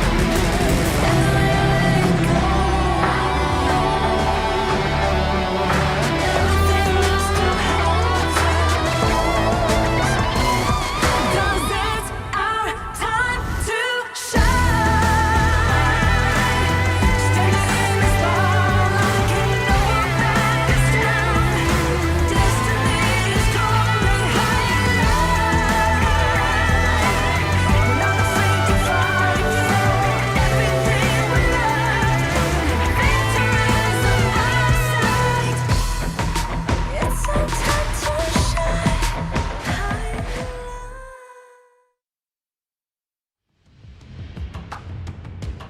Ooh, short break for a 25-minute game that we had between R8 Esports and also CMF. Things were looking like a roller coaster so far between the teams, but in the end, it fell in favor of R8, where they found the final push and found the game-winning seal. My name is Sagi, alongside Miss Holler. Any comments so far for that game? I mean, I think we're all kind of recovering, right? I don't know how the players are supposed to recover from that, especially CMF after that, like, dare I say, throne game where they had an opportunity to close it out. But that was a tough one if you're a CMF esports fan. But R8 just finding ways to claw back into this game in this series, just a really back and forth game. And that really stings the side of CMF, knowing for the fact that they went through the distance just to be met short in those final few moments. So they really need to fix up their mental, come into game number 4 with the global ban pick has started to kick into shape. 15 heroes on both teams are automatically banned away.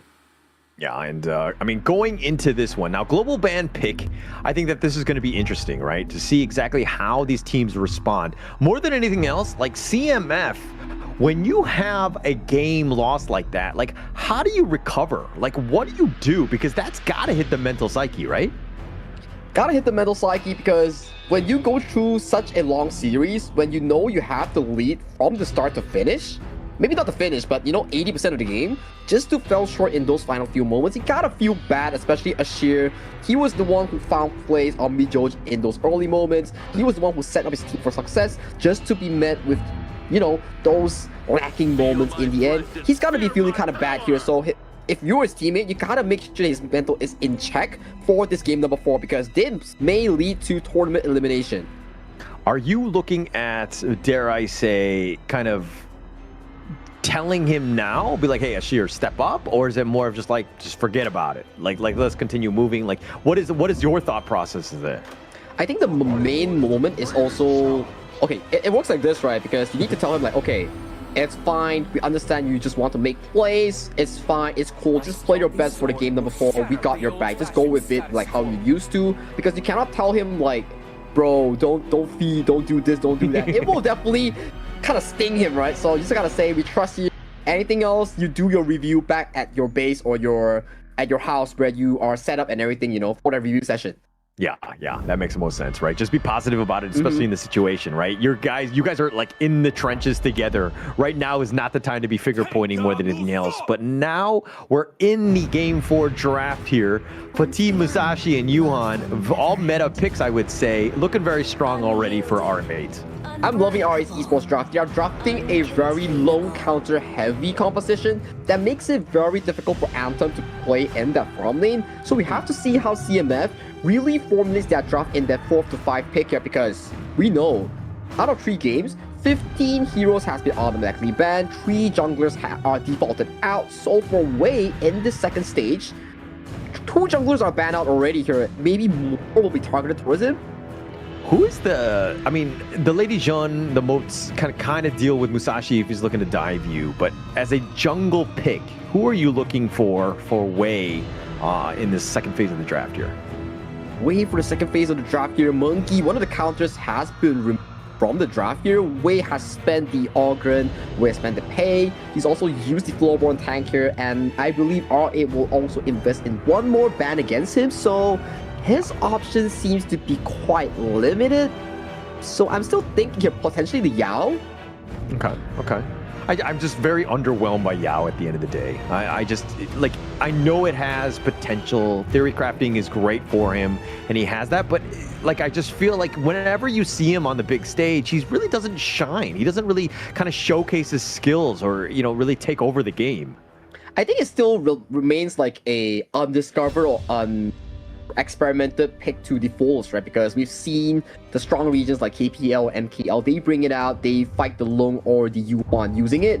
So you can go in for the poke and prod, back out with the return to dust, so it baits out their ultimate, right? So maybe that's something that the KME region is still experimenting for those big BO7 lineups. Interesting. Yeah, no, I mean, being able to pull it off, yeah, great. But, when Musashi is duel to the death right on top of you, and then, you try to get yourself back in this one, but it looks like they're going to go a different direction. They're going to go, okay, they're pump faking. I'm not going to say anything until they lock it in, right? We don't know. We don't know what's going on right now. We don't know what's going on. They are just baiting us. They're just making a fool out of us. We're just like, okay, it's this. But no, last minute swap. That's just CMF playing with us. Okay, the Dian Wei. All right. So you got a little bit of a bruiser who can kind of survive, dare I say, the duel to death. He's going to be able to just kind of consistently farm. This will be interesting. I don't think we've seen a Dian Wei in the KME fall thus far. I do need to check that. So this could be, this could be an interesting pick here. It could be interesting because he is one of those junglers in towards the pool that can remove CC from casting spells, right? So if you do to the death him, you can just CC removal, so he walks away safely from Gushing's Musashi here. So that's something for them to find out here. But R8, I think they just locked in the Hoi and Gan MO here. So Dian Wei will play a pivotal role in blocking all these Burning Sun arrows from Yoichi because he has that innate CC removal. Yeah, it's going to be huge for him to just kind of set things up. He's going to be that frontliner. He will be scary. So now R8 need to find ways. I mean, they're going to use the Musashi Fatih to potentially jump the back line, avoid the Dian Wei as much as possible, and get to the back line. Won't be an easy task ahead of them. It won't be an easy task. It will boil down to execution, but so far CMF in last game and game number 2, they have shown signs of improvement in their early to mid game. We just need to see whether they can repeat that success coming into this game number 4, because it is so pivotal for them to find that footing to make the series to a 2-2 for both teams.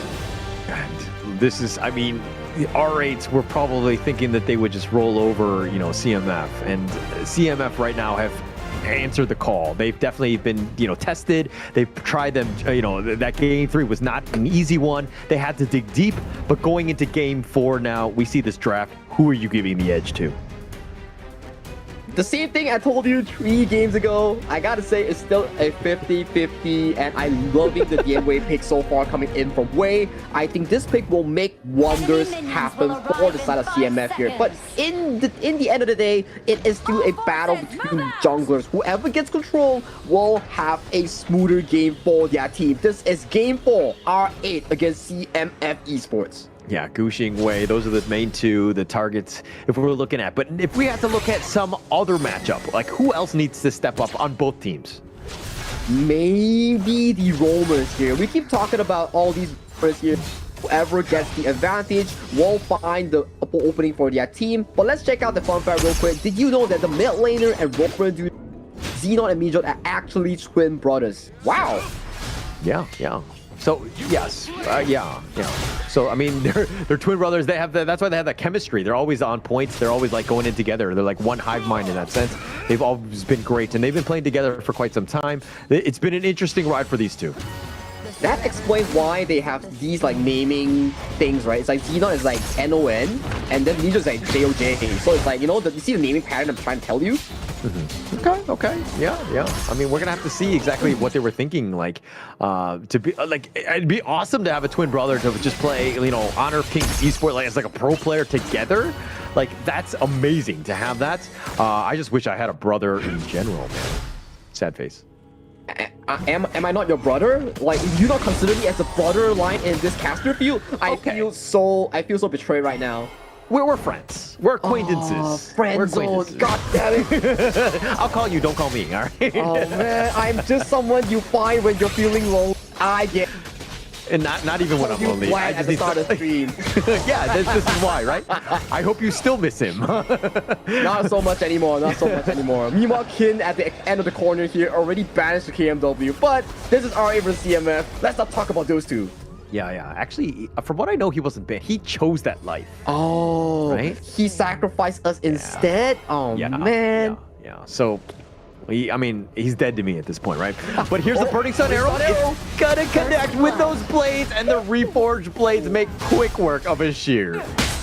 Ryochi with that precise control 6k. That is how far the arrow traveled, and it landed right towards Ashir's face. What a beautiful combo so far. That explains one thing.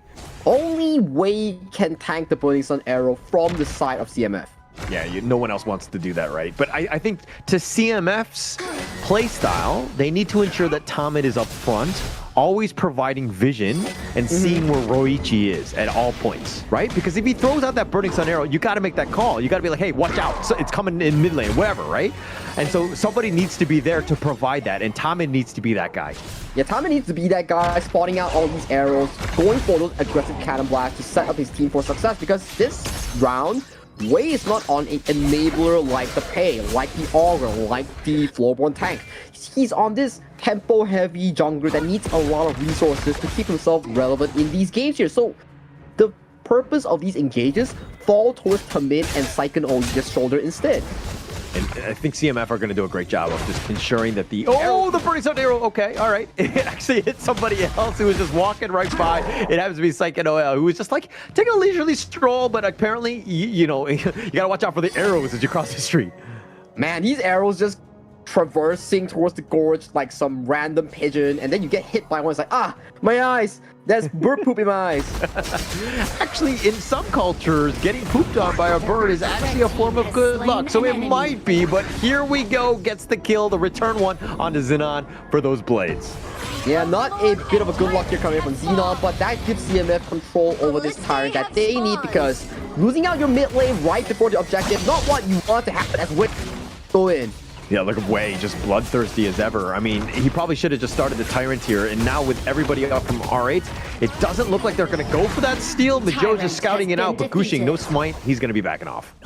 He's got to be backing off, but it does go over to the side of CMF here, even though that they lose out the early game here. But look at the ultimate here coming in! Yeah, the Burning Sun arrow yet again leads to another kill for R8. Roichi's like a sniper. He's hit like 3 of 3 arrows.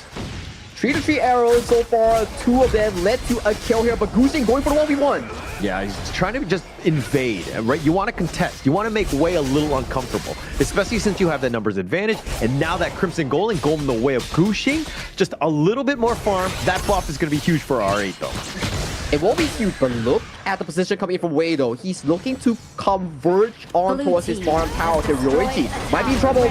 Might be in trouble here, but they get the slam dunk. Wei is going to be here. The set sail does connect. The Burning Sun arrow will not. Two members down from R8, and they happen to be the twins.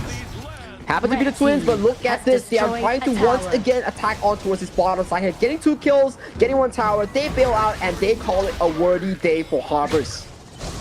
It's almost like Demon Slayer, where you have to kill the demons at the same time, right? And that's how Xenon and Majosa have been killed. But no, that's not how it works in this game. But CMF doing a great job. I mean, those 2 kills are going to be huge in terms of just getting themselves back in this game. They've kind of fallen behind a bit. Wei needs a little bit more space and time. He does need a bit more space and time here, but they found those 2 kills on towards the twins, so that makes it a lot more easy for him to come back towards that early game, right? Because he was losing buffs, he was losing control towards the jungle here, getting those 2 kills, great. It really relieves some pressure back towards his pocket, because right now, he's up about 200 gold against the jungle opponent, which is Gushing in that jungle. Huge, huge. I mean, he's got 2 kills as well, so any sort of space. Wei needs to get going. He is, dare I say, your win condition. Anthem will definitely be there to help support that and ensuring that you can kind of close out games late game, but Wei is the guy that's going to set up the tone. And now R8 putting that pressure on. The arrow does connect, and that looks like it's going to be a dead Tomet. He did his job by scouting out that arrow as he used his head to block it. 4 out of 3 arrows so far. 3 out of 4 arrows so far, and it all led to a kill here. Ryoichi, he's not missing anytime soon. He's like an absolute sniper. He's been taking them all out. But R8, I mean, the towers are the big thing. They're looking to go for this Wei, looking to just die, gets the slam dunk, decides to go for this one. And yeah, I think that they're trying to continue on. They are trying to continue on, and then we are looking at much of a disengage coming in from both of these 2 teams here. It is something to note out of, as Wei does limp away with just a bit of a health for safety here, as we see this arrow landing on towards the side of RA Esports, and the Moses gets to lead away from the map. Yeah, and it looks like, I mean, we're going to see exactly what happens on this one, but a little bit of an issue for that one. Tried to go for the play and not able to get any sort of kills in that one. Yeah, it will be tough, right? Because imagine there's always an arrow, and then Xenon is like, okay, brother, I'm coming in with those snipes here immediately. Boom. If your name doesn't start with a W and ends with an EI, you just die towards the arrow and the Ganemo combo. Yeah, unfortunately for the rest of that, everyone else is definitely targetable and just able to be picked off here.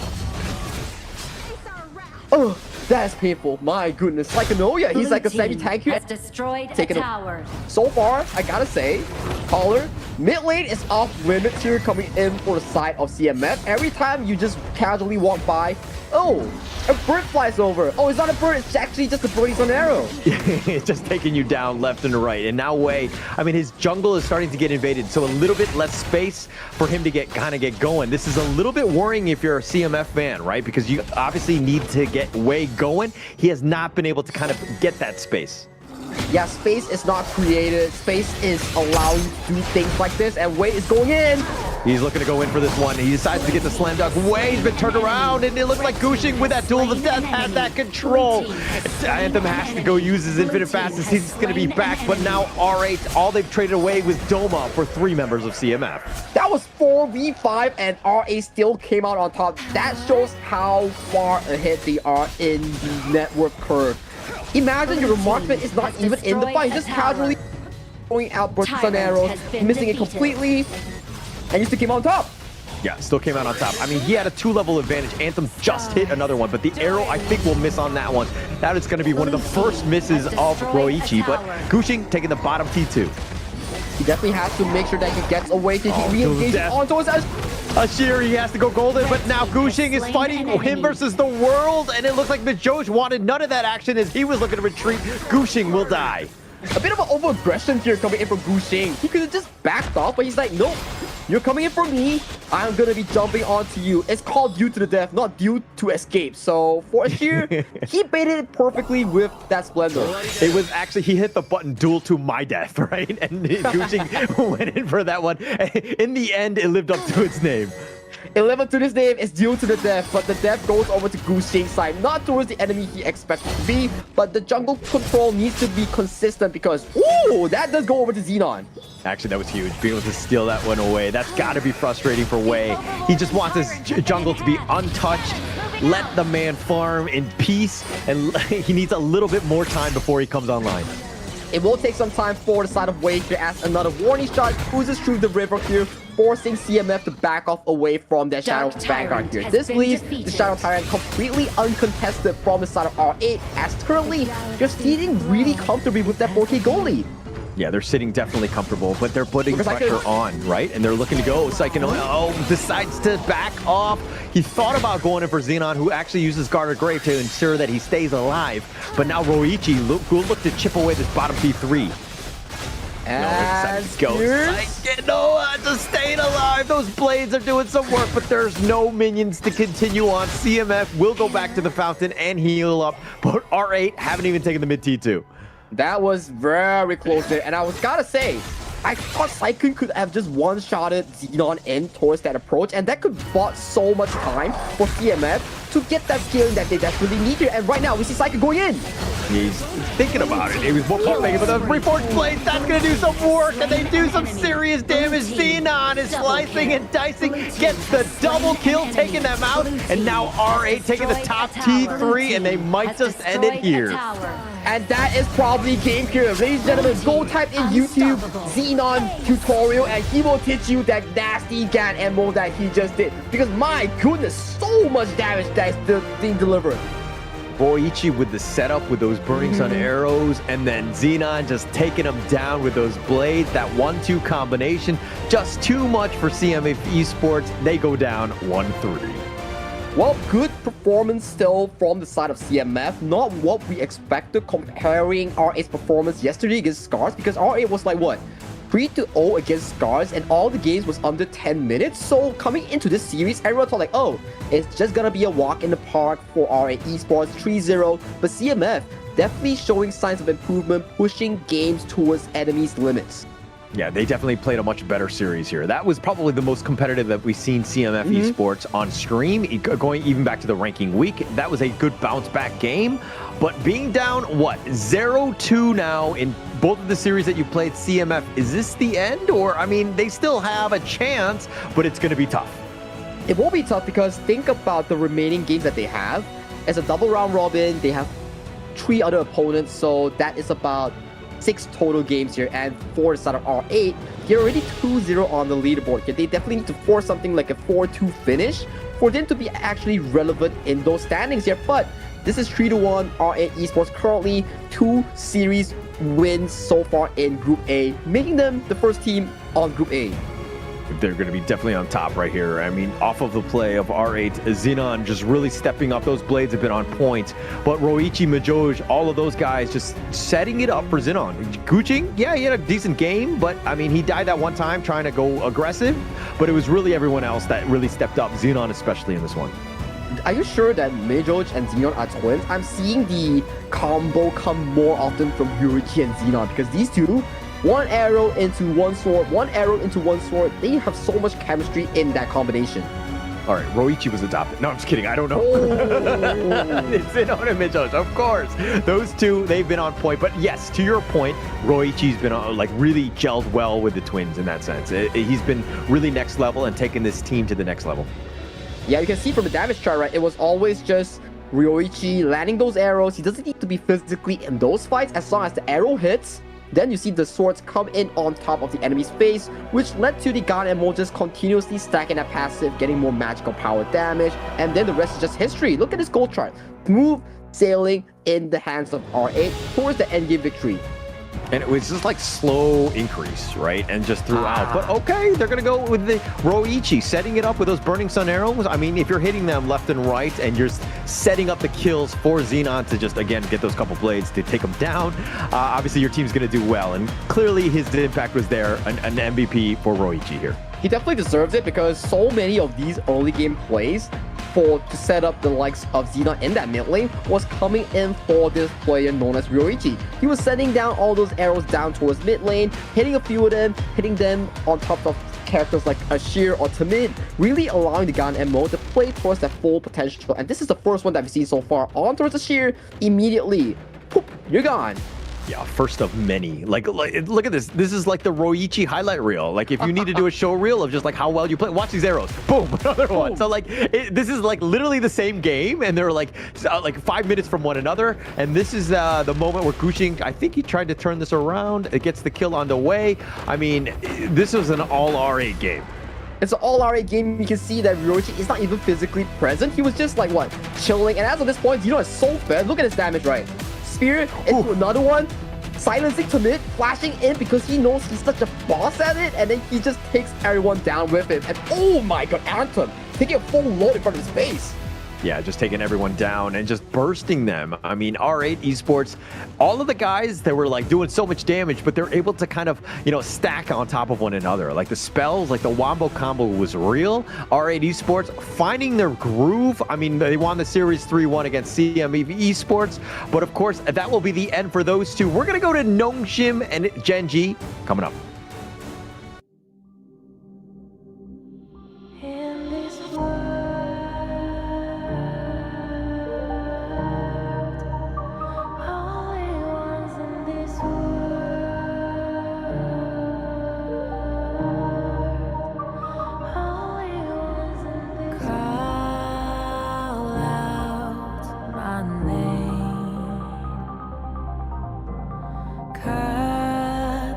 Sound of the rain.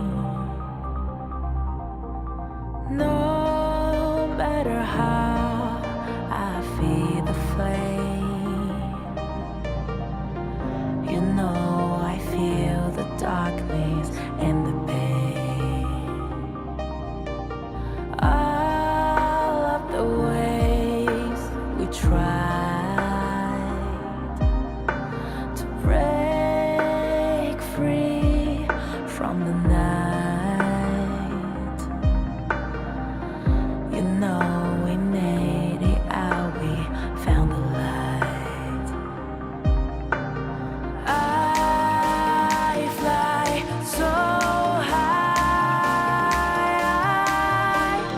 so vibrant world.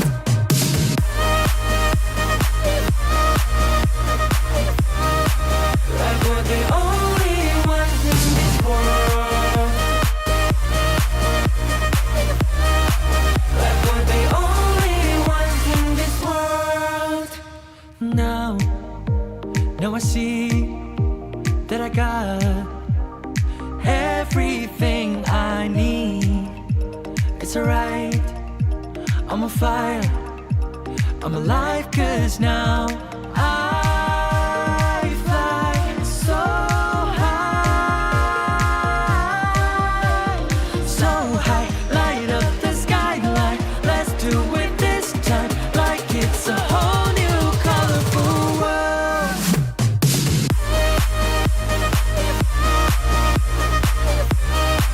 Like we're the only ones in this world. Like we're the only ones in this world. Never thought we'd get this far, burning like the stars. How we get this far, like we're the only ones in this world.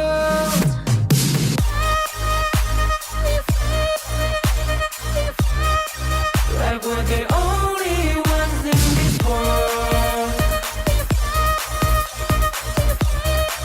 Like we're the only ones in this world.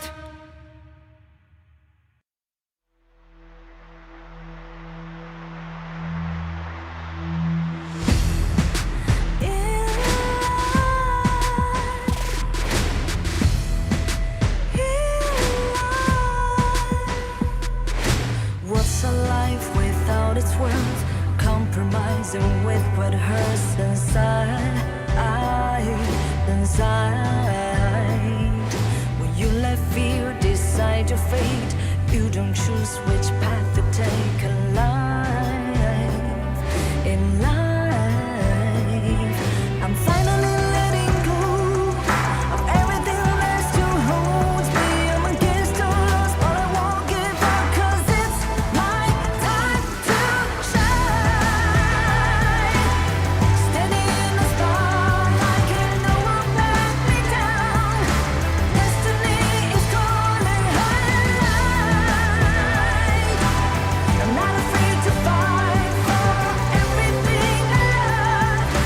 Victory's on my side.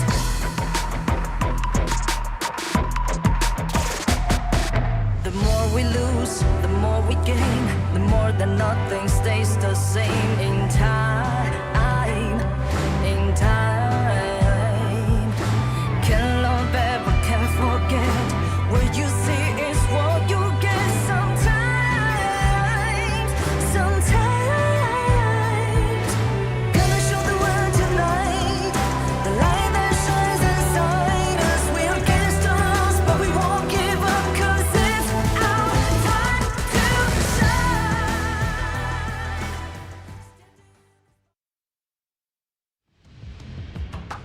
And we go back to the last series of the day. It's going to be Nongshim Red Force going up against Crazy Raccoons. Nongshim already beat Genji earlier today. My name is Holler, with me is Sagi. How are we feeling about this series?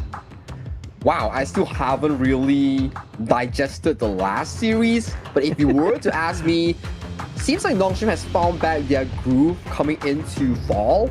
We were talking about, okay, spring is like kings for Genji.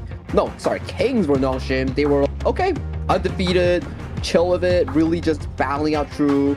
But then coming into summer, they really seem to be kind of shaky here coming to the season.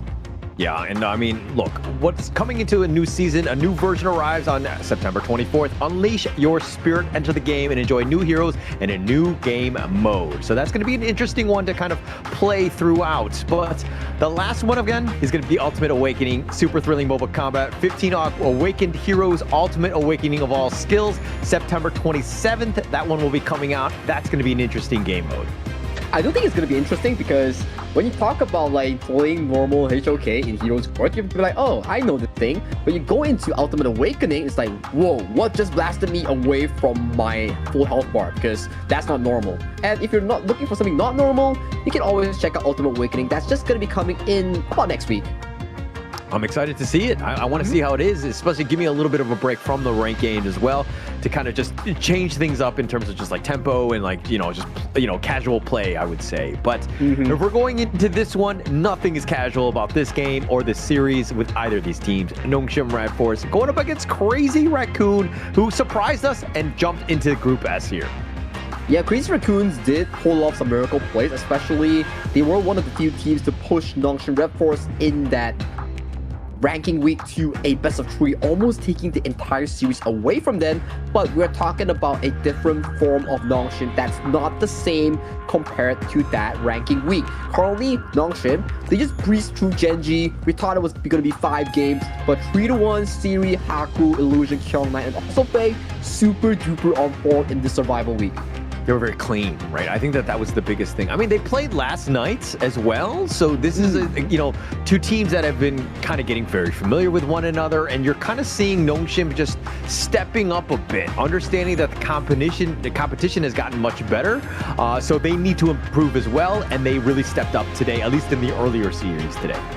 Well, they did step up, right? Because we were seeing like, game 1, it was all about the Dharma that's being shown off by the side of Genji's Wawa. But then game 2, game 3, and game 4, we're starting to see Siri take control of the game. We're starting to see Siri make all these crazy farm over the side of Monto. That's what makes Genji so strong. But also, that's why Nongshim is able to topple the fact that they make Clue and Wawa look like irrelevant in that series. So, can they replace or repeat that same success against the likes of the Raccoons? Will be an interesting factor because the Raccoons, the person you need to shut down will be Kong. They did shut them down once. Will it be second? We'll find out in a short moment.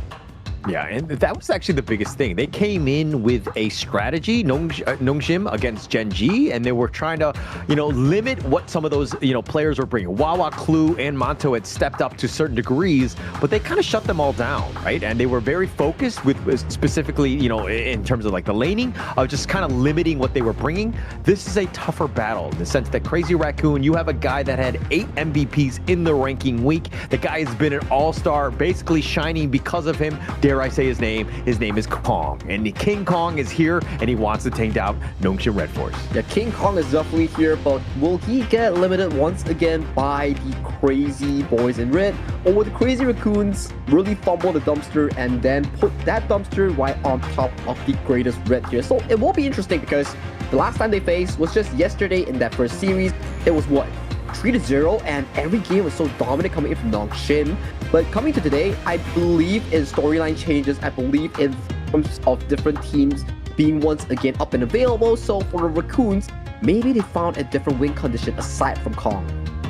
Yeah, I think that the rest of the team needs to step up. I mean, there's been a lot of pressure on Kong's shoulder to perform, but you become like a very one-dimensional team. Nongshim can kind of eye that, and they can definitely ensure that they kind of get onto that. But let's find out who the first team will be playing in this series now. So you should never give up. You gotta fight for it. Whoa, let's go. I know you want it. I see the fire in your eyes. You gotta fight for it. Let's go. The battle's calling. You better give it all you got. You gotta fight for it. The time is right for you to raise a bar. Cause you could be the greatest of them all. Let's go. The battle's calling. You better give it all you got. You gotta fight for it.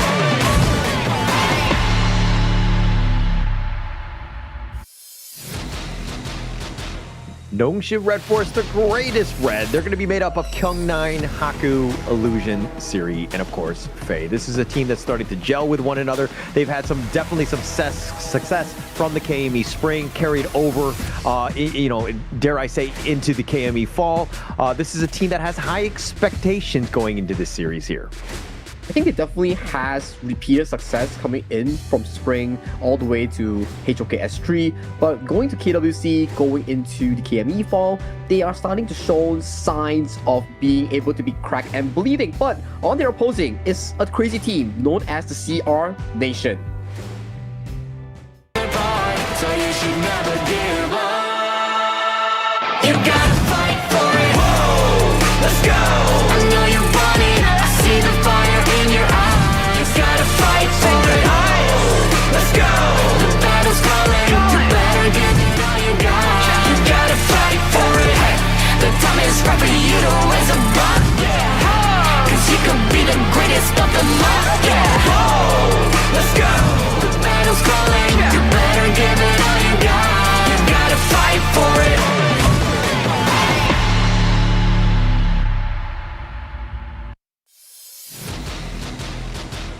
This is the Crazy Raccoons, the CR Nation, represented by Kai in the flash lane, Kong in that jungle role, Cliche in towards that mid lane, Nano Hana being their problem, and Nia comprising of the roamer role here. So for this team, they have shown success by playing towards Kong tempo, and Kong so far, I think he has the most MVP of 8 so far in this tournament. Definitely. He's been the guy. But I mean, it's been largely set up by, dare I say, Nya, who has the 3rd highest assists per game. He averages about 7.2. That's across all teams in the ranking week. He really sets it up. And a lot of the team, when they're playing well together, it's Kai, Cliche, and Nanohana really stepping up and doing that damage. And Nya is, again, with those stuns, providing that control for Kong to just take him down. Yeah, that's the special thing about the side of Crazy Raccoons, right? A lot of teams want to repeat their success, but they always find tough ways to do so because Kong is such a niche player where he always have so many of these crazy picks here. But this is the head-to-head between Nongshim's Haku and also Kong in towards the jungle here. You can see the biggest discrepancy between these two will be that damage department and the average gold per minute. look at the kills, right? In this head-to-head, the jungle matchup is going to be key. Haku versus Kong in this one, 86 to 82. I mean, just it's very neck and neck between them. I mean, going into this one, I think Haku was second most in terms of all kills across, and then the most kills was actually by Kong in the ranking week. He did very well. So there's a reason why Crazy Raccoons are top 3 here. They are top 3, but can they continue their dominance from the likes of the Falls ranking week? Because so far, their ways of playing has been challenged by the side of the Nongshim Red Force, and they're starting to see cracks as well. We are talking like, oh, Nongshim doesn't seem to be on the best of the forms here coming into fall due to that KW 2025. But look at Crazy Raccoons here. They're being investigated, they're being researched, and the first ban does fall onto Kong's signature fate. You said investigated, and I was like, wait, what are they doing? Like, oh, no, in the game, okay, in the research. Okay, I thought there was some impropriety, but okay, we're in the game now. This is, of course, going to be game number 1, the third match of the day. But going into the ban's going to be key. Nongshim are going to be on the blue side. They want to pick first, and they're going to go with Illusion's Mai. This is the benefit of being able to have a strong team that plays all these premier picks, right? You can always have Arlie being locked in for Siri, you can always have Maishramu locked in for Illusion, you always have Dharma being locked in for Kyung-Nai, right? That is what you need to formulate drafts in this tough environment, especially under the influence of Global Ban Pick. And it looks like the Ogren Dharma in return. It's a little bit of a counter, just the sustain, the control, and dealing with this. And Nongshim, they're going to go with their tried and true. Whenever they see an Ogren, they usually will go to the Agudo. Yeah, the Agudo makes a lot of sense, right? Because you're limiting the Ogren's like zap of the laser. You're making sure that he stays in place and has to get rid of all the critters here. But you know who can get rid of the critters? It will be the Hano that being covered by Cliche in towards that mid lane. What's wrong with that? It's a good pickup potential here. I think that because the Ogre, you're going to have a long sustaining fight anyways, and then if you've got the Hano to kind of continue on with that, now it's going to be a little bit tougher. Nongshim, they have that burst from Mai, but if you just Fate Rewind it, it's not a big deal. Yeah, it's not a big deal, but that is if he gets that moment to Fate Rewind, right? So potentially we might see Hano picking up that Purify towards the mid lane, but we're starting to see more of these lane being banned away from Siri. Already the Arlie, already the D-Ren-J, and also the Long being locked away from Siri in that farm lane. A lot of different potential like farm laners being pushed away from Siri. Going to be tougher. He's going to have to be digging deep, so to speak. I mean, look at Crazy Raccoon with like 3 bans of the farm laner. Very targeted, but at the same time, they don't have a farm laner themselves. So they're kind of like, oh, we've banned our own potential picks too. Knowing Nanohana is probably going for the Flowball movement and series for that Shouyue to match with that Mozi and probably dodge around the Dharma CC. They'll be flying towards his place. And you know, Nongshim does their over there like, okay, you are playing that game? I know what you want to play. Nanohana wants to go on that Flowball marksman. Not gonna be happening. It's gonna be bad. So he's defaulted to that channel. So channel is special pick here, right? Because he's always served as the counter towards Long and Arlie here. So picking it in game number 1 result in this counter pick to be removed from the pool in the following games of the best of 5. Yeah. Also, it looks like, okay, they're pump faking quite a bit. But, I mean, yeah, to your point, though, they've also banned out the Lung and Arlie. So you know that at some point, those heroes will potentially be opened up. They've gone with the Chano in, as you rightly said. It is a great counter, but now they're like, hey, actually, we're kind of out of farm laners ourselves. We're going to have to pick the Chano now. I think that's why Nongshim's final ban on towards the Global Marksman puts CR's Nanohana in that position, because Nanohana has this tendency of only playing 3 marksmen, which is the Long, the Global Marksman, and also the... Let me brain a bit. Long, Global Marksman, and also the Chano here. So being forced into that situation, you're kind of in a tough pickle here. But once again, Nerza being hovered for the side of Kyung-Nai. He has found success with this pick in yesterday's first game of the series against Crazy Raccoon. This could be a potential. I mean, you get the jump in. I mean, you see the Fate Rewind, he gets them back, so the Neza can kind of just get that potential jump. Also, just saving your own backline if you need to go. But this is going to be an interesting pick with the Cayenne. Going to be last? No. Secure. We should not even be talking about heroes until they're locked. like you mentioned, they're just pump faking us. They're just like, you know, jigging us with all these picks. They're like, haha, they're caught again. I win. But it will be slightly hovered towards the secure here but we know so far Nia loves to play the Zhangfei and the Lian Po here, so game 1 coming in with such a different approach. Maybe this is Crazy Raccoons waking up from their slumber from day number 1 here. So it will be interesting because this is a Raccoon that the style has yet to be seen before in the ranking week. I think it's more about just getting that stun locked in. Crazy Raccoons, like this is like you have your favorites. You definitely want to ensure that you put your best foot forward, but this is a long series, right? Losing game 1 is not the end of the world. So it might be that they're comfortable with just like this hero type. Yes, it has a stun. It has that mulberry power, that AoE stun in that sense. So you have opportunities, but you don't need to pick your best heroes, especially now. Yeah, it's a best of 5. It's a long stretch, like we mentioned. If you do put all your cards onto this table in game number 1, you will be putting yourself in a tough situation if you lose out that game with expensive picks. So it's the same story for both these two teams. For Raccoon specifically, their picks are not so expensive per se compared to the Noxian lineup. Definitely not as expensive, which kind of, you know, it's an interesting way to play this one, especially in the global ban. You want to win games, but you don't want to give up your best heroes. You need to find that balance, especially when it's there. But you might just lose 3 games in a row. That's another problem that you might have as well. Well, this is a world in esports where the strong takes over the weak here, so it'll be one of these situations, but it won't be Noxian Red Force go head-to-head once against Crazy Raccoon in the second round robin of the series here. But all this wouldn't be possible without our prize sponsor. Realme is the official gaming phone. The Realme 15 Pro, built for performance, made for gaming, smooth, cool and reliable, just the way esports demands. Ready to level up? Get yours now and feel the difference. Definitely will feel the difference. Haku here starting to feel the difference, looking to go for that invade to start things off, getting a little cheeky. Saw some of the rotations. This is what research and investigating the other teams like you were talking about earlier, this can add to a huge advantage for them. It could be a huge advantage. Like Colin's like, haha, I got your what? But Haku is like, sure, take him. I will just take your Crimson buff and I'll be back towards my jungle. So you're 1 buff down in an early game where Kong needs to be strong and relevant. And right now, he's already at a disadvantage at just what, 1 minute into the game? Yeah, it's not great to be starting off like that. I mean, it's a little bit of risk. I mean, Nongshim sometimes, like, when you're looking to go for those jungle invades, you sometimes do pay with your lives, like they did against Gen G. But in this case, they get away scot-free. Crazy Raccoons, I think they need to just kind of add a little bit more CCTV to their own jungle. Yeah, CCTV, some surveillance cameras in the form of Nia or potentially Cliché to really spot out the pesky Haku running into a jungle and taking it as a favor for himself. Yeah, he shouldn't be just free farming in that regard, but Kong has to level up in that sense, so he's continuing to farm without the buffs, not as, you know, easy to do, so to speak. But okay, let's talk a little bit about this bottom lane. Siri, we've talked about, but with Nanohana going up on this one, I mean, we've seen Nanohana, there are moments of brilliance, but there's some lowlights as well. He's been, dare I say, a little inconsistent at times. I think inconsistency falls on some of these KME farm lanes where they do not find resources as well compared to the likes of Siri.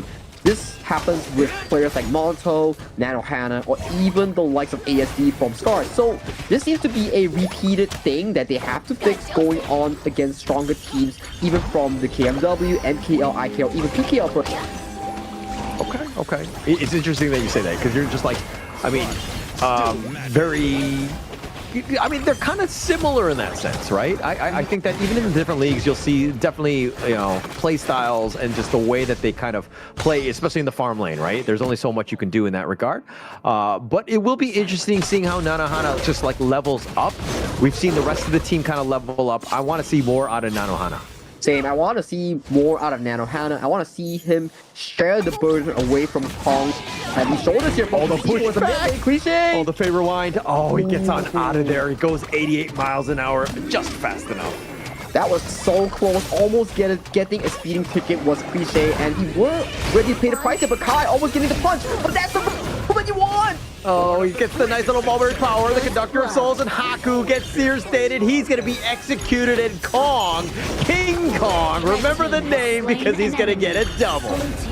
He gets a double, but then he falls short towards Kill 9 as well. Finding that return kill, but that beautiful engage coming in from here.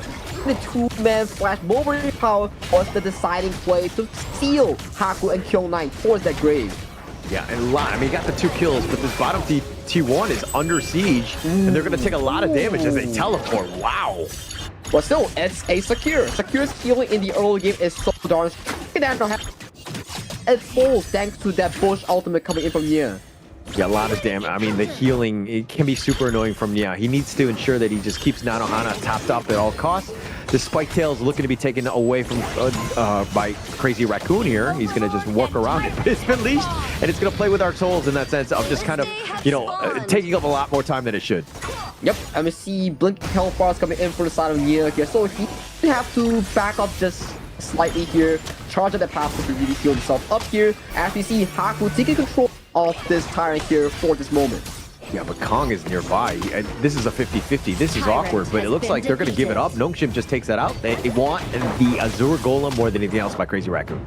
Well, you have the first happening of Kong losing out that Crimson Golem, so the Zero Golem does go into favor of the side of the Raccoon as a consolation prize to at least secure Kong's farming tempo in towards this early game that he desperately needs. Yeah, he definitely needs that, right? I mean, Oghren is the guy, especially when Kong is piloting him. You got to ensure that he gets everything. So right now, Nia is looking to just babysit, ensure that Kong gets all the space and time in the world. Cliché will just push the wave here, but might be a little bit at risk here by Illusion potentially jumping in. No, they're not going to continue. Now they're not going to continue. There's no members here coming in for the side of Crazy Raccoon. But Nia, looking for an assistant here on towards Kai here. Is incredibly low in this class lane. They have 4 members of Crazy Raccoon. This is a pretty big commitment, but they're going to look to take this top T1. They will take this down, and they're going to chip that away, but the bottom T2 under siege. It is under siege, and we're seeing Cliché quickly teleport towards that bottom lane to salvage whatever he can off this tower here. And it's still in full health. It's still a 1-to-1 exchange so far in towards the jungle. Oh, look at Kai. Furball, the Ruinjin. They're looking to go for the truth, but the Illusion actually has to flash away. Kai's a little bit low. Kong is as low as well. He's going to get picked off, and Illusion gets the Kachusen and slices him down. That fast slaps towards Kong's face, and he is eliminated from that river here. Good exchange here so far coming in for Red Force. You see Illusion sacrificing the burst damage, going in for that venomous stuff to limit the healing coming in from the likes of Cliché, Nia, or even Kong on these pictures. So it's a very good itemization in for this Maestro Nui. Really smart here. I mean, you get that chip off, you do any sort of damage, you're going to limit that healing. And with, you know, again, the Haino and the, you know, Oghren, this is a tough spot for them. But now Nongshim looking to invade, doesn't actually find Cliché, isn't able to get the pullback. The Cannon Blast will connect. They're going to hide under the tower. They will be fine. But Illusion is so aggressive with this Maestro Nui, always looking for these aggressive plays, forcing the enemies to react to him, or not, they will get punished in the form of jungle exchange. So far, Haku has already counted 2 bucks away from Kong in this short time span.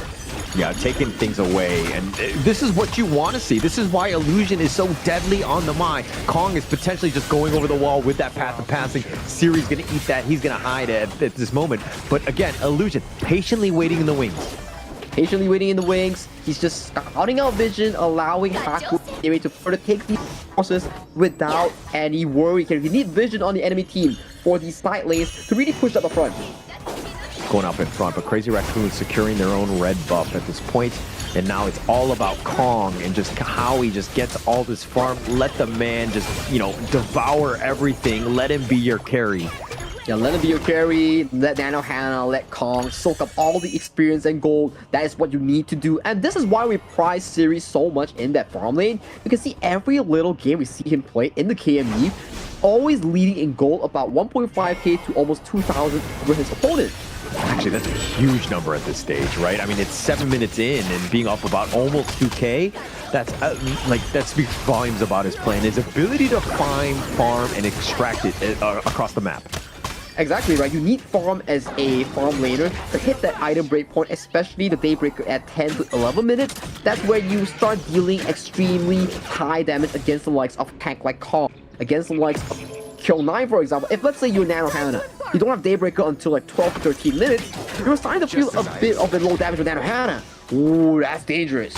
Oh, Illusion missed the Kachusen. That could have started some serious work onto him. But now they find Cliché. He's going to just have to leap of faith back onto his tower.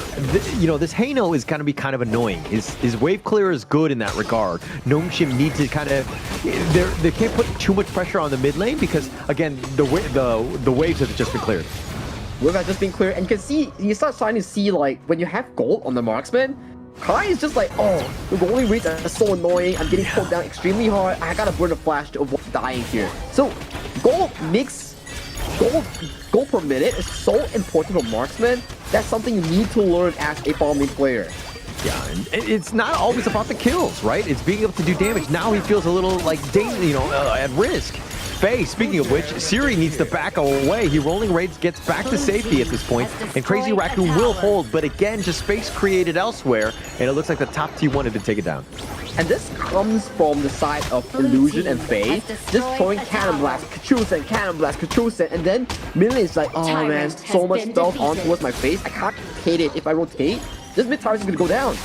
And this is why Crazy Raccoon need to figure out a way to kind of close that gap. It's going to be tougher for them. Kai, I mean, yeah, you have the flash truth, but kind of, assuming that he's not just hiding in a bush, being able to ambush, it's going to be very linear in terms of where they want to strike from. So, Nongshim, as long as you kind of keep everything at bay and at arm's reach, dare I say, and keep things in front of you, I think that they're going to see everything coming. They will see everything coming, and that is what makes them so dominant as a team, right? They always play calculative Honor of Kings. They don't go for these aggressive trades if they do not have vision. That's what makes Nongshim so darn well. Right now, they see 4 members in the mid lane. Oh, they're pushed back. They find Kai, and it's just way too much. Kyung9 and Illusion, the mobility plus the damage, way too much for Kai in the top lane. Yeah, way too much, and you see towards the middle side, even though that they're winning in terms of items, they're just playing slow, playing chill, making sure that they have enough space to really counteract against this play here. And right now, is a 4-5 for the side of the Raccoons here. What is the call here coming from Nongshim? Yeah, Siri, the Conductor of Souls on to 3, but Kong taking most of the damage, and here comes Illusion with the nice little Ru engine, finds Nya, and it looks like they want to go for more. They want to at least go for Kong. They're not able to find it. Kyung9 going all in for this one. He's going to be traded away. The Scepters of Fate are starting to stack coming in from Cliche here. Damage is racking for this Kano here. So that is still a 1-to-1 exchange so far coming in for the Raccoon. So good news for the Raccoons. At the very least, they can trade for the Shadow Vanguard. It's not just a 1-for-0. Yeah, the Shadow Tyrants are going to be taken away. Nongshim has just been in prime position for that. They will take that for themselves, and they'll continue on. Gets the Ru engine, tries to go for Cliche in that mid lane, but with the Shadow Vanguard, that's going to stop that potential push. But this is the beauty of the Halo pick, right? If you want to siege against a Halo, against that mid tower, you best believe it's a difficult task. You have to face Rewind, it heals the turret, it heals yourself. As long as it doesn't die, the mid tower will probably never go down until the moment where he really truly falls in these team fights. Yeah, and I mean, unless Nongshim are able to burst him down, find a way to kind of stop him before he gets off that Fate Rewinds, but it's easier said than done. And these Scepters, they add up. Yes, you have that wild growth. Yes, you have a lot of potential push, but he's got those Scepters. It just makes short work of all of them. Yeah, short work of all of them, making sure that they really stacking Scepters of Fate here. Siri and Faye here, looking for Kai. No flash onto Kai. Yeah, Kai, he's already used it. The Skyfall coming from downtown, and they ensure that they get that kill. Kai has been cut down yet again. Siri finds him. Siri does find him, and that is a key kill, especially in moments like this where you are looking at a 4v5 up front, and this tower may not be for long. Yeah, it won't be for long. I mean, yeah, you have the Fate Rewind. It comes back, but at very little life, and Siri will take that down yet again. I'm actually not even sure how the gold works on that double kill on the tower. I think you don't get double gold, right? I don't just think get so a single gold, and then it just funnels over your team, and then you take it down a second time. I'll probably do some research after this when I go back, and we can probably fact check on that, so let you know on the next stream. So for now, Nongshim is currently up ahead about 2,000 gold, but still manageable for the Raccoons. It's not the end of the... It's not the end of the world until Kong dies. That's the biggest thing, right? As long as he's fine, Kai can die. I mean, it's not great, and you definitely don't want to be dying. But, oh, speaking of which, Nadohana gets picked off. Siri gets killed as well, and that's the shutdown. You do not want to funnel gold into Kong, but he takes that one, and he's going to continue to chase, and he wants to protect his own jungle, but he actually has to get rid of all of these members of Nongshim. Kyung9 has been pushed away. And this is the key problem coming into Nongshim's draft, right? Once they lose Siri, they lose out such a big chunk of DPS coming out from their team composition here. That is why, if Siri plays overly aggressive, even if it's to trade against Nadohana, it's not worth it because Siri holds so much of the gold coming in from Nongshim that if he dies, it automatically puts them in a bad position. interesting, right? Because of the fact that, like, you know, it's a farm lane for farm lane, you're thinking, we're equal. Plus, Nanohana died earlier, but to your point, Siri is way more farmed, right? And plus, you're giving that gold into Kong, which is not where you want to be if you're a Nongshim fan. Yeah, if you're a Nongshim fan, you gotta be worried because this game, even though Nongshim was in control, it's still a 2,000 even here. One good truth mantra coming in from Kai, that could just change the game almost immediately. Could change everything. The truth mantra, then you've got that mulberry power from Nya. Like the wombo combo potential is definitely there, but they haven't been able to kind of find Nongshim in that like death ball where they're able to kind of get that wombo combo off. Yeah, the wombo combo really will set the tone of the game here so far. But Kyung9, he's this secret farmer in for the side of Nongshim Red Force that is secretly farming for success. He's currently having a purify and probably has a secret as well, but Cliche might be called out. Oh, the Fate Rewind, and they don't have enough damage. Nongshim, though, just barely pushing him away. But that is a key ult that's being used now. And now with this Shadow Tyrant that has just spawned, Crazy Raccoons might have a tougher time in securing this. That will be the case here, especially not having a phase rewind means that this Hano isn't able to play aggressively, and Nanohana just only finished his Daybreaker at 14 minutes. This will be tough coming in for Cyber Raccoon. Faye has to just flash just to get out of the tether of Kong, but they find Kai on the top side, and now Crazy Raccoons, yes, they've grouped up in 4, but with Kai down, that was a huge one with Truth, and Kyung9 just barely limping away. He limps away, but he can join the fight with his Skyfall once it's off cooldown here. So it's still in favor of Nongshim. If you lose Kai's flash and also the Dharma, who is going to catch Siri on this lady soon? Because she is so mobile in these team fights. It's not going to be easy. And again, it's to my point earlier, just being very linear. And Conductor of Souls, Kong, just decides to fight. He wants to go for this one. And now Nanohana and Nya, both of them are killed. Kong is still alive, but he's going to be picked up as well. And Cliche is the only man standing. Faye, Cannon Blast to the face. They've taken the Shadow Tyrant, and Nongshim don't lose any time, and they go directly to the mid T2. And there's a 3v1 towards the mid lane here against Kai without flash. As long as Siri plays towards the arm's reach, this might just be a game coming in from the side of Nongshim Red Force. 25 seconds before Kong is back. That is an eternity at this stage. Nongshim looking to go in. They find Kai. They want the pickoff. He gets to the fountain. He's barely there, but the crystal, and it looks like Nongshim with the box just pushing him away. They will take game 1. Good game coming in from Nongshim in this game number 1 as they extend their good form coming in from that first series against Gen G Esports. So far, they're 1-up against Crazy Raccoons in this series. A lot of momentum that's carried over. You're seeing that, just how Nongshim are just hitting their stride. They're able to kind of take the fight to Crazy Raccoon, who again, I mean, Kong was the guy, but when Kai had been picked off and you had that numbers advantage and they continued, they were like, hey, we need to take the Shadow Tyrant regardless of the numbers. 4 versus 5, not a winning condition. Not a winning condition, especially going in 4v5 with gold, not having the primary engage assassin, which is the Dharma. You kind of wonder who will be able to limit Siri in those exchanges, and there you have it. You don't have an answer towards Siri. Yeah, you don't have an answer, right? I mean, that was the biggest thing. There's no jump. There's no, way to get kind of into that. And that's kind of why the Nongshim draft, which just really played well. Like, understanding that, hey, if they don't have a jump and we're able to keep Siri safe in the back, they have no answers for us. Yeah, they have no answers for us, and this revisits back to the question you asked me just now. What does it take to win against Nongshim? Check out the goal discrepancy from Nanohana and also Siri. That's 5,000, almost 4,000 gold away from these two players. That just make a lot of changes, right? Because when we talk about marksman, you always think about the Daybreaker. If you have no Daybreaker, you cannot fight against tanks in this game. And you don't have Daybreaker, which leads to Nanohana not doing enough damage, take down the likes of Haku, even Kyung9 in these team fights. Just too much. I mean, he was definitely behind. 5K is like huge, right? Huge. Absolutely huge, right? To kind of come back from that. And to your point, without those items, you really don't do any damage. So the rest of the team really needed to have picked it up. Kai was kind of getting caught out. He was split pushing. I understand that as a Clash laner, you definitely want to create a little bit of space. But, when you got paid, you just kind of died, and then you're putting your team in a bad situation. This is what happens, and the gold graph completely in favor of Nongshim. But still, it's still an acceptable gold graph in towards the late stages of the game. It was always at that, 2,000, 3,000. The game is still shakeable between these two teams. But in the end, it is what the final fight looks like, and the MVP goes over to Illusion. He was setting up so much of these plays, especially on towards the gorge, like the members of Nanohana, Cliche, and especially on the Kai.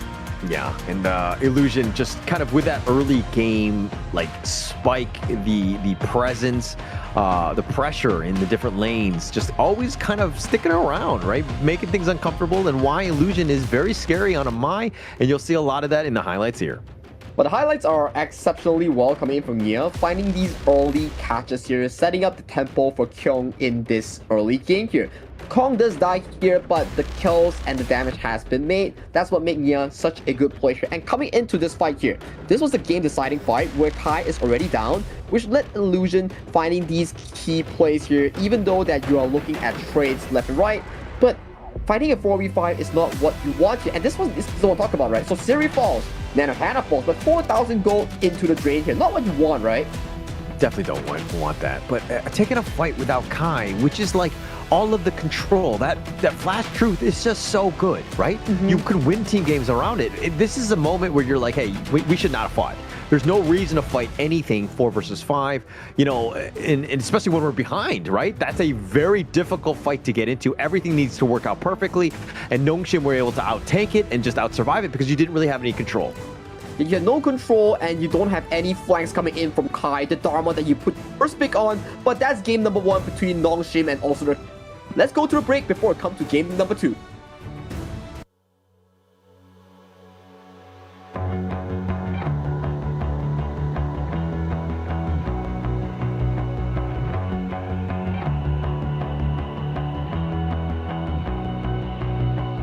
You've walked through the darkest nights. You've heard the crowd, felt the blinding light. You were standing there when your heart comes alive. It's a dream of a hat, and it never dies. Right here, right now, give it all, get it out. Never surrender, I fight and never fail. I am a contender, a challenge I can feel. The smallest lies become the brightest enemies, relentlessly. And even if you fall, you gave it everything to be a king.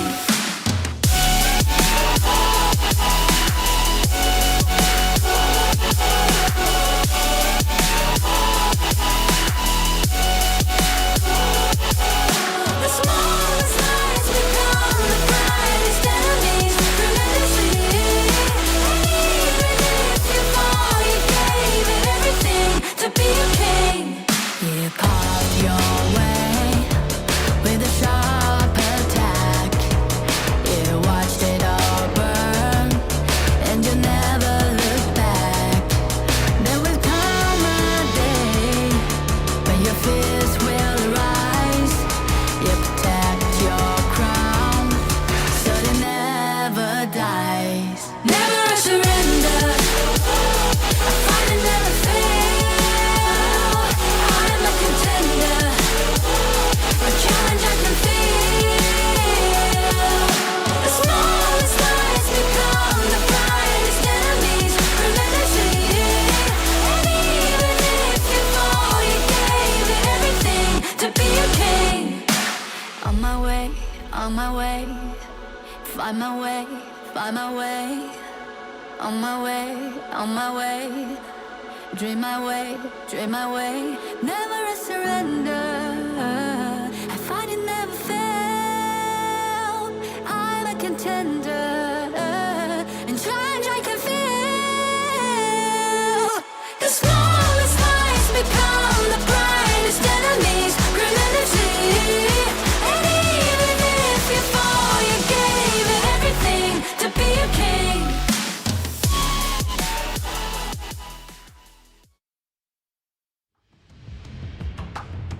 Nongshim Red Force, that was a clinical game against Crazy Raccoons. Being able to close out the game made it tough for them to get anything going.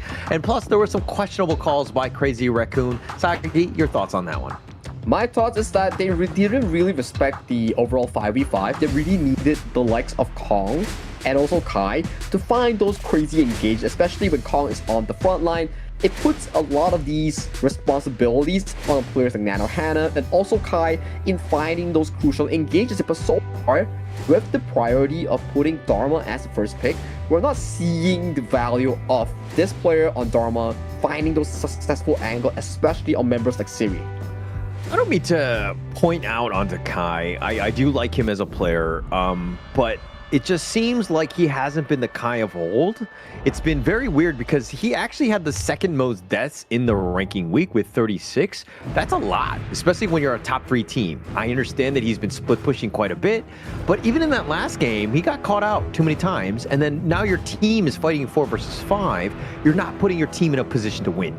That is something they really need to fix, especially right now they're in Group S. They always have games against Gen G and also the Microsoft Notion Red Force. So even if they lose out all of their games, they still qualify to that playoffs there. So the best they can do is to fix their current issues, allowing them to really win out more of these games here, because you have this issue whereby if RLE is open and you're unable to first pick it, that's already something to be taken note of.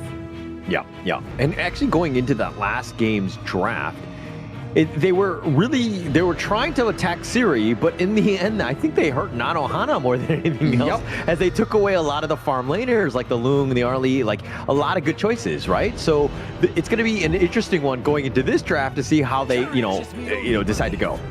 I think this falls into the one thing whereby they wanted to ban all the farm lanes that Siri are comfortable in, but in the end, they shot themselves in the foot and they led to Noxian be like, oh, you're that guy that likes to play Concert, you, Long, and also the 4 marksman. So let's just ban it away. And it just caused within that trouble that forced Nano Hana to play that channel here. And right now, without a channel, you're defaulted to the Direnjie against the Long matchup, which is still decently fine. It's decent, but it's not like a best case scenario, right? I think that you'll have to just kind of fall back, to whatever you want. But Nongshim here, going with their tried and true. We kind of saw this same style of team makeup with this Yixing, with those boards, and the Guan Yu with those Razor Cavalries. This is a tough one because it pushes everybody around, and if you get isolated, you get caught out, you're going to have a bad time. This is what we call the bounce house rest, especially you're against the likes of a Direnjie and Byron. You're not the best in terms of the mobility department, so you won't be much more required to be careful against the likes of a Yixing board or Guan Yu pushing you around like a ping pong ball. Yeah, and that's the biggest thing, right? Nobody wants to be like sent around like a pinball, right? That's the biggest thing, and you want to just stay alive more than anything else. But Crazy Raccoons, they need to find some way to kind of initiate. They need to do it so that, again, they do it safely. Not easy to do, especially when Kyung9 is just, on the flanks looking for that perfect Razor Cavalry. I think that's the case, right? So you need Kai on this Byron to always be on the lookout for Kyung9. So the Clash Lane's job is either to flank the enemy or to mark the enemy Clash Lane to prevent flanks from happening, right? So that will be a pivotal job here coming into this second game of the series, because losing out this game puts you into a position whereby you one step again to lose out that BO5. You don't want it to happen. You definitely don't want that to happen. You got to stay alive. You need that vision. And I think that they've provided that vision by this Fei Leon Po. The guy has been an all-star in terms of just being that frontliner, being that forward scout. And he's generally speaking stays alive because Leon Po is just so tanky. But vision is key in this game. Being able to understand where you need to jump in, when to jump in, is going to be key in this one. Like how we always mention, vision, intel is wintel, and wintel leads you towards the game-winning gameplay. But oh my goodness, are we seeing a Bai Chi towards the jungle here? Because this technology is originally introduced in the KPL region, where you have the Yuhuan, Sun Bin, and the Bai Chi, whereby you form this indomitable, indestructible frontline tank coming in as Bai Chi and also the Byron here. Very interesting draft coming in. When in doubt, I mean, this is the time, right? And it looks like the Flowborn may... Hang on, wait, what? How are they doing? Okay, no, they're not doing that. Okay, I was going to say, how does this work? They already have a mid laner, but now they're going to go with the Menki, which makes a little bit more sense to potentially counter out this Bai Chi that you're talking about from that jungle. But adding that in with the Sun Bin, right? You see that the potential team fight, where are they going to happen? the pushback from the Razor Cavalry from the Guan Yu. Now you have the time lapse on top of that. That could make for some a serious counter initiation by Crazy Raccoon here. And the Raccoons actually drafted into a very interesting draft that forced Nongshim to change that monkey last pick into a Nakoruru, because if you rely all those damage output from a Long, you will find that this Sunbin, Bai Qi, and also Byron and Yuhuan combination will lead to a point where the Long isn't able to hit all these front lines and take them down. So drafting a Nakoruru to replenish the damage department is a smart move here coming in from Nongshim Red Force. Very good drafting here coming in from both teams. I like it. I like it. I mean, there are definitely counters to it. I think it's going to be interesting to see how this Kong Bai Chi really plays out. If he gets the nice little, the pullback, the death sight, and just putting them in a bad spot where they're able to kind of burst down the Haku Nakoruru, you have some options here. You have some options here, so we have to see how they formulate this draft, right? Because Bai Qi, although he's a tank jungler, he only starts to get going with the Sunbin and Yuhuan combination in towards the mid game at about 8 minutes when they start to ramp up these items. Give them a lead, you will find an indestructible monster of a tank in that front line. I'm not looking forward to that. I think it's going to be very scary, nightmare-inducing, but I think that we need to see the rise of Kong in this series. Game 2, this is going to be key. Being down 0-2 in a world of hurt for Crazy Raccoon. They do not want to be there. Dare I say, this is a must-win for them. This is a must-win for them, but it still really lowers down the pressure that they have, because fortunately, their efforts coming in from week 1 was a real darn well job. So right now in Group S, they don't have to worry for dropping out like in the Group A. They can still play, they can still learn, and still take some games away from these top tier teams while trying compositions like the Bai Qi and Sunbin combination here. So it's the props of them for being able to land that spot in Group S. I think that there's definitely two agendas going into this one. I think it makes a lot of sense for what you were saying with Crazy Raccoon and just testing things out. You do have a little bit of time. You're not knocked out of this thing, right? So you might be playing the 4th place team or whatever, but at least you're still here. But at the same time, Nongshim on the other end, they kind of want to close things out. I think they don't want to give out too much data of what sort of heroes they like. There's already a plethora of that data out there already from like Season 3 on, but I think especially now with the new meta, they want to ensure that they want to hide things as much as possible. Yeah, hiding things as much as possible will be something that Nongshim wants to do, but especially, you're Nongshim, you are a fundamentally strong team. Just like that Clash Lane Exchanger that Kai almost got slammed away here. Not something you see on a normal basis here, but coming in from Nongshim, you are the KME champs. You want to make sure that you continue that legacy. Yeah, definitely want to complete that legacy, right? And Kyung9 there with his own legacy in that top lane against Kai, against the Byron? Like, what? Like, that's a lane matchup in favor of him in that regard. But I guess he got caught out a couple too many times, too many heroic charges. And he actually had to go back. So he's going to be back in, but he's definitely behind, as it's showing in the levels. Yeah, not the best approacher coming in from the side of Crazy Raccoon's Kai. Something for them to figure out in some of these games, right? So one thing that you need to learn as a Clash laner or farm laner is to freeze the wave, which really limits your opponent to overextend in lanes, really walk up for these minion waves. Because imagine, Kai has to walk into the tower to take that minion. That's kind of crazily overextending that allows players like Haku to really punish the enemy team. Yeah, very smart there by Kyung9. I mean, the freezing the waves. If he doesn't get those 2 minions, he's missing out as well. So it's like damned if you do, damned if you don't kind of thing. But, Nongshim understanding these are the small advantages that really kind of snowball in the game. And they already have like a 600 gold lead. The 600 gold lead just solely by winning lanes, solely by sharing resources. That's what makes Nongshim Red Force such a fundamentally strong team to be feared about. So right now, if you are Nongshim, just continuing this dominance, this laning phase, it will secure you a very comfortable mid-game that you need all this long. Yeah, it's definitely going to help out, and I think that that's the biggest thing. We've seen just Siri doing very well today. He's the farm laner that's going to be consistent, that's going to be able to carry you to those victories. So giving him sort of space, going to be a great time. Illusion here trying to do so, but he's not going to really find anything. You're not going to find anything here, so he is forced to back away or just to act as a living ward. So it gives you more of the opportunity for Siri on this lane to play much more aggressive. And then the mid farm funnels over to Haku's pocket here. So these are the two carries that you as a mid lane needs to be focusing on. But Kai gets pushed in, and that might be first blood. Yeah, he's gonna give up first blood, but he's just gonna run it down. I mean, as a hit and run, do we need to call 911? Well, do we need to call 911? No, we need to call the ambulance because they need help here.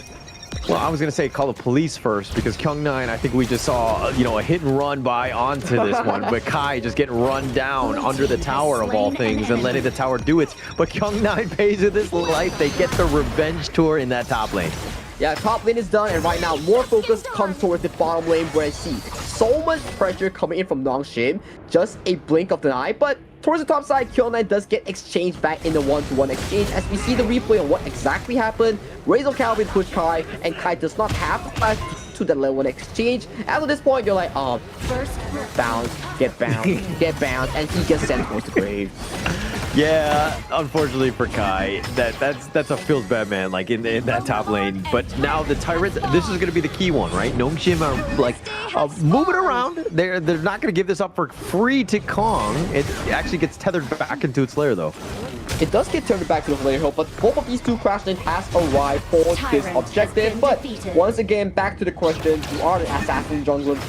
Prioritize your buffs first, so giving away this camp towards the side of Crazy Raccoons is reasonable side of no.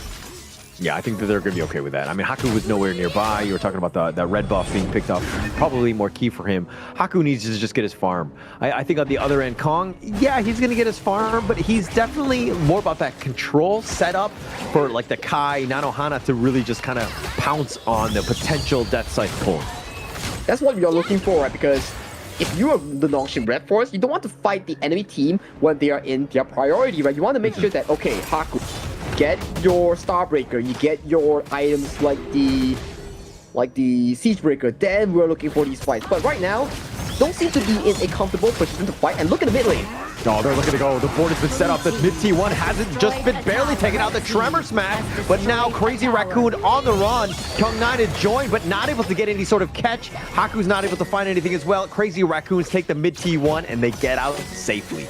But look at Sirius' position here. He might be looking for a potential gank on towards the likes of Nanohana, but he does back off and he does get more structural damage on towards the bottom side here. But that is the potential coming in from Nia and also Kong on these picks. You see how much healing that's provided by these two? That's just crazy. But Illusion, finishing up that item, Venom Staff, does provide the healing reduction that Nongshim Red Force needs to really limit the enemy's approach here, especially on the Raccoon. A lot to go through, right? A lot of sustain from Crazy Raccoon, and they're going to give up the top T1. I mean, essentially, they traded away the mid T1 for that, but Faye, he's going to be walked on. The time flux right on this one. Finding Faye, and they're taking liberties. They find Kong. He's stuck inside the board. The Tremor Smash is on to 2, but now Kong solo. Here comes Haku with a heroic save. Gets the kill. Gets the kill, and that is the setup coming in from Illusion and also Faker. If you get locked in and not able to wait for the next rotation coming in from Nia or Cliche, you're in a very difficult position even though you are such a big monster tank here. And right now, jungle is a buffet for Haku to take in. More gold funnels over to Haku. That's more damage to be dealt on such a strong tank. Yeah, Haku taking everything from that. I mean, he's been just like largely off the map. He's been quiet because he's just farming. He's 5.3, highest in the game right now because of that. And Kong, yeah, you're on the Bai Chi, which is interesting. Yeah, you have a lot of control as a tank-style jungler, but you're going to fall off. You're not as able to farm as quickly as Haku is on this Nakoruru. We'll have to see, right? Because I am so interested in how they play these late game team fights. Time Flux, this thing is a miracle worker. If you time it correctly, Siri, Haku won't be a big problem here. So the hidden carry in this team composition is actually the Sunbin in the late game. It's going to be huge if they're able to get some sort of catch. And plus, when they all have time flux and they're running at you, that's scary, man. That's like zombies coming at you, right? So I think that, Nongshim are going to be a little bit wary on that one. But right now, Nongshim, with this small lead, it's about 1K or so, but this is the time to put a little bit of pressure on the map.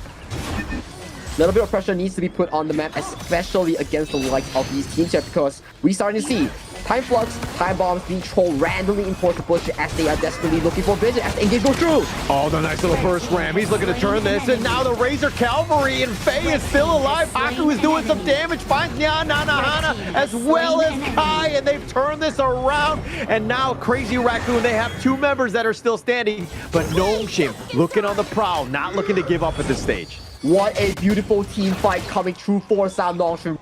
Set up the gameplay, Faye just playing is so darn well to a perfection, allowing Illusion, allowing Kyung9 to make that follow up with ease. Nanohana was to fall and he gets annihilated through that exchange.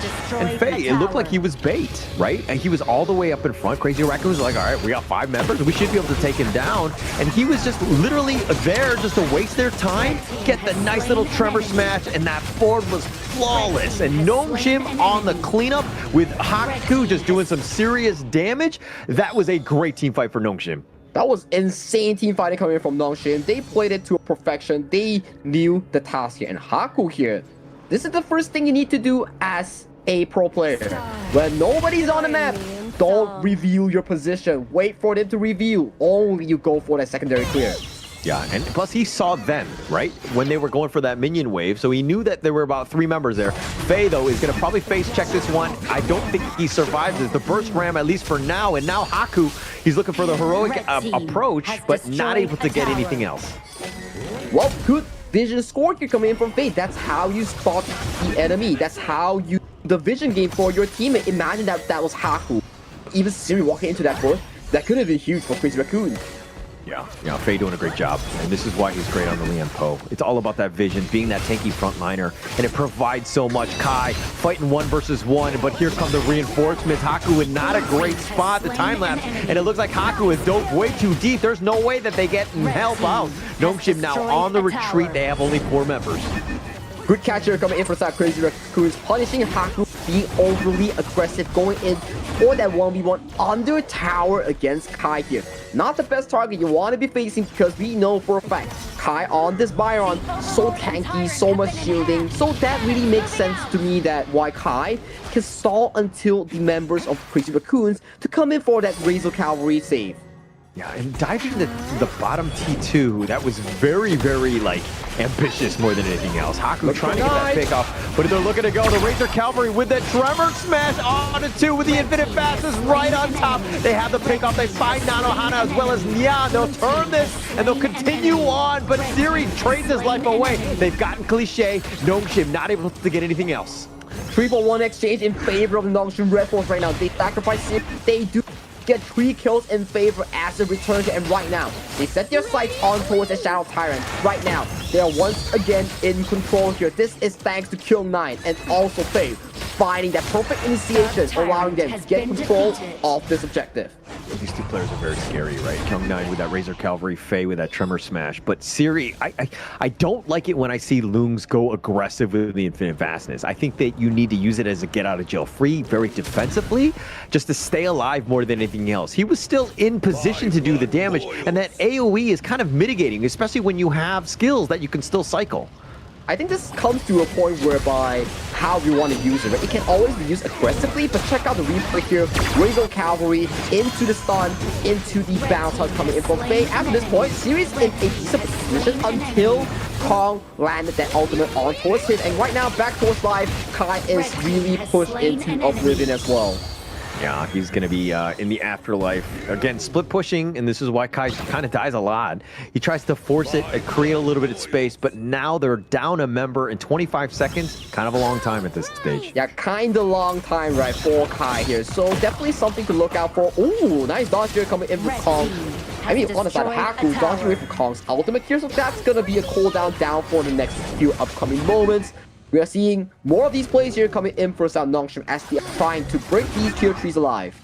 will not be easy. The wave clear is real from Crazy Raccoon, and yes, they're crashing in the mid and the bottom, but I mean, unless they completely get out of position, they're gonna try to go onto Kong, but not the greatest of targets. They turn this around, they get the death size, they pull him back, but he's gonna go to the skies, and the Tremor Smash before he dies, and now they're continuing on Siri, trying to do the damage onto Kong, who's out taking this, but Siri's actually already been picked off, and Haku is now looking to join, and the flash away, and he stays alive, and now they've turned this. They've got 4 members for only Kong. That is a big win here coming in for the side of Crazy Raccoons, and this is the potential of the Bai Chi in towards the jungle here. If you do not take him down, combination, the breaking potential of that Sunbin comes into effect, and right now you're starting to see damage is the inconsistency factor for the side of Nongshim. This tanky boy off the side of Bai Chi is so solid. So solid, so difficult and annoying to deal with, right? But it seemed like at multiple times there were moments where they're like, hey, he's in a bad spot. Actually, Siri was fine. They don't need to keep going for this one, but they continue to fight. They tried to go for this one, and Kong is just taking so much damage that, like, literally bought the rest of the team. Nanohana is just free firing on the back line, and now this Overlord gonna be picked up by Crazy Raccoon. That was a big misposition mistake here coming in from Siri. He landed into 4 people in towards that lane, which really caused him to have this bad position that led into the demise of Nongshim, because we keep talking about, okay, Haku needs to stay alive. If not, no one can take down Kong on this objective. He's such a big raid boss here. He's like a Shadow Vanguard. So you need Siri to keep alive at all times. He needs to stay on the back line. He needs to stay safe. He went to the skies, and I thought, okay, that was a good disengage. Everybody needs to get out. Nobody had died, but they continue to fight. They were over-aggressive. Infinite Fastness, he's probably going to look to go aggressive. He's going to go in reverse. Oh, no, he's going to go all the way deep. He wants to go. He gets the pick off, but he only gets it on the... Yeah, he's traded his life away for a roamer. That is not the same thing, but the fight does break. Oh, as we have the horse coming in. Big push is coming in for the side of Kyoma, as he is the savior that Mountain Red Force needs. 5-man ace only for Siri. Yeah, and picking it off, and then you're like, hey, actually, we don't need Siri, but we need the top T3 to do the damage. And they were able to pick them up because the Razor Cavalry was so good by Kyung9, putting them under the tower. Ooh, that was nuts coming in from these teams. That is something that you don't see on a regular day here. Kyung9 coming in as savior here. Siri's positioning, not the cleanest in this game number 2 here, but so far has been working out. But let's check out the replay here as he's wants to break over. Kong's ultimate has been done fantastically by Siri. He goes in for the redive here, but the perfectly timed stun coming in from Cliche seals the fate of Siri. Have a look at Kill 9. Finding that backline push into the 4-man Razor Cavalry. That is such a beautiful play here coming in from Kill 9. But Kyung9 does that first, and then Siri was still alive, just hiding on that top T3. Right? He stays alive. They get even more. I mean, they got the team ace, but Siri, he needs to stay alive more than anything else. I hate to constantly just arrow in on him, but these Infinite Fastness are killing me, man. And they're killing him because they're going into the heart of the enemy team. It will be very difficult coming in from Siri because he needs to play carefully on his positioning here. One more death like that could spell doom here, because the next time that happens and Kong doesn't die, we will be unlocking a lot of damage in taking down this big tank. Yeah, agreed. And I think that this is the thing where it's like, okay, how many mistakes can you make, right? If Nongshim survive that, if they get the team ace, but all 5 members are alive, they might have turned that into some sort of objective in some fashion. But without him, they're lacking quite a bit, right? And now they need to kind of group up. It's back to a 5-on-5. Not a great spot, especially since you had that bit of an edge. That edge will be something that have to be treading the needle properly. Siri goes in for that bit of a poke here on middle tower. A few of those will probably see the demise of this mid turret here, but definitely a much more closer game compared to game number 1 so far here, Holler. Yeah, definitely. And you're seeing kind of how the Bai Chi has kind of thrown a spanner in the works. I mean, it's been annoying. He's been very tanky, and he's been able to reposition people. So this is a situation. It's like, yeah, you have the Razor Cavalry. Yeah, you have the Tremor Smash. But if I'm able to pull Siri away and use that Infinite Fastness early, I have a huge window of opportunity in this team fight. Yeah, that's very well said here. So Siri making it out alive will be a key factor here coming from Nongshim Red Force. He is the sole DPS unit here that Nongshim has for their team. If he goes for those crazy backline flanks, even though if Nanohana does fall, I don't think that's still worth it for the side of Crazy.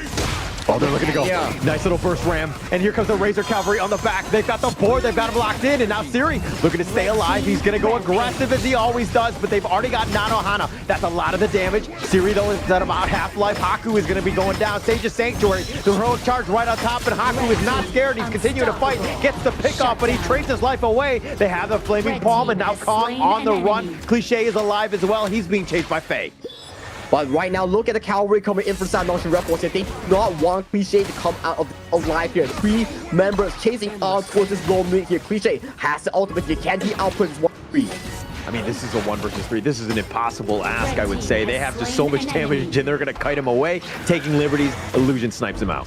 But still, Cliche bought a lot of time coming in for the side of the Crazy Raccoon squad, so it doesn't end with one push coming in from Noxian Red Force. You saw how difficult those fights were. It is not the easiest of the task.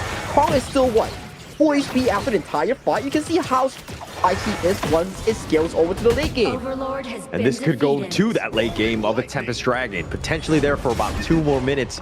I mean, Kong has been that nuisance. He's level 15. You know, at this stage, he's been very tanky, and they don't really have any answers. I mean, they need Siri to do that damage, but he needs to stay alive. He needs to have that focus, but there's a lot of the other members of Crazy Raccoons that have made Siri's life very difficult. Oh yeah, very difficult, especially Siri always has to use the Infinite Vassal to get out safely, find those re-engages. So far, both of these two teams, they are in a very 50-50 spot. The taunt. Look at Faye! Oh, he's looking to just back off. Faye is just going to barely limp away on that one. He was very aggressive, but you saw how KME was looking to go for the wraparound, but instead they're just going to take the Shadow Tyrant instead, but they're going to take their time. They're going to take their time because all these Shadow Vanguards are currently crashing in towards the Raccoon's base here, so under Primal Bond, it may not be the easiest of the tasks to do so, but look at the position. They're looking for something to be smelling out these smelly raccoons. Oh, okay, all right. I mean, that seemed very pointed right there, calling them smelly and all, but raccoons. Okay, maybe they're nice-smelling raccoons. I don't know. Okay, we were calling them crazy, and I already feel bad. But I mean, that is their team name. But smelly, that's a whole nother level. Fine. I apologize for my rudeness. Sorry in advance. But Tyrant does go over to Side Noxian Red Force. We're 30 seconds away from another Tempest Dragon game here, Hauler. So I think it's a Noxian special. Yeah, I think it is. I think they just want to see, hey, if we extend this game, we go to another Tempest Dragon. That would be fun to watch, right? That would be fun to watch because not every day you will be looking for such a long game, right? To the Tempest, every little mistake that you make will be amplified to the max because that may cost you the game-losing push. And right now we see Noxian Red Force all camping around this Tempest Dragon, just chilling in the river. Chilling in the bushes more than anything else, right? Nobody's been spotted out. Faye all the way to the forefront.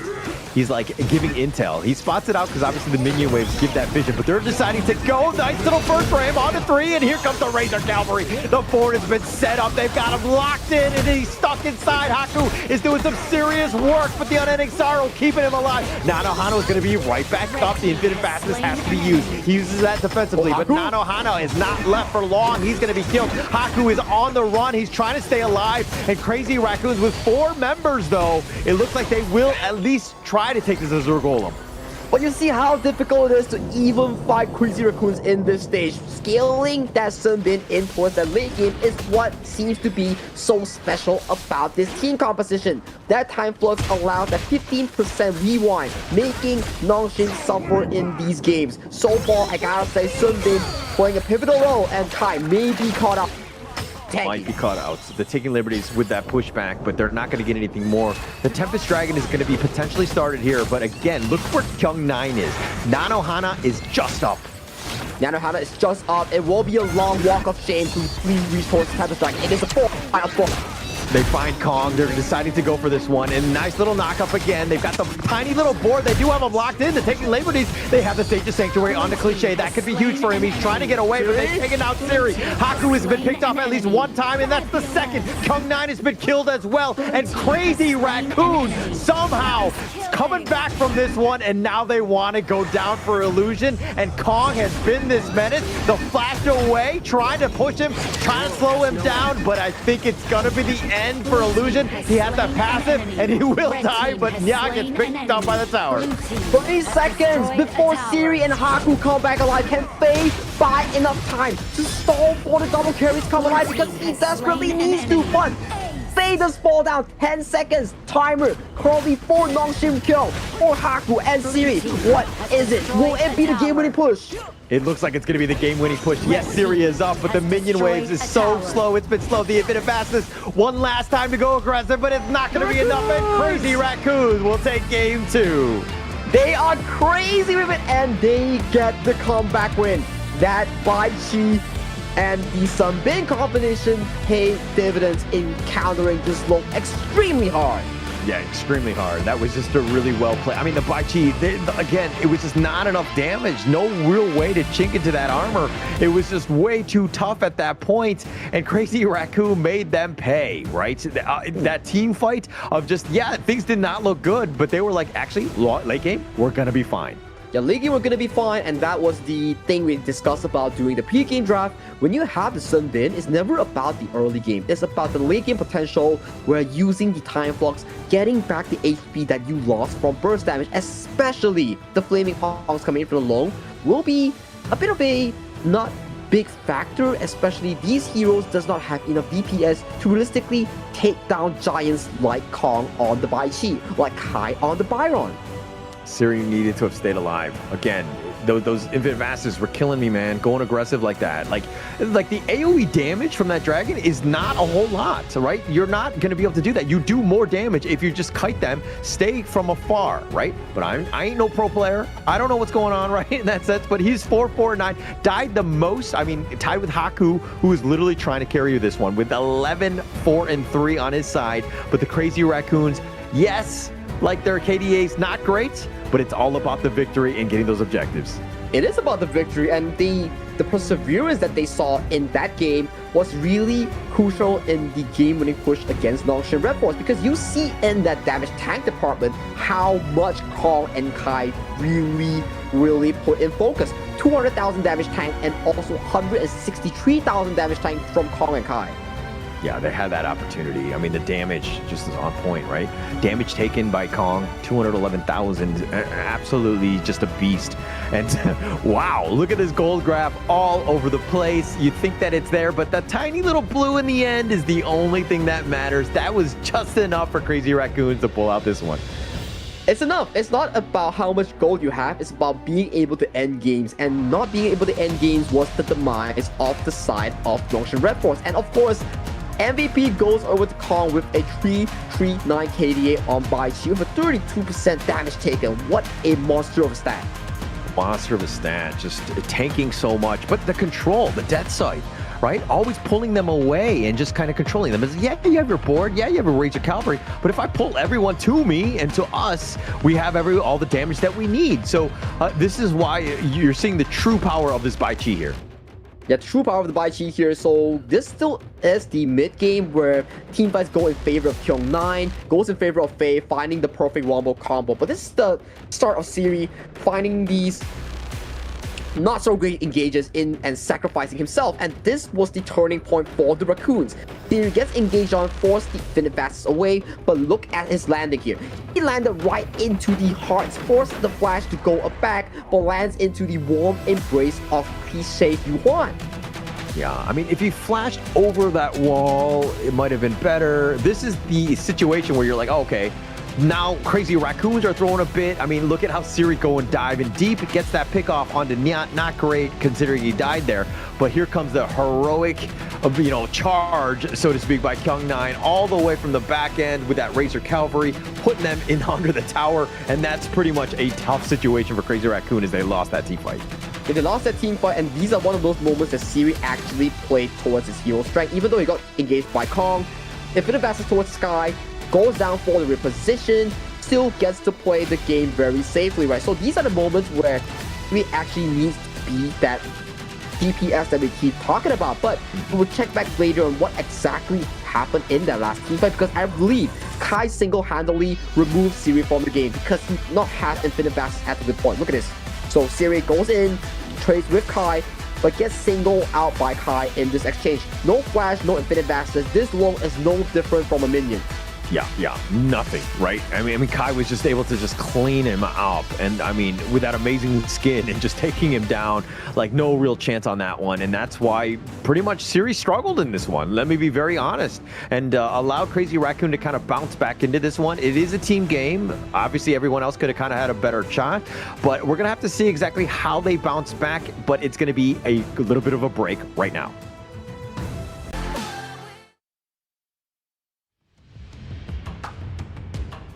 Crazy Raccoon with another victory and another MVP going the way of Kong on that Bai Chi. Really showed up on Nongshim. Sagi, again, we're, best of 3 essentially at this stage. Your thoughts on this one here? The late game Sunbin so far has been showing dividends with all these picks coming in from KME. We've seen Clue bring it out, we've seen Nongshim copying the success, and right now we're seeing Crazy Raccoons bring out something that they are familiar with in this series here. So it's really down to team compositions and draft against these. Even if we've seen Nongshim Red Force control that early to mid game, but if you don't find those key winning team fights, it will be really hard to end games for both teams.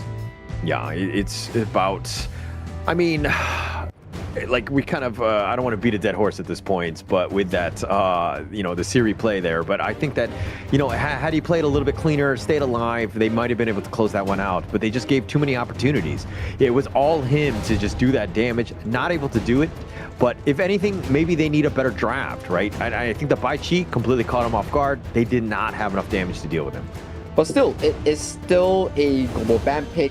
Yes, Raccoons got a game against Nongshim Red Force, but it still boils down to the same question here. Do they have enough of these drafts to really formulate a game around Nongshim Red Force weaknesses? Because that was one game, sure, but this is the best of 5, not a best of 3 that the Raccoons are so dominant in. So what is the take in Raccoons? Is it to whip out more crazy picks, whip out more of these random or like unorthodox team compositions? What is it that you are cooking right now? Because you are 1-1 in the series here. You can potentially bring down Nongshim. I think that, like, even that last draft, if you're looking at it, I mean, the only thing that really stuck out was the Bai Chi, which is kind of different, right? I do think that it was more standard, but that was kind of like a trump card. It, again, caught everyone off guard. It was like a last pick, like, haha, trap card, right? And then Nongshim really didn't have enough answers, especially with that draft. I don't think it was like a gimmicky game, right? They still played standard, they played defensive, they understood what they needed to do. They understood the assignment, so to speak. Yeah, they did understand the assignment, and so far we are looking at a long slate game. Not to be the best against these mega tanks, especially you have 2 of them paired up with a time flux coming in from the Sunbin. So you will realize that, not the best, not the easiest of the tasks here, but what do we have here? Fate being locked in for Kong here. His signature is up and alive. Okay, so I just want to be like, okay, Crazy Raccoon wins this game, right? Because Kong on the fade, like, he's so good on the fade. Are you kidding me? Like, this guy has been so stylish. He's been able to just kind of out-farm. Haku is definitely a monster in his own right here, but it looks like they're going to go with the Byron, Zhang Fei, Arlie, very stock standard, meta for sure, but this is more traditional. Is this enough to kind of deal with that fade potentially? Potentially, because usually when we see Kong on the fade, it's usually paired up with the Dharma on towards the hands of the Kai to really limit this Arlie that's being showcased by Nongshim so far, especially on towards Siri here. But that's the thing. Fade is it will do well against the Arlie, but will Siri put on a different performance that we've seen so far compared to game number 2? Actually, I think Kai played the Dharma game 1, so it's going to be a little bit harder to deal with the Arlie in terms of that clash lane. But, I mean, there are definitely other choices available. I mean, you have the Lian Po, which I think that is going to be piloted by Nia, so I think that they'll be fine in that regard. But, Siri right now needs to stay alive on that Arlie. It's going to be a duel pretty much with that Lung Nanohana.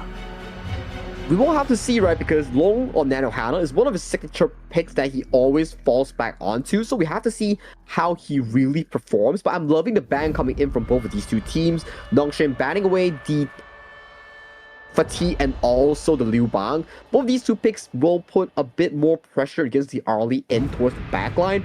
For the Raccoons, they ban away the lone counters, the Musashi, the Ganemo. All these long range or projectile based spells will be removed from the pick and bans. Interesting. And plus, like, banning out the Musashi, a lot of respect to Haku, right? Going into this one. But it looks like they're going to go with the Pei. So the Pei Byron one, in the end, they're going to go high tempo to start this game. High tempo to start the game. Pei does lurk into that fourth pick of the series here so far. Right towards the right side here. It seems to me that Nongshim is trying to draft their best team composition in this game number 3 because this is something that they are so good with. Yeah, this is definitely something that they're good with, right? And I mean, you need to go with game 3. If you're down 1-2, that's a bad spot, right? You do not want to be there. You're going to be truly tested with the backs on the wall. So you want to be kind of taking that pressure and putting it on the other team. And starting with a Pei Byron, this could be very good for them, especially early. Oh, this could be very good for them, but we're starting to see more of these comfort from the side of Raccoons. Both Raccoons and Nongshim are drafting comfort, something that they perform so well on. For Raccoons on towards the left side, this is the exact same combination that they actually found success with against the likes of Nongshim Red Force, against the likes of Gen G, Nongshim as well. All these picks are their stock standard, their go-to picks. So I'm really, really curious who comes out on top with their comfort. Yeah, actually, all of these heroes from Nongshim side, top 3 heroes for them, right? This is they're going guns blazing. They want this one. Oh, but they're not going to take the Nua. They're going to go the Yuan, add a little bit of sustain. Still very strong by illusion if they want to go with this one. Well, it's very strong by illusion here. Still, some of these prior picks do go into the favor of Nongshim Red Force, but as we mentioned here, as long as the Raccoon get their comfort, they don't care what you play. As long as they're playing comfortably in their own environment, the Raccoons want to thrive in this game here. But for Nongshim, after that second game loss, you kind of feel like they're a bit salty in for this one. Yeah, for sure. For sure. I mean, who wouldn't be salty, right? Going into this game. Definitely want to set the tone here, but it looks like both of these teams are loaded for bear. They want to go. I mean, both of these, again, all of them are like signature heroes that they like to play. They're very comfortable on all of them. Going in, I don't really see a huge edge to either team. I like Kong's fade, but he needs some space, and it's going to be tough to find with Haku prowling in your jungle with that Pei. It will be a very interesting matchup from these two teams here. We are starting to surface the thing where, compared to day number 1, whereby the Raccoons didn't really have a good series against Nongshim. It was just Nongshim running them over. Coming to day number 2, however, they're starting to show signs of vitality, and then they're starting to show more aggressive plays and more decisive team fights in the late game here. So can they repeat the same success of the story they had in game number 2? It will be their task to repeat it, to find that consistency that they lack so much in Hero's Gorge. Yeah, going with that same thought process. I mean, they've played 5 games, these guys, from yesterday and today going into this one. And Crazy Raccoons were able to take only that one with that buy cheat, right? So if they're going to play a little bit stock standard, Nongshim have gotten the best of Crazy Raccoon. But this is going to be an interesting one because we're going to find out exactly how good this Kong Fade is. Kong Fade Kong, that is his stock standard, and we see both of these two junglers and also the farm lane go for these unorthodox start here. So Kong goes for the top side start here, so that leaves jungle wide open for Nongshim as a buffet. Yeah, and Kyung9 actually had to use his flash early. Finding Kai gets the Storm Strike on him. He's going to do some damage, but not enough to really kill. And now Kyung9 is going to go for that Spike Tail. It's going to be aggressive. Yoshida Tears finding Haku. He's going to actually have to use that Smite Kong, that is. And it looks like he will be taking that. But Nongshim looking to be aggressive, trying to take away the farm from Kong. But still, 2 camps denied away from Kong. I call it work if you are a Nongshim Red Force fan because they stole with the Wild Boars, the Monkeys, and also the Spike-Tail Beast. They are up and ahead in this early game already. Huge for them, right? And again, when you have a Byron and a Pei, this is how you want to be. You want to be aggressive. You want to be invading the enemy jungle as much as possible. But now Crazy Raccoon need to find farm elsewhere. They need to contest, not give this up. If they were to take the Spike Tail, that'd be gravy. Well, the smite does come true coming in from Faye here, so it does go easily towards series full gold here. So more farm for the early, 500 gold lead in favor of Nongshim Red Force. You can see Kong not even level 4 yet after the full clear. Yeah, and he's actually falling behind, but nice little Ocean of Tears onto 2 though. He's setting it up with the burst ramp back. Nia will be fine. Kong using that wall to just kind of, go from barrier to barrier, but he'll take the boars. He will take the boards. He's forced to smite it away because Haku and Faye is just limping in towards those bushes like, okay, don't smite it. I'm coming in if you don't smite it. Like, please smite it. Okay, no smite. So having the information of no smite from Kong, it just gives me the wonder, oh, top lane. Yeah, they find him out. He's going to go Jade Seal, and he gets the pick off. Kong, that is, on to Kyung 9. Nice little rotation, makes him pay. You can start to feel that Nongshim is slowly shaking off some of their concentration compared to game number 1 and also series number 1 against Genji. Not something you want to be seeing from the Nongshim Red Force lineup, so they need to find ways of coming back into this early game. So far, they're doing a decent job in denying camps, but Kyung 9 getting punished there is not the best situation you want to see, especially when the kill is going over to Kong. So I kind of look at this as like, when you're playing your ranked games and you lose a game, right? The mentality that you have, a little bit of shake-up, right? It's kind of not a great feeling. And obviously these guys are professionals and they understand how to lose and things like that and learn, but it's still going to kind of affect you, right? You're human at the end of the day. And I think that for Nongshim, the biggest thing, especially that I learned from KWC from this team, is that they don't know how to lose well, like to bounce back from a loss. In a best of 3, when it's just like you got to forget and just move on as quickly as possible, it didn't seem like Nongshim were really able to do that adjustment on the fly.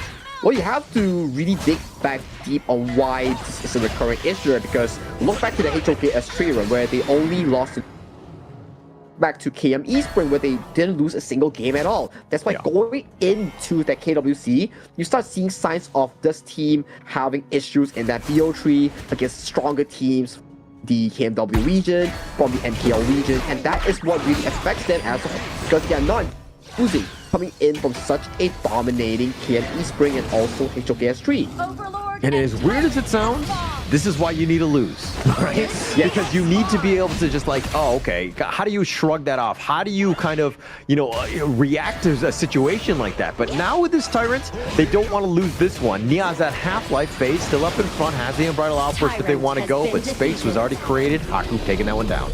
Ooh, Infinite Vast is being forced out by the hands of Siri here. So Siri, good camp onto Nanohana, forcing him to drop low to almost a 40% as of this point.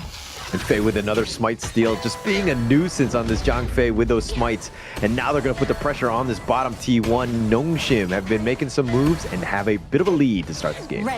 Oh, what a good lead so far. Securing Tyrant, securing also the bottom tower here without any form of trade so far. Gotta say, Siri still consistent with this RDS engage. Oh, Haku looking to go in, the Umbrella Outburst, but pushing them the wrong way. Haku, though, has to pounce away. He's got the Leaping Savior. Jade Seal is going to be picking off Illusion. Not going to be enough, but Kong gets killed as well. Haku needs to be careful. He is very low.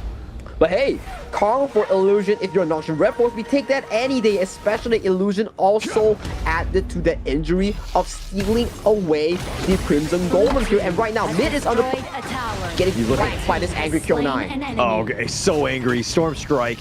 And he's so good with this. Just being able to just walk around, like you think that the fight is in front of you, but no, it's coming from behind. He's like the boogeyman in that sense. Yeah, he's like the boogeyman, hunting for you, giving you a scare for your money, and so far, things are looking extra crispy and good for South Nongshim Red Force. This is the tempo they want to play in. Allow Siri to be this second jungler, farm the jungle, farm the minion, hunting the likes of Kong, start hunting the likes of Kai in that side lane. Yeah, being able to just kind of continue on, get that farm as well. Him and Haku have been the main damage dealers on this one. But now it looks like Kai tried to go for the get serious play onto him, but Faye is not able to find out, and Kai gets killed. The burst ram onto 2, but now Nongshim just chasing them down. Yes, he's on the barrier, but Kong has to get off, and Haku wants to go for the play, doesn't have the damage, and Kong limps away. But hey, that's worth it, right? You get one kill, you force Kong back to base, rinse and repeat, get your jungle tap again, and guess what? Crimson buff is spawning right towards the bottom side. You best believe Haku is traveling there right now. Yeah, he wants this one. I mean, the Crimson Golem doesn't want to give up anything for free, and Illusion has to just flash back, but now Kong's just trying to do his damage. The Umbrella Outburst, nice on the 3, finding Kong. He's been stuck into the barrier. He's going to be killed. The Infinite Fastness, he's going to go aggressive. He wants to turn this around. He decides to go. He wants to go for the back line, and now he's going to get stamped on. 3 members down, but traded away for 2 from Nongshim. But that's a 4v5 still in favor for the side of Nongshim. Red Force Siri was not there at all, and they are coming in on top in these exchanges. Oh gosh, Kai gets barely away. He dashes and he gets to the fountain. He will heal himself, but Siri had been picked off elsewhere. Well, so a win for Nongshim Red Force, even though they did not get the kill on towards Kai, is still a much needed play here. Check out this 4v5 being displayed from the side of Nongshim Red Force here. Yes, Kai is late to the fight. Good Wild Outburst catches on the tree here. Haku, not afraid at all, goes in for a deep dive, executes on the 2 members, and right now, you see on your map, even though Nanohana gets the recurring kill onto Illusion, they still lose a 2-3 exchange while Siri is just free farming on cross map. Yeah, he'll take that one. And again, Nanohana going aggressive, just wants that kill onto Illusion, but then he was just like in a bad spot. The rest of Crazy Raccoons not able to kind of help support him. And this is kind of way, you know, even from the remnants of the last game where you kind of saw Siri doing the same thing, being aggressive. Nah, he needs to stay defensive more than anything else. But the Jade Seal will secure that one for Kong. And so far, we thought this was like a 10-minute game already, going to the Shadow Barriers. It's just 8 minutes and 4,000 gold lead already. The immense by Nongshim Red Force. So dominant in this game. Yeah, definitely dominant in this one. I mean, up about 3K. Now they're putting the pressure on this mid T1. They have to be backed off because Faye looking for that flank, and they do take the mid T1. They do take the mid T1. They go for the Tyrant, and then rinse and repeat. What is spawning? It won't be that Crimson Golem. Yeah, and now the Tyrant is going to be picked up here. And looks like they're going to take that one away essentially for free, but the Crimson Golem is going to be the big target.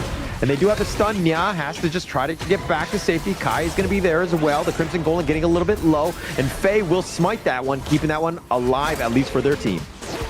Still a win is a win. As long as it doesn't go towards Crazy Raccoon, whoever gets it will be great for the side of Nongshim Red Force. More resource denied from the hands of Kong means more win for the side of Nongshim Red Force. You can also see Haku going for that tank build on this A. It just shows how much respect he has against Kong on that base. Yeah, he needs to be able to fight in 1 versus 1. He can't be a glass cannon. He needs to understand his role on the team. He will be focused quite a bit by Kong, which again, you know, he has that damage, has that potential burst. He needs to stay alive more than anything else. But good tempo so far, right? We are starting to see more of these plays coming from Nongshim Red Force that really puts them in the driver's seat right now. Not even 10 minutes, already immensely 5,000 gold lead and moving super strong towards that Shadow Tyrant take here. And the jungle is still under fire coming in for Kong. Oh, the Jade Seal ensures he gets it because Faye had that smite if they wanted to go for that, as well as Haku, who was kind of in the mid lane at that point. But this is a, you know, you're constantly being contested. Kong not able to just freely farm. Yes, he's 1K behind, but he needs to find ways to catch back up in this game. And a very interesting build coming in for the side of Nanohana. He went for Doomsday alone, not something you would really build on a normal day basis here, so maybe that's something he has theory on. But Haku Haku trying to run, but the Umbrella Outburst not enough to keep him alive. Kong gets the kill, and he gets himself on out of there. But it looks like it's going to be a trade with 2 members from Crazy Raccoon. Yes, Kong lives, but at what cost? But at what cost? The cost will be Haku for Kai and Cliche here. Do they get a control over this Tyrant? Do they go for the steal? But no. Kong says, let's dip and let's go over to the Shadow Vanguard where we will be trading for this 50-50 exchange.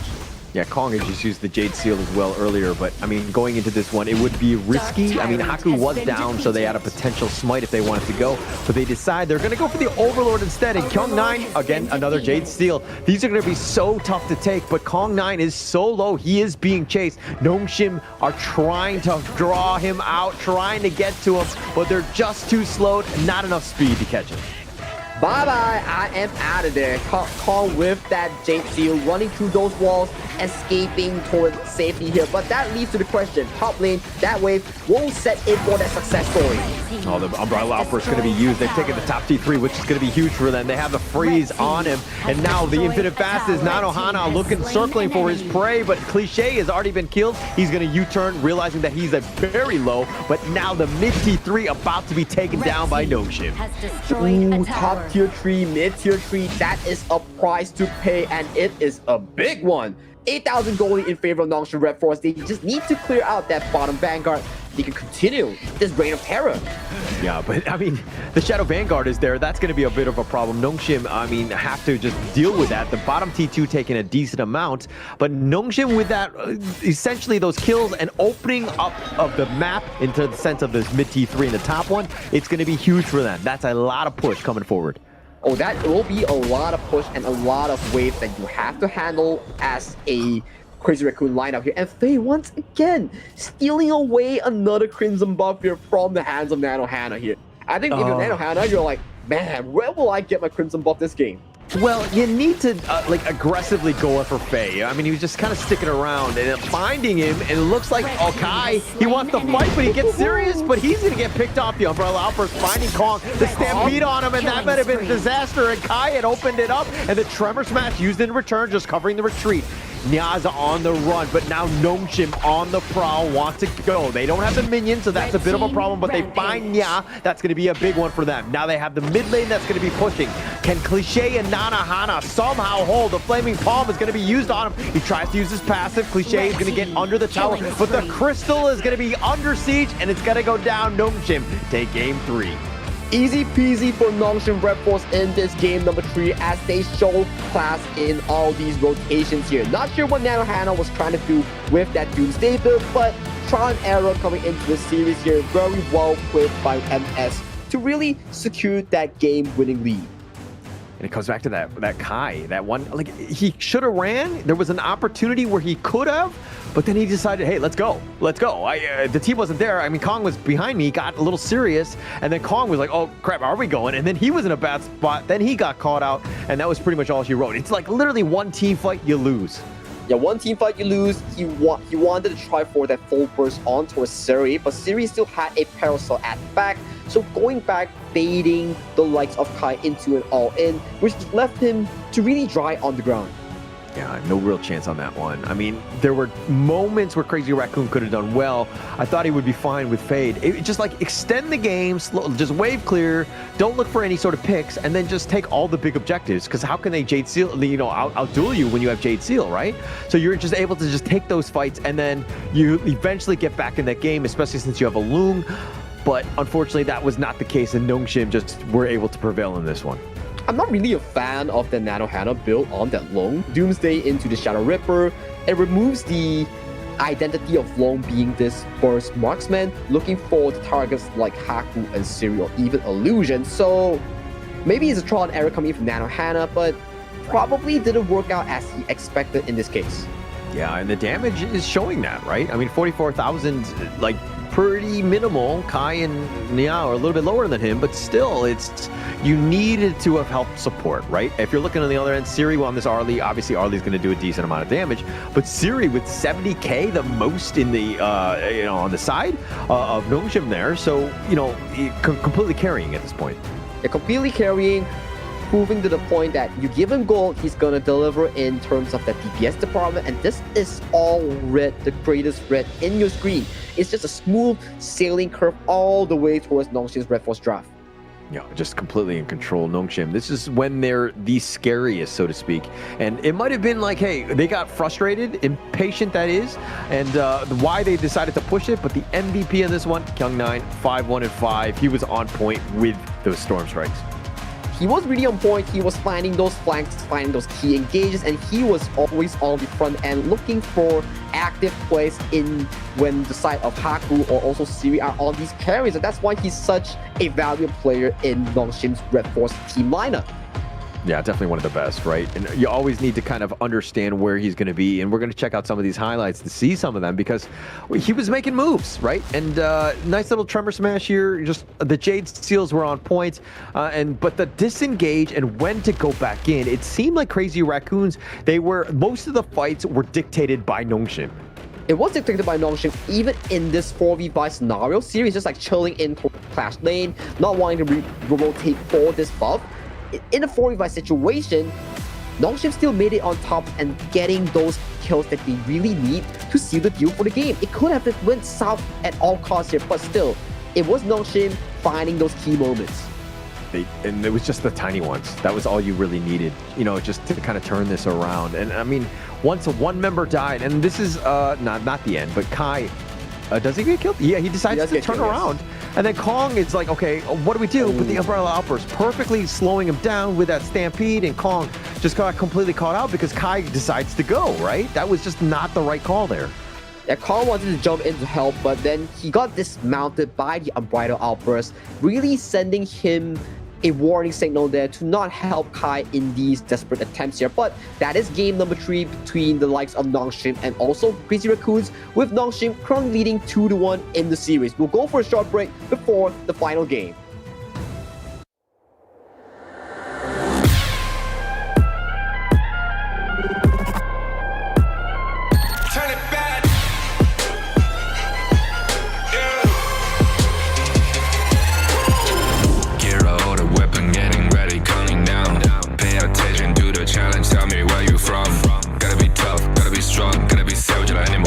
Time you tryna push me down. Look at me, I'll be lying down when I run around. And I make a sign, I will catch you. Watch out, it's better feel, got no mercy. Look at me, I'll be rising. Carry the season, you gotta down, gonna wibble. You never hesitate for another moment, but my bone is golden.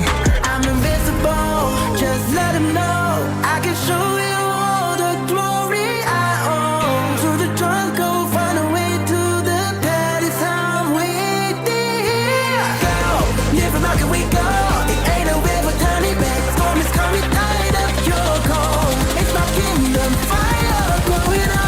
We the kings, it's an honor showtime.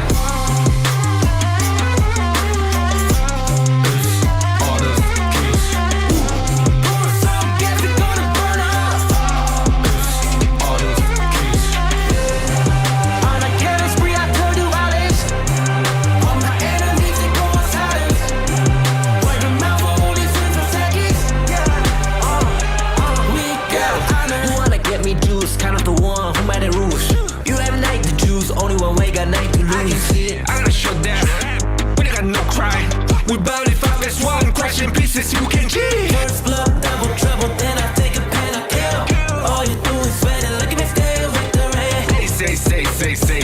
I've triggered my soul down. For my pace. We the champions screaming, I'm invincible. Just let them know I can show you all the glory I own. To the drunk, go find a way to the pad. It's how we did. Go, live rock and we go. It ain't a river, tiny bit. Storm is coming down. We the kings, it's an honor showtime.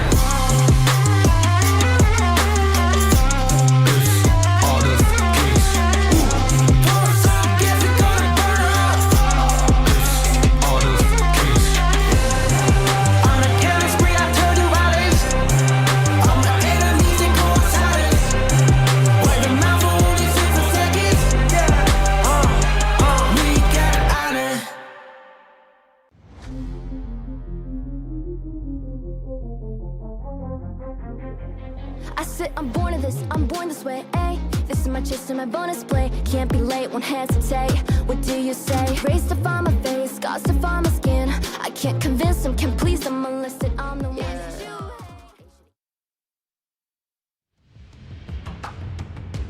Nongshim up 2-1, game point up against Crazy Raccoon. Do they have enough in the tank, so to speak, to take them down in this game for Sagi? I think as the series progresses into a game 4, you are starting to see some of these hero pool lacking coming in from some of the CR members, which really puts them in a disadvantage, even though, yes, Kong is splendid, excellent in these games. But who is the other member that's going to pick up the slack that Kong isn't able to cover in all sorts of directions here? There's something that needs to be done in this situation. Absolutely correct, right? I think that you were kind of talking about it earlier about how Genji had the previous rock, 4 protect 1, 4 rock. The strategy is difficult to kind of pull off, right? And I think the same strategy is being used by Crazy Raccoon, with Kong being that one. They need somebody else to step up. They need people that are the cores that don't, get Kong caught out and staying alive while also being able to do that damage. We haven't seen anyone really step up here. Yep, I have to agree with you. Very well said here. The most consistent player so far, aside from Kong, is probably Cliche and Nia. So maybe putting the focus on these 2 players compared to Nanohana or Kai might be a fix for CR coming into this game, but that is just speculations and also just talk on paper. So we have to see, even for Kong to lose on Fate, what else is in their strategy bank?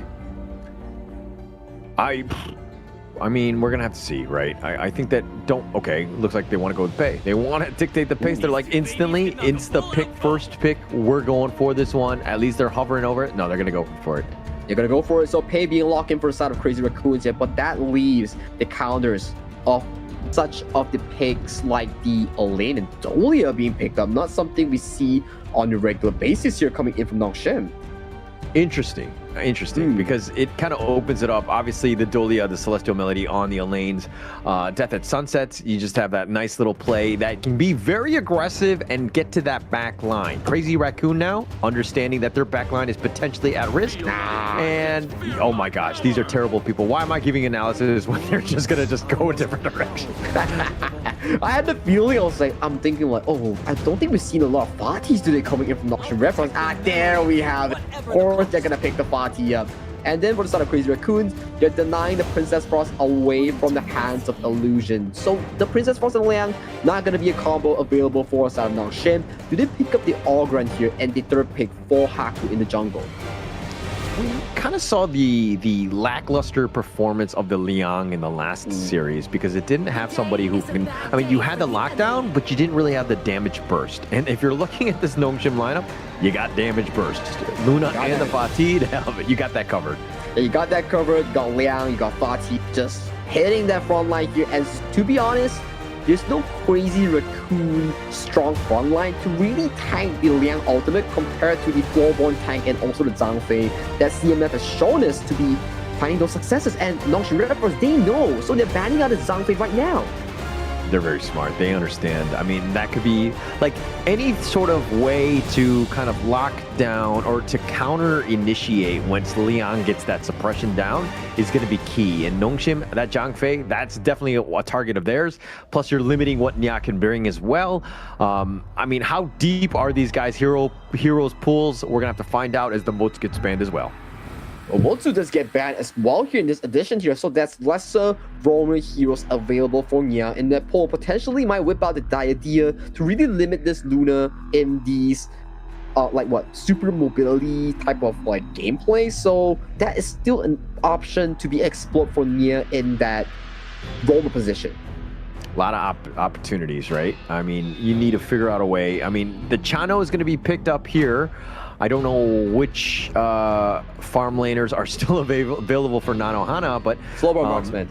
Flowborn Marksman, yeah. So it looks like they're kind of gearing towards that one, right? I mean, and I think the Chano will be fine against it. It will be fine against it, and Chano will probably have a decent lead against that Flowborn Marksman, or are they going for the Lady Sun and Ming for this matchup here? It may be a potential pickup here coming in from Crazy Raccoons. So... okay. Interesting. With the Arlie, this is not a good combination. That tether from Ming is not great on the Arlie because he's constantly light stepping away and it disconnects all the time. Yes. Yeah, the Lady Soon makes a little bit more sense for this one, but now that you have this potential combination that are walking it down, this is even juicier for Haku to get those the Luna jump-ins with those searing stabs, right? Because they're going to be grouped up anyways. And that potential burst, Ming is definitely vulnerable here. Is that a dodgy that he's showing? I have heard players from different regions try out this pick in some of these exchanges here, but they're still toying with us. It's not going to be the case. Xiao Xiao is being harbored for illusion towards that mid lane here. It does make a lot of sense with the Liang for that combination first that you're looking for. So potentially this Xiao Xiao might be the finalized pick here coming in from illusion. Actually, this Xiao Xiao just makes a lot of sense here, right? I mean, if you have that lockdown and then you have like the Honey Sweet Breeze, Blossoming Fan, like combination right on top, that control could just be very key, and you catch out any of them and they're going to be grouped because you have the Lady Sun Ming. This could be very juicy target for Nongshim to get that snipe down. Oh yeah, you make a very good point, especially when you have to pay voluntarily jumping in front of you. That's where you know that Xiao Xiao pays dividends in those close combat quarters here, and this will be potentially the final game draft between these two teams if Crazy Raccoon is unable to find their success stories in this game number 4. Crazy Raccoons need to be aggressive. They need to use this pay to the maximum, invading the jungle, taking everything away from Haku. Because once he gets going on this Luna, his ability to farm is really high. He's always able to kind of get that going. Plus that mobility is going to be annoying. And if you're looking at the rest of the lineup, like the control from Crazy Raccoon to dealing with this Luna, not going to be easy. Frigid Prison, yeah, but it's like a skill set. I mean, being able to kind of get that on the boat, maybe he hits, but it might not be the easiest target. This is going to be a tough one for Crazy Raccoon. You really make a spot on point, because right now, who's gonna be the crowd control factor to limit Kyung Knight in these exchanges? Because we're not seeing it, so the only thing we can do is to use Nano Hana to out damage them in these exchanges.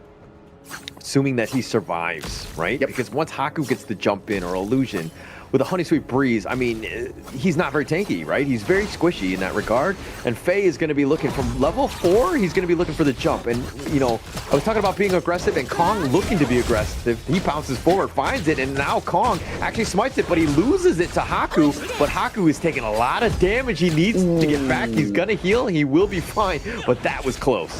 But it's still a win coming in from Nongshim Red Force because they got the buff that was potentially being invaded here. But look at the jungle here. So much pressure coming in from the Lady Sun and Ming. This combination is very strong in towards the early game here. That allows Kong on this deadly pick to invade the jungle, take away 3 of the camps just at the start of the game. I like what Crazy Raccoon were doing. Yeah, I mean, yeah, they didn't get the smite or the Azure Golem, but I mean, they invaded, they did a lot of pressure, and they didn't lose any of the minion waves. That was the biggest thing because they cleared the minion wave as quickly as possible and made their way into the jungle. So for Haku, the minimal loss that offered was actually just losing out on those mini camps. So if he does store and soak all these extra minion waves coming in from Nongshim Red Force, he does still able to get that level 4 here. So that is exactly the case here in Kong. He doesn't have the Azure Golem because it goes over the Nano Hana in the mid lane. Yeah, he's looking to take that away, but the Sword Signal, and now Siri is in a bad spot. He actually left forward, but now he has to flash away. Haku looking for that kill. He's gonna dive under the tower, but he's gonna get first blood. He wants more, and he barely stays alive. Almost got Kong, but here come the reinforcements. Nana Hana and Nia is gonna be there. They have the shield, and the teleport from Kong. Looking to turn this around. They're looking to turn this on to Nana Hana, and he gets sliced down by Kyung Knight. Punished for over aggressiveness. All the efforts laid by Kong and Nano Hana goes into the drain due to those bad plays being displayed from Crazy Raccoons. That is painful. Painful. I mean, they had their opportunities. They were trying to go in. They were very close. They were almost, able to find Haku as well as Siri, but just a little late on that rotation. If they were a little bit quicker, and Nanohana was very aggressive in that positioning, probably should have played a little bit on the safer side. They really should have to, right? But they really got outplayed by Haku in those teams. But if you can get to replay that, we'll see how much mechanical gameplay that Haku really showed on this Luna pick, because that was a masterclass of performance.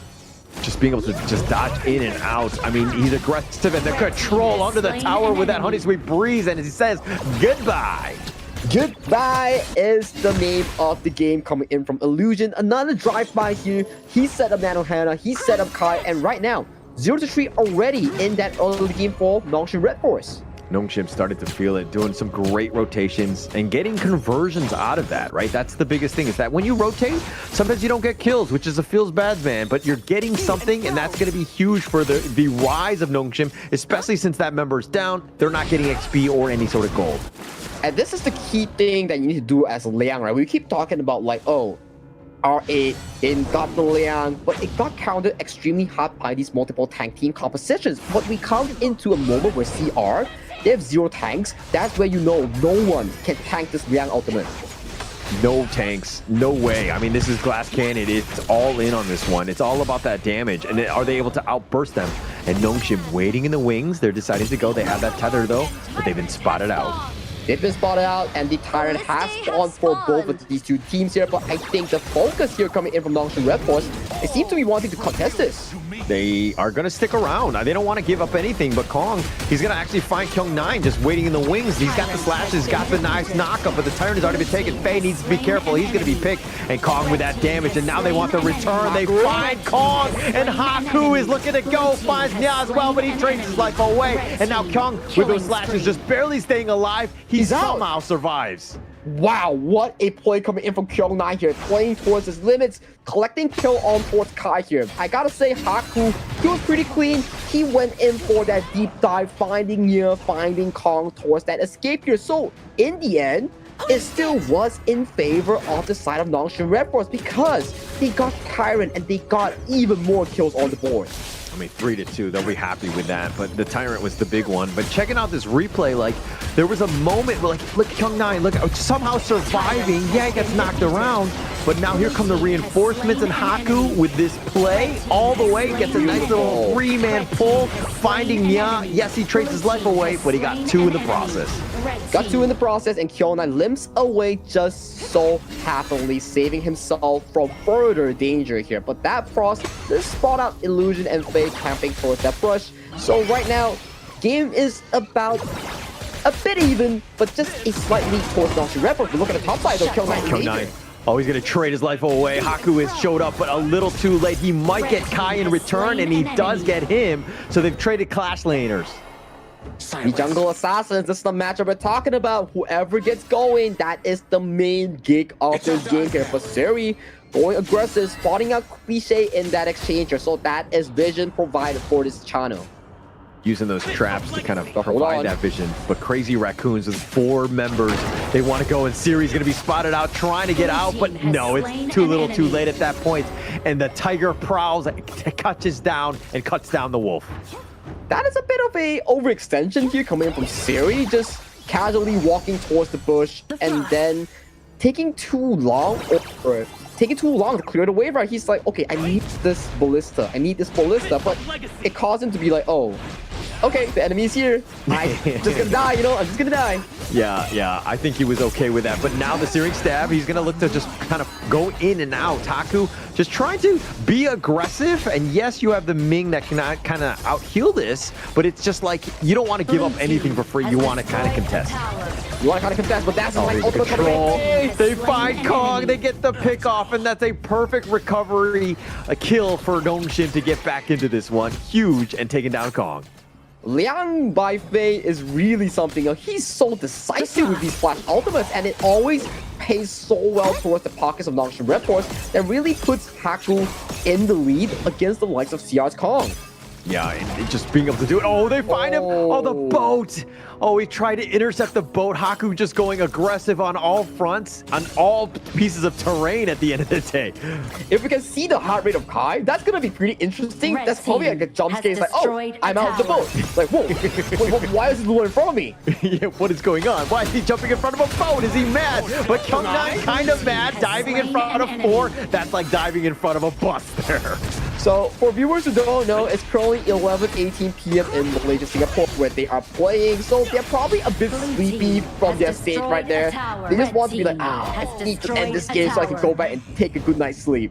Yeah, but no excuses there, right? No excuses. I mean, sacrificing yourself for, trying to fight 1 versus 4 at this stage of the game. I mean, it's not even 8 minutes. I mean, that's very ambitious at best. And yes, they're squishy, but man, you cannot be just trying to make moves like that.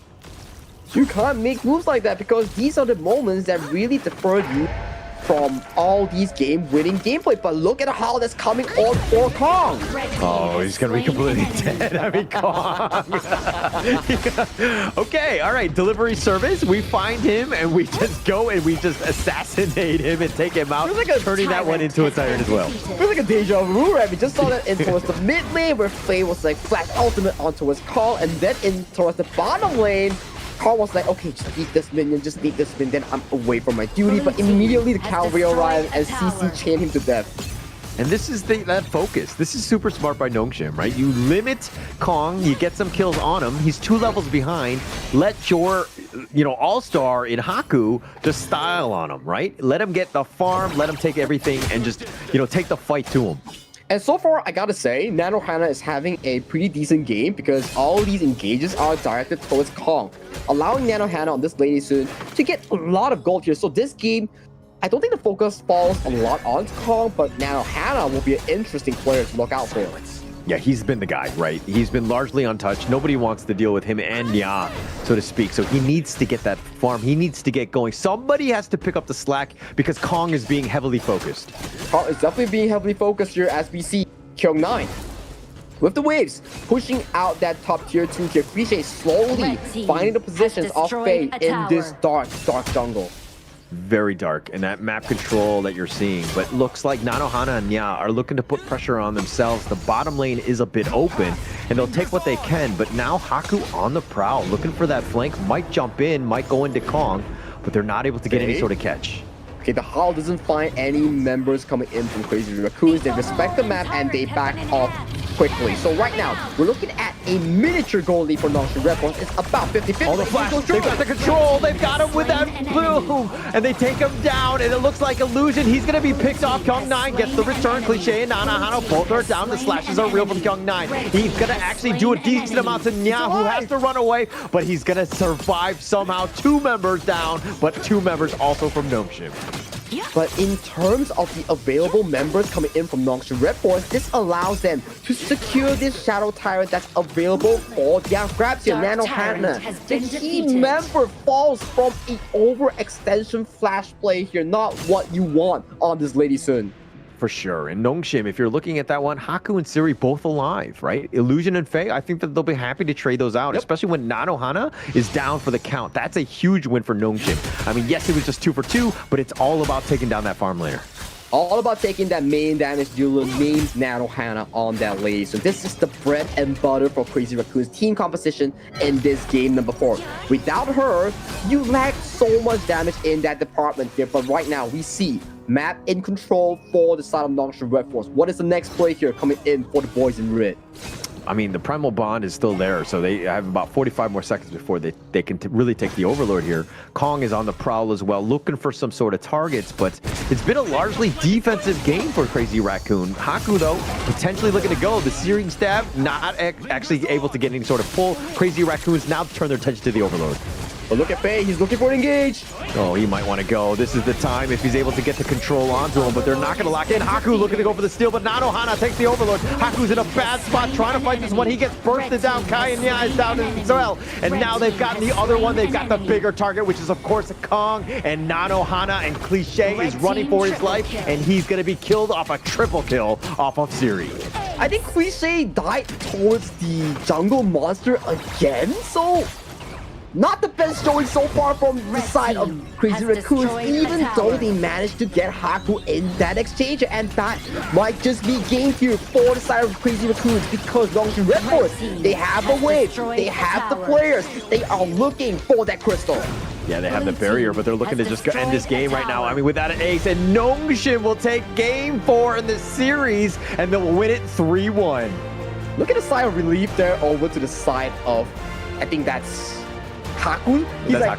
He's like, oh, finally, we got that win. And he's probably thinking like, oh, I missed that out towards that steal. And then, fortunately, they came out on top in those exchanges. When Haku falls, there's still Kyung9, there's still the likes of Siri to put up that damage performance that we are looking for. And they really showed up in this game number 4. definitely showed up. I mean, definitely today, right? Like, I think that this is the Nongshim of old. I think that we wanted to see them level up. They really stepped up. Yes, these games were tight. All of the teams really took it to them. It was not easy for them, but they were able to kind of overcome the adversity here. Nongshim really showed up in this series as well. I have to agree with you. Nongshim definitely, aside from that game 2, it was really down to Crazy Raccoon's game, whereby they outdrafted Nongshim in a very well-fashioned manner there. So these are the team compositions that we want to see going into Game 5, going into Game 7. So props to Crazy Raccoon for showing us a decent performance in this series. But at the end of the day, it's about consistencies instead of those one-game wonders here. That's why Nongshim Red Force is crowned to be one of the better teams in KME region. Yeah, played very well. I mean, looking at these KDAs, series like sticks out to me. This is 5-1-5, him versus Nanohana in that matchup. A little bit of an edge in that sense, but you know, Nanohana had the boost by Nya, who was trying to keep him in line. But just in the end, they were able to just restrict Kong as much as possible. Faye was an absolute menace on that Liang. Faye was that absolute menace on that Liang. For any players who want to learn how to play Liang role, Faye is the go-to player for you guys to pick up because he is so decisive and on point with those power controls. Yeah, you're looking at the damage, you're like, oh, he didn't play very well. That's the damage that I have in my teams. It's like, no. But the controls, the suppressions are on point. That was the biggest turnaround. Being able to lock down Kong, who had 51,000, right? You take him out of the equation, who's like doing the damage. Yeah, who's doing the damage? Everybody is just splitting across the map. It was Faye and Illusion finding those burst damage, and in the end, Kyung9 finding those slashes that really made the effort work out well for the side of Nongshim Red Force. It is the burst potential of the side of their draft that makes it so well to prepare with that Liang. Very well played. I mean, the gold graph, it was much closer, right? And you're kind of seeing that throughout. But Haku is going to be the MVP, and he's 5-2-7. Did a decent amount of damage with 21%. He took quite a bit as well, but he was always never afraid to initiate. That's the thing about Haku, right? Even though he's playing the Luna, he's actively looking for the engage towards the back rank on members like Nanohana and Nya. That's so important for Crazy Raccoon's team composition that makes it so well done. And this is the gameplay we're talking about. Kong jumping on the series pulling Ranger, and this is the play that Haku made here. Pulling away, going in for another execution here. By the time that Nanohana arrived, he was stuck in a bad place, gets breezed up by Illusion on that Xiao Qiao. Oh, just the way that they played it, the mechanically, right? I mean, it was very scary, and Kyung9 barely surviving as well. Faye sacrifices his life for the greater good. Haku tries to make that play, gets the jump in, gets a double, trades away his life. But the biggest thing is that Kong was killed, and that was a huge win. And somehow Kyung9 just limping away from that one. Yeah, somehow just limping away from that one. You can see in these replays, Haku is just styling onto Kai, even though it's in a 1v2 situation. And this was really what made the big difference, right?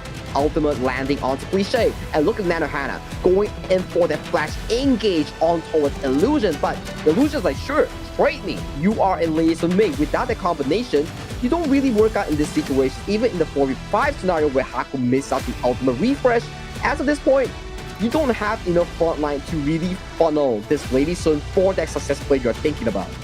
I wonder if Crazy Raccoon had like a Zhang Fei instead of like a Ming. It was bad away. Yeah, no, I know that, I know. But if they had that to just stop the Liang from those controls, because Fei was on point, but you need to keep Kong alive more than anything else. If he had that Zhang Fei to just like, you know, that Umbrella Outburst to kind of save him, they would have had a much better time. This could have been a completely different game, and it really came back to that ban in the draft. I think it also went down to the draft whereby they had an angle of picking up that Zhang Fei in the third and second pick because it was a 1-2 pick coming in from the side of the Nongshim Red Force draft. So they kind of had a direction where they could have countered it with a Zhang Fei, which they didn't really invest the pick to do so. So it's probably down to drafting or experimenting different picks that they are not so used to in drafts. Yeah. I think that this is all going to be just like experience, the learnings and everything, and trying to take it to him. I mean, none of the games were like complete blowouts. They definitely had their opportunities. It was just like the minor mistakes here and there where they're like sacrificing themselves or getting out of position. There were definitely some moments that were kind of questionable, but those are the mistakes they need to shore up, and they'll be a much stronger team moving forward. I have to agree with you. I think the limit for Crazy Raccoons is not limited here. I do believe that players like Cliche, Mia, and also Nano, Hannah, and Kai, they have much more room to grow to be really paired up with Kong for a much more successful storyline here. This is the same story that we've seen so far from Gen G Esports with the first edition of Rock, where they always rely on Rock to carry here. So give them more time. Maybe they might evolve into a stronger team. Yeah, they're not out of this one, right? I mean, that's the biggest takeaway. They still have games against Gen G. There's a plenty of opportunities. Plus, they're Group S. They're not eliminated. They could be trying. I mean, they could understand that, hey, we don't need to be first place now, right? We need to be first place when it matters, which is going to be the very end come playoffs. I think that this team is like taking their licks and they're going to like learn from these things and be well prepared going into next week, which is going to be huge for them. And that's a very well said statement, right? Because they are, in the end, in Group S. They don't have to worry about not making it to playoffs. They are guaranteed 4th place in the region of KME. But unfortunately, the Group A teams, the likes of CMF, A-Star, R8, and also the likes of Scars, not so fortunate for them because they failed at the ranking weeks, which will result them in only one team progress to that playoffs here. But today's matches end in a 3-1 fashion all around for these teams. Yeah, and all of them in favor of Nongshim when they played 3-1 throughout against Gen G and Crazy Raccoons, and R80 Sports over CMF 3-1. That was also a great series as well. Very close going to the end. It could have gone the distance, but just in the end, R8 were too strong.